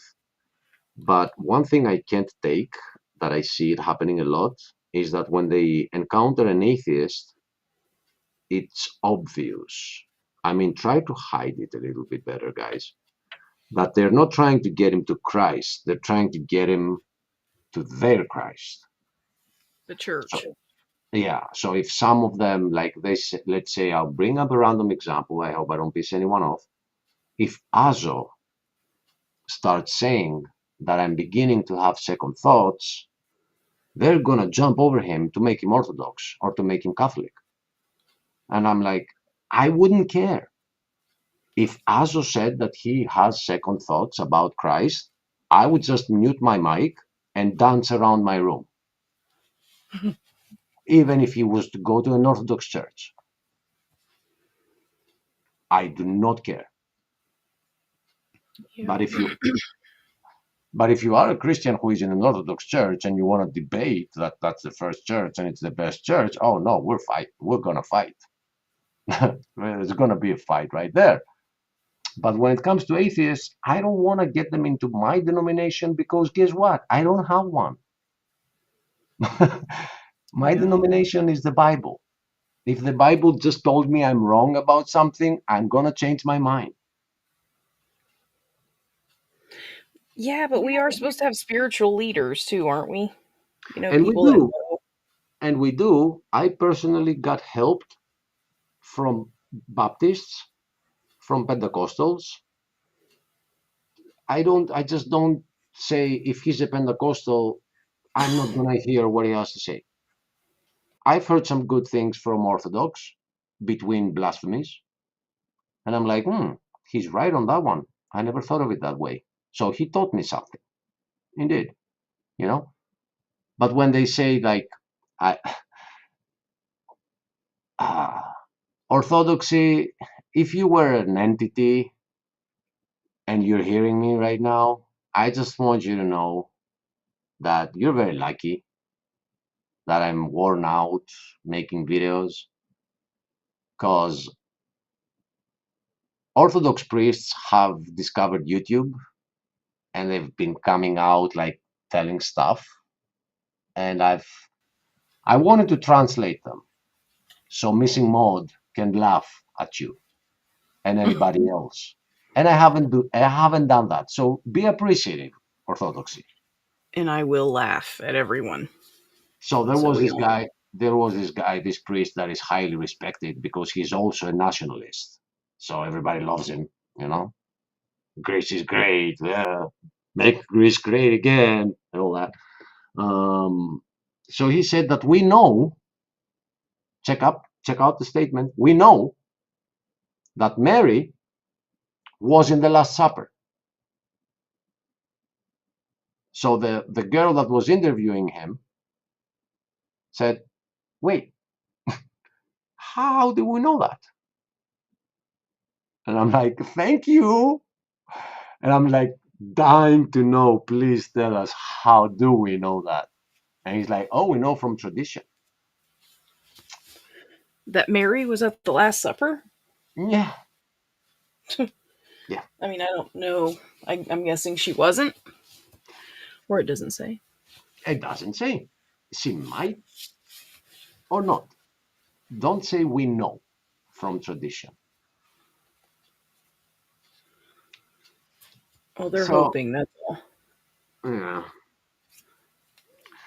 Yeah, if Mary needed to be venerated the way she is from those two churches, we would be reading more about her in that Bible that we have. Right. Well, we would have at least seen, Jesus worship her at least once, Yes. Did he? No, I don't think he did. And there is this But one time that he speaks to her in a weird manner. he calls her woman. Yep. Yeah. You don't tell me what to do, woman. But then, this is the argument of the Orthodox, but then he does do what she said. So that's why they're praying. That's why they're praying to her, because Jesus will be like, "Don't talk to me, woman, about that guy," and then he's gonna help that guy. Right. Okay. Righty. I'll just go straight to that guy. Exactly. She made all the grub. Speed romance. Right. That's funny. Well, I'm going to jump off here. All right. Yeah, I think it's time for me to go as well. I am Batman. I know you're on the phone. Don't worry about it. Happened last time that he was here. Yep. And I want. Oh, here he is. Yeah, my bad. It's all right, bro. No problem. You still on the phone or? No. I'm off for now. Sorry about that. We had a backstage with Robin for like an hour the other day, and he was still on the phone. He was here. He could listen, but he couldn't take part. Yeah, I'm Batman. You know how it goes. Yeah. So who is it? Is it you or is it Bruce? Who's Robin? Batman? Who's Robin here? That's what I want to know.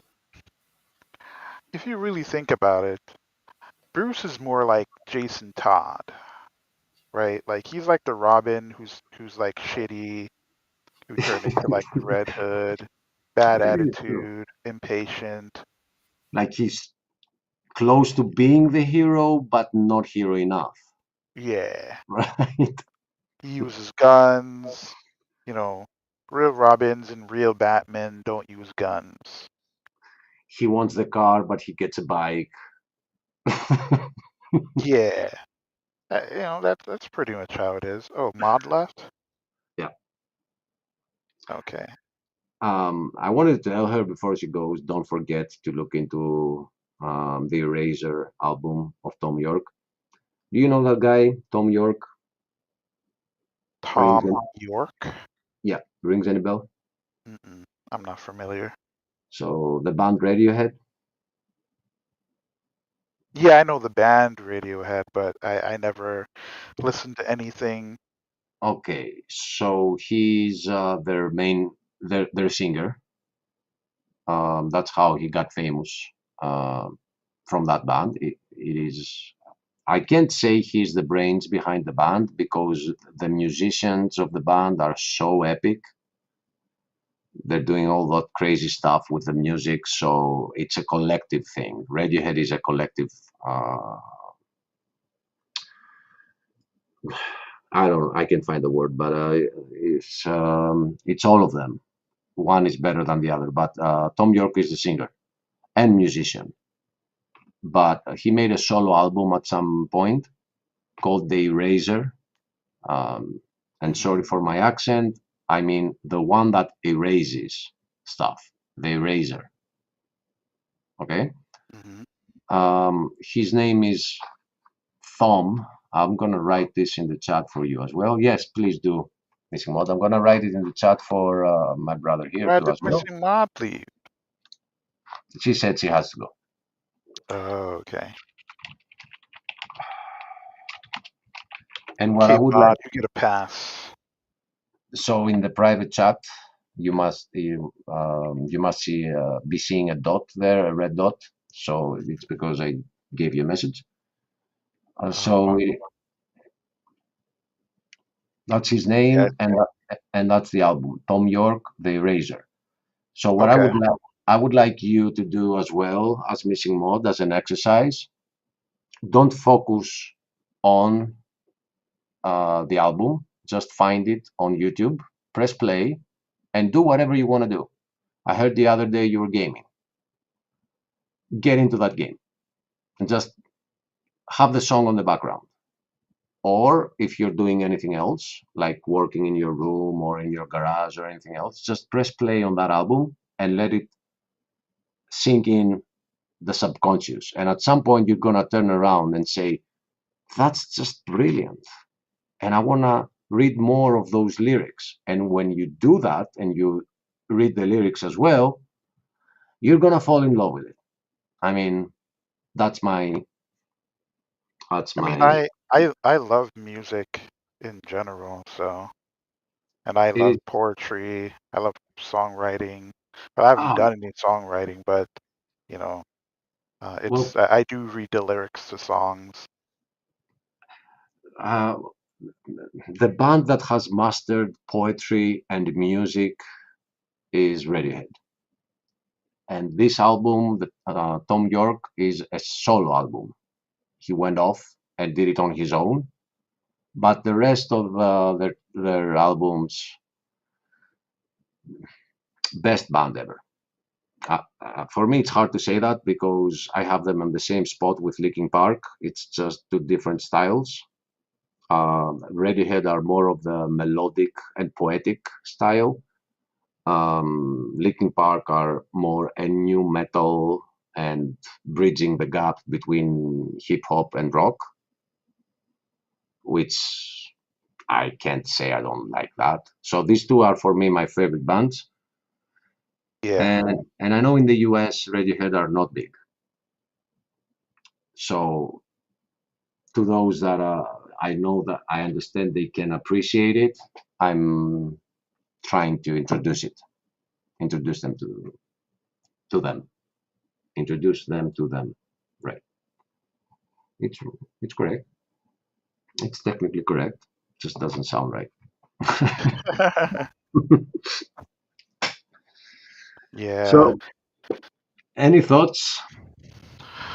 Not on Radiohead. I mean, whatever.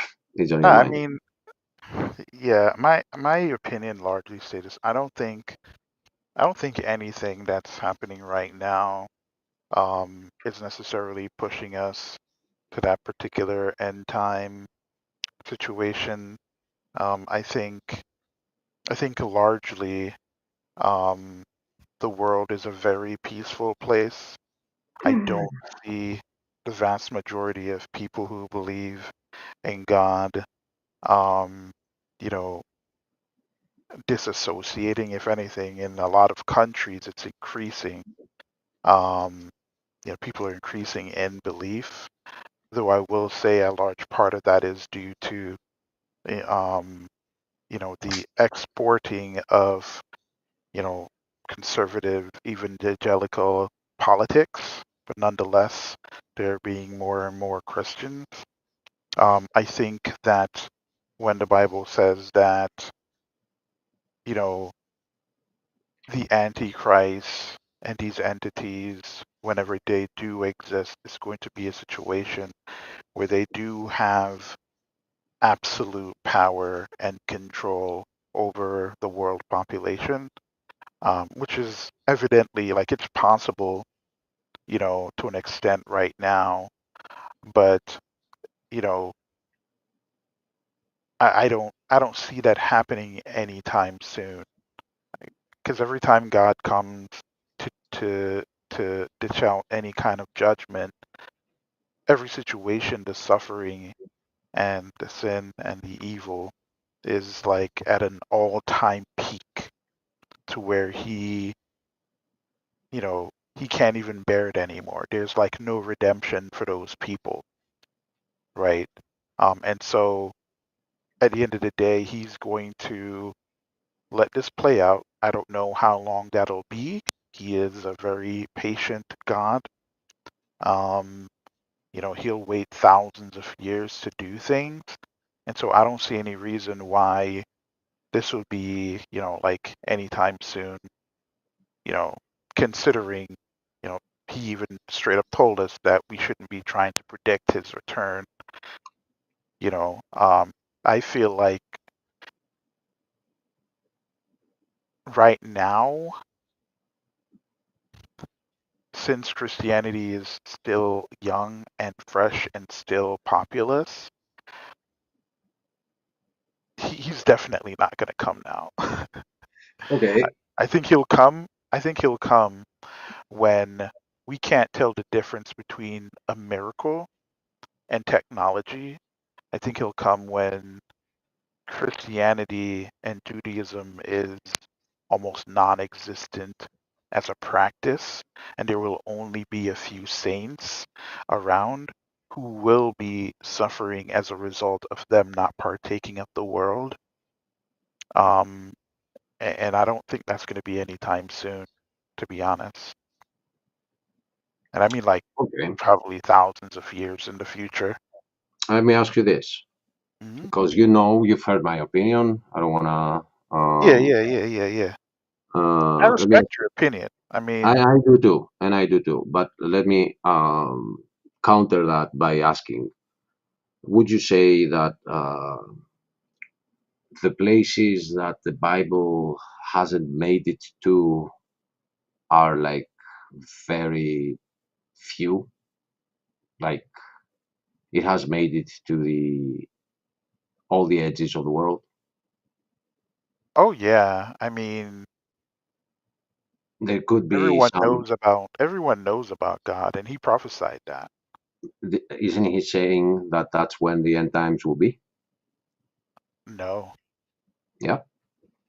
because if that's the case, he wouldn't have the two witnesses show up, and he wouldn't have two angels. Well, I don't remember if it's two angels, but he wouldn't be having angels flying around during the end times, proclaiming the gospel to people, telling them to repent. Because if they don't repent, well, they'll be destroyed. I agree. But in Matthew 24, Jesus tells us that the gospel of the kingdom will be preached in all the world as a witness to all the nations, Mhm. and then the end will come. Yeah, but he didn't give a time.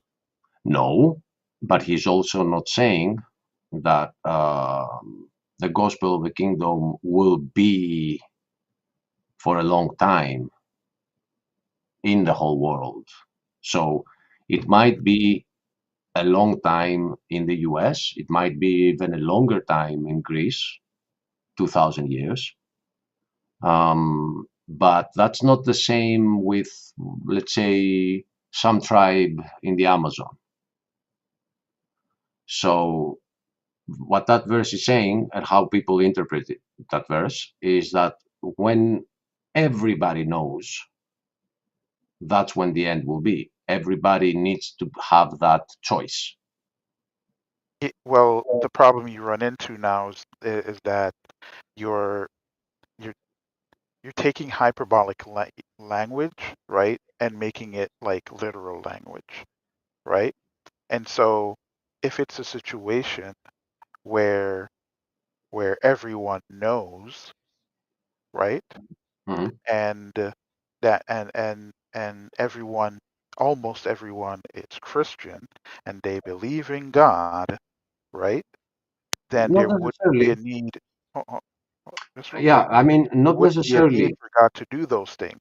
And not only that, the saints, right, are going to be very, very few.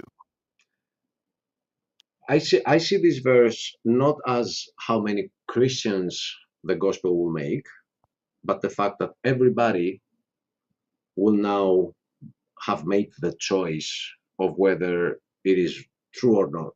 Before you can make that choice, you at least gotta hear the gospel. I mean, whether or not it's true or not, that's one thing, right? But at the end, but that's the point. You don't know the truth. If somebody gives you the gospel, you don't know the truth. You have to have faith that the gospel is the truth, and you live accordingly to that faith. Yeah, amen. Yeah. We don't disagree. I'm just pointing out that this could also be the time to say that because of the explosion of the internet,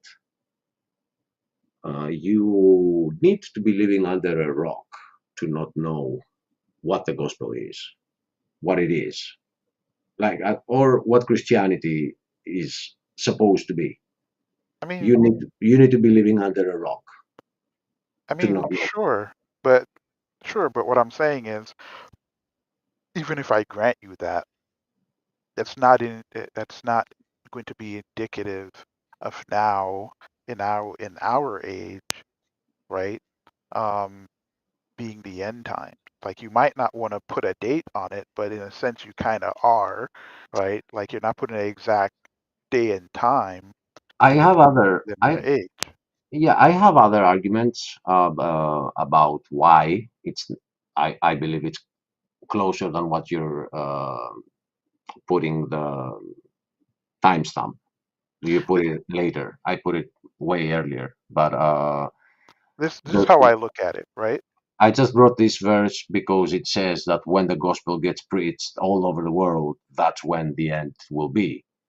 And I just thought of this argument to bring to somebody who is saying that for these reasons, I see it happening in 1,000 years. So I'm trying to get across that in 1,000 years, you're going to have 1,000 years of the last place of earth that received the gospel. And that's a long time. I mean, I get that argument that for God, 1,000 years is nothing, but I don't know. I think that's It's reading not like a into it. literal 1,000 years. It's just saying that the way how God experiences time is very different than us, and so I get yeah. that, but I don't. I think that um, if we play with that a lot, we change almost everything about the Bible. Like we can change everything that doesn't fit our narrative, whatever that is, I mean, to say that that part is metaphorical, while that is not. That no, speaks he of a literally, literal. if you look where he quotes, what he quotes, because Peter is quoting a specific verse in the Bible, right? Where? I mean, not I not can not let me see if I not can what. find a reference. Okay, So not what. keep in Uh, mind two things, right? yeah, go ahead. One of the practices that Jews do, right, back then and to some extent still now, is that they will quote specific scriptures whenever they're trying to make a point, right? Mhm. But when they quote the scripture, like part of the scripture, they're talking about the full context of whatever that's being conveyed, right? Right. Mhm.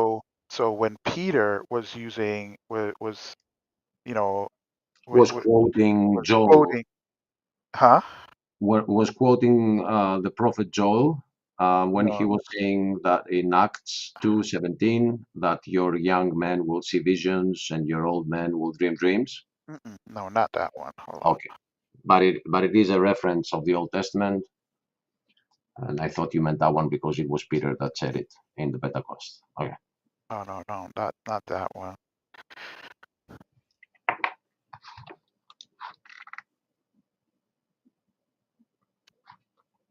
Let's see here.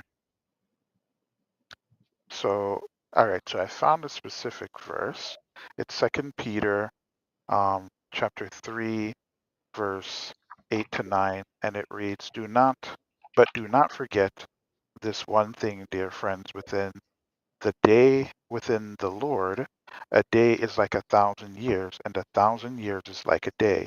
The Mhm. Lord is not slow in keeping his promises, as some understand slowness." Right? Mhm. Normally people just quote the first part, right? But what he's basically saying is that the Lord is just going to do things on his time. And if in his time, for us, it could be 1,000 years, right? But Yeah. quick for him could be 1,000 years too, right?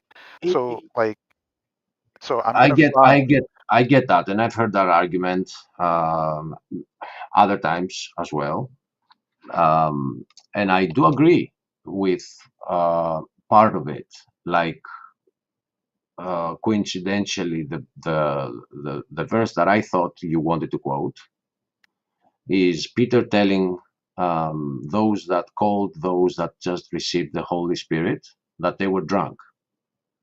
And he tells them that, didn't you know that, as Joel said, he doesn't say that, but that's what he's implying. Didn't you know? Don't you read the scriptures to know that in the end times?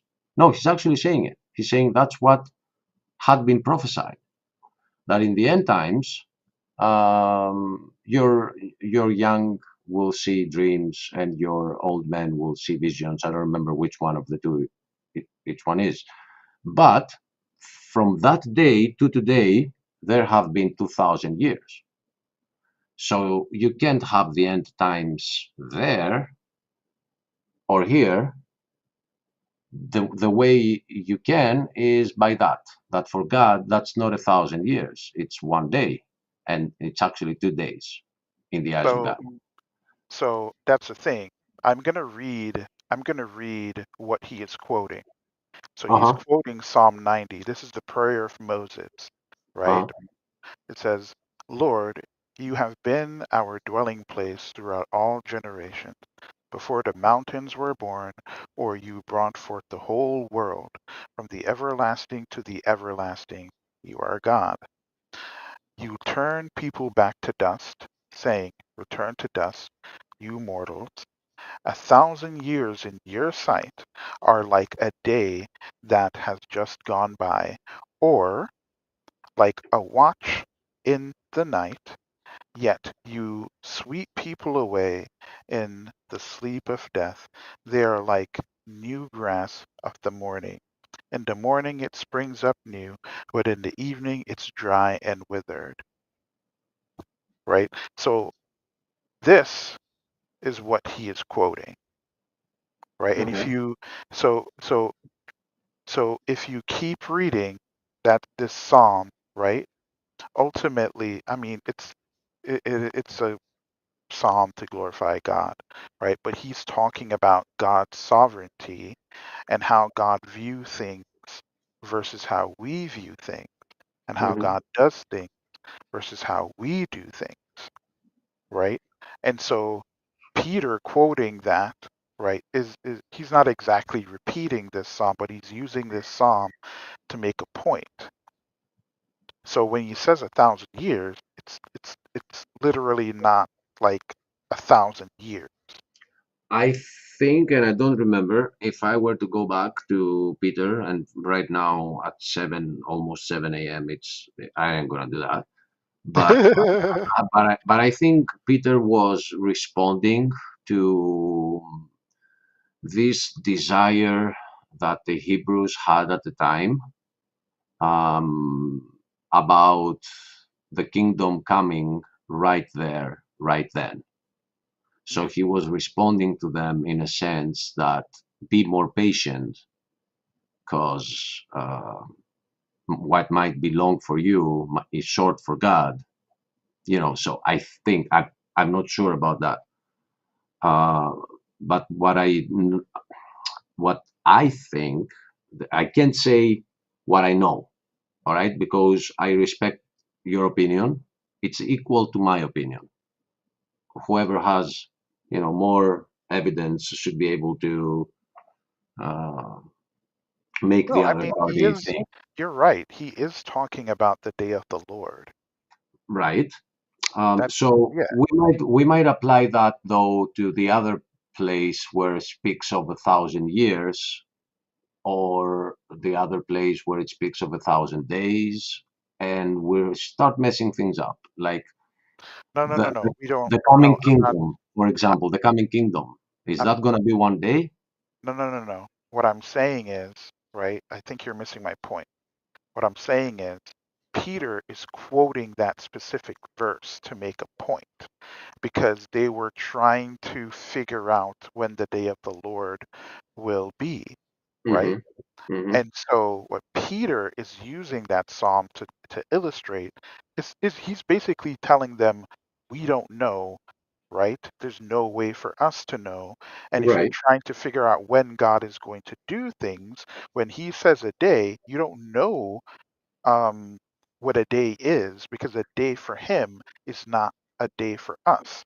He only uses he uses the 1,000 years, right, in his example to to show where the psalm to show where he's pointing, right? Definitely, we agree.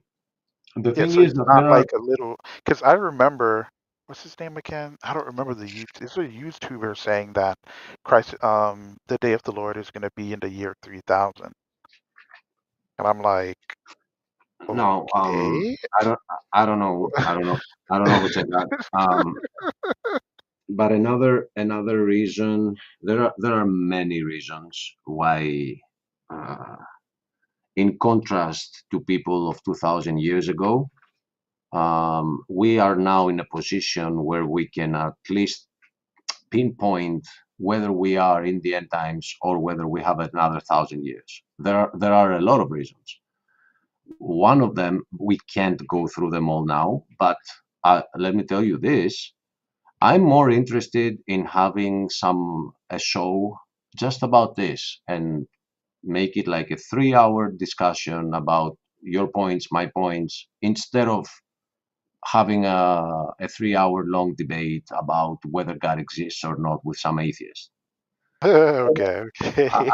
I am very interested. So just because it's 7 a.m. and I can't bring all the arguments in because it's gonna take us forever, I definitely would like to schedule this. But one of the things that is a pointer. So when you have a lot of pointers, you start beginning to see the point that they're pointing to. Okay. Another pointer is if you are a creationist, if you believe in a literal 6-day creation, and you read the Bible, that gives us, for some specific reason, it does that. It gives us the years that every person lived from Adam all the way to, I don't think it stops at Noah. No, it continues on. So if we add those years, you put them down, we arrive at that we are getting closer to the 6,000th anniversary of the Earth. 6,000 years. So if the millennial kingdom is 1,000 years, and God has been trying to educate us on the Sabbath, the day of rest, being the seventh day, it kind of makes sense that the 6,000 years is the age of the earth, and then we're going to have 1,000-year kingdom to complete the 7,000 years. So that is another pointer. Just throwing that out for you to think about. But now you might not be a 6-day creationist. I am. No, I am not a young Earth or quick Okay. 6-day creationist. Okay. Young Earth. You said it right. Young Earth creationist. Yeah, I'm not a young Earth or quick day, Okay. rapid day creationist.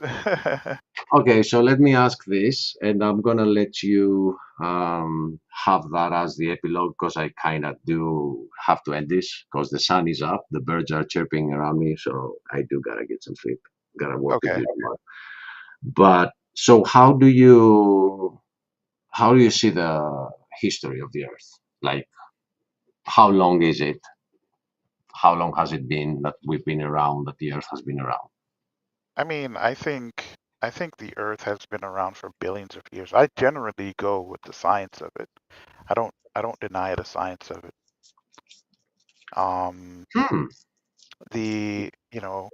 The question is though, so the biblical story, right? The biblical story, it starts with the fall of Adam. So I would argue that Adam, right? Adam and Eve being, well, Adam being the first human, or the first human to know God, has existed for heavens know how long. But his fall took place around I would say like around 9,000 years ago. All right, we're getting there. All right. So like the biblical story is a couple of thousand years basically. From But the billions of years, we just arrived to a little closer, so we're like right somewhere there in between. All right, so I'm happy with that. Let yeah, me I ask you mean, this. I think it's evident mainly because if you look at the geological location of where Eden is described to be located, right? You'll notice that the desertification, where the land started turning to desert, started around that time. And it's around that time God told Adam how the land is going to be when he leaves the garden. And over time, you see how that whole landscape just turns to desert. Yeah, look it up. Um, It's very interesting. It kind of lined up with a few interesting biblical stuff. I've seen people that have been looking for Eden, and I know there are some that are saying there is no point in looking for it because they can't find it. But the truth is that if you actually go, uh, there are evidence of the third river, but you gotta like look for it and be in a jeep so you can go around the desert, as you did call it. Now, I'm trying to find a chart with the ages, and so far, the only pictures that I get are from. Okay, at least I got a Ken Hovind one. No, come on, show it bigger, please. Open image. All of them were from Pinterest, and Pinterest it needs you to. Okay, so this is not a. Also, I'm This just is, letting you know, and if you want, I can actually, I was actually thinking about creating a presentation to, with this. So the description that we have long term in terms of how the Earth developed up to this point, like each age, even the order in which different types of life came to be, it, it's pretty close with what we know about the history of the planet. Let's just put it that way. yeah, but when you say we know, uh, who is it that you mean? Like the scientific consensus? I So mean, you. I would say when I say no, I don't mean no in the strictest sense. No one was around to watch the whole thing, right? But I'm saying we can make inferences on based on whatever evidences we come across that tell us how old something might be or when it came to be. Like we'll never have perfect knowledge, that's for sure. Okay. I'll just say to that I think you have a little bit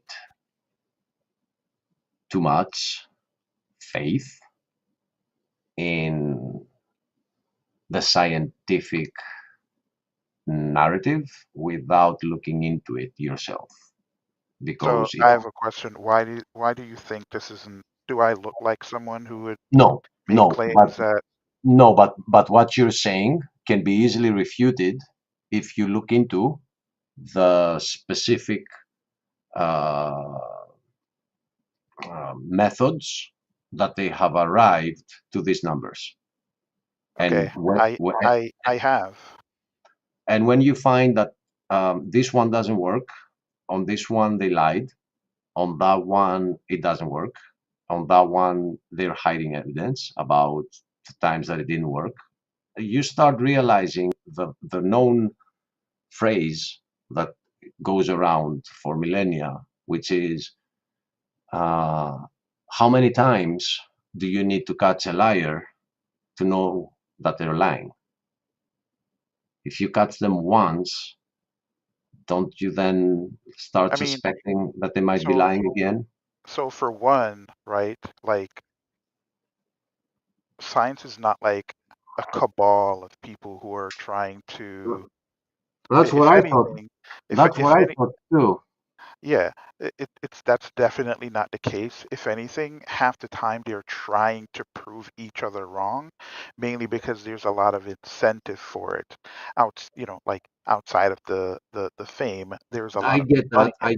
I get that. I've heard that many times. But the thing is that if you present the evidence for a Okay. narrative that doesn't fit the narrative, you don't get published Okay, in well, that's in the scientific journals. well, well, that's a whole different story. It's not about not fitting a narrative, right? But I'm Because you can saying that find that would prove a cabal, though. It would prove that if you no, don't, no, that's not true because if you they're if what you are hold on, saying, hold on, if hold what on. you are saying is true, though, if that like everybody gets to say, then everything should be in the scientific journals. There should be a, No, that a no, there's study. a no, this is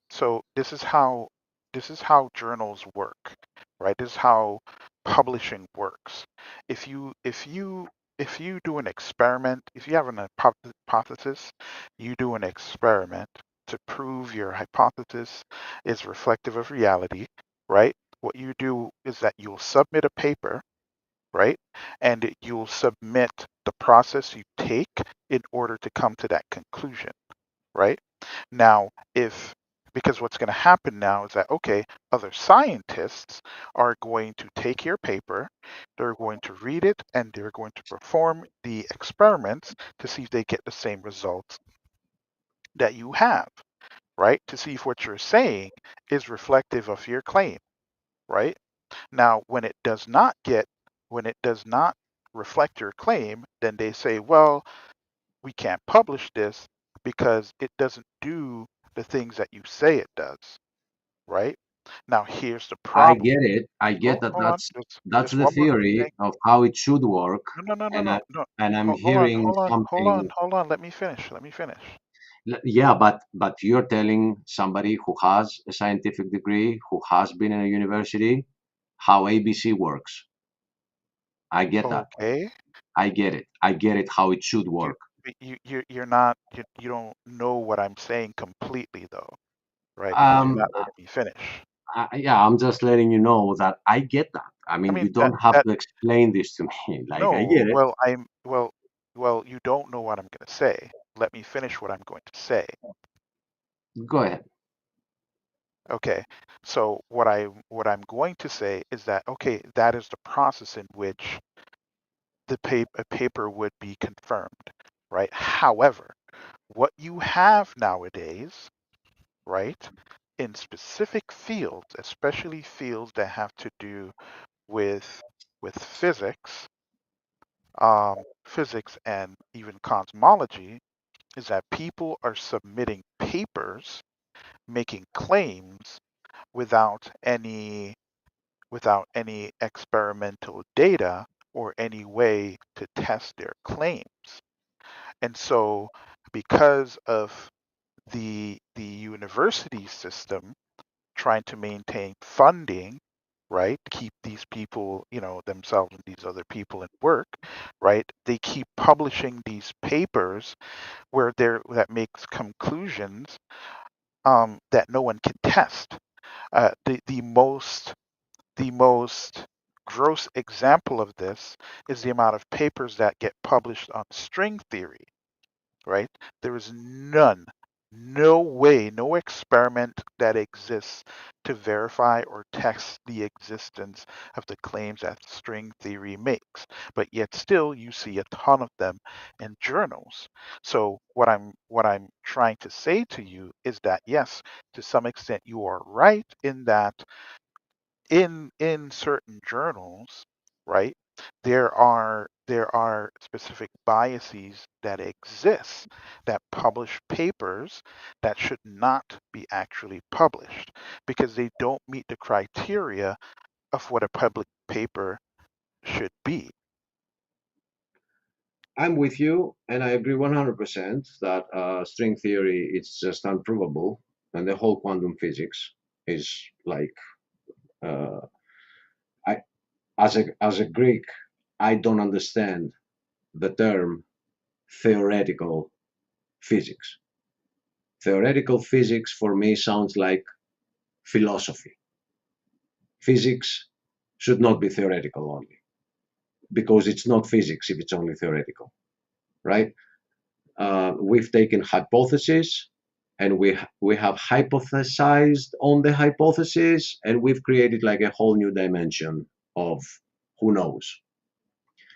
What I would like you to consider is that my position is that exactly what you defined right now extends further than what you think.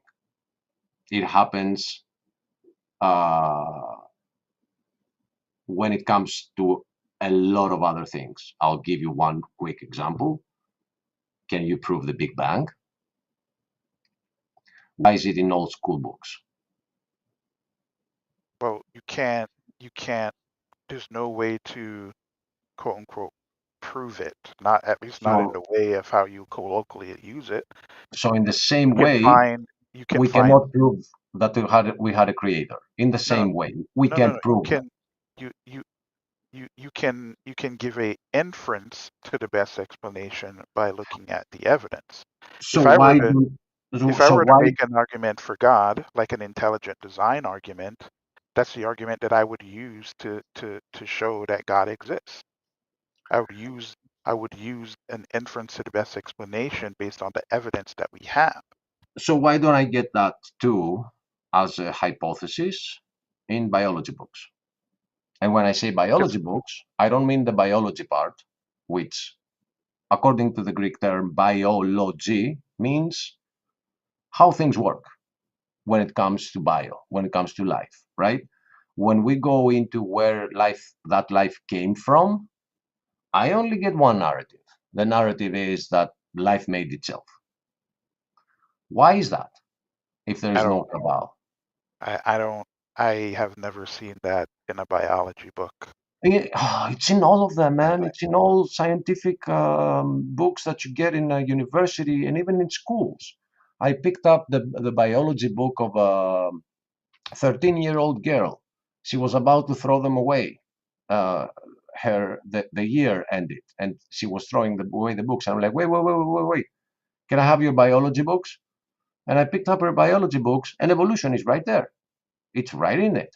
If you pick up an astronomy book, it all comes down to how Big Bang created everything, and we have all these layers of things that needed to happen that we have no evidence of, that makes us arrive to billions of years, but we have no evidence for 6 different stages of theory, like the Big Bang, the creation of stars, the abiogenesis.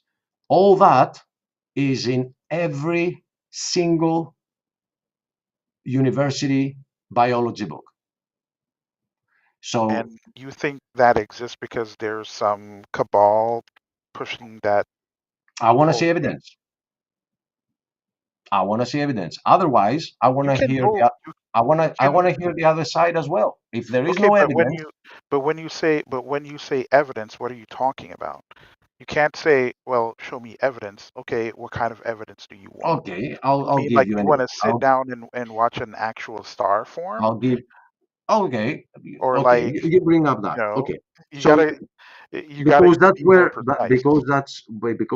the marble fell in the roulette, in the formation of stars.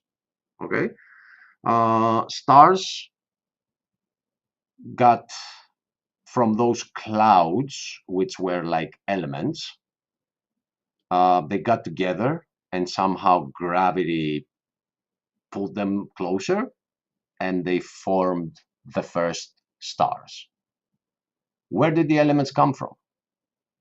Because from what I understand from astronomy, it's the stars that produce the elements. As they explode and they do all these explosions in stars and they cast out the CMEs, you get all those elements. So they are telling us for sure, scientifically speaking, that all the elements, they come from stars. Okay, but those same elements are being used in how the stars were formed. So which one came first? I mean, the elements have to come first. Where I mean, from? that much, huh? Where from? I mean, you want to go through the whole process of that? I mean, No, I want you to just think about where could the elements come from if there were no stars. I mean, there was a point where there were no stars, but eventually stars came to be. Right? You see that Yeah. that's so chicken and egg problem. It's not a Which one chicken and came? egg problem. The It's elements need to definitely exist first. it doesn't work. It's circular reasoning. You need the stars to make the element, but you need the elements to make the stars. There No, is that one way. There is one way out of this. There is only there's one. nothing. There is no piece. There's no piece of science literature you will find that would say that. It specifies it specifies the elements that is needed When within we a close the within a show, within when a you close the specific. show, do me a favor. Google how were stars made. I've more than Google it. So don't tell me that that's not the narrative. It is the narrative. It's not a narrative. It's something that we actually have seen and observed. If you No, want we me haven't. to find you, if you No, we want me to haven't. find you, if you want me to find No, you we haven't. What literature happened? What and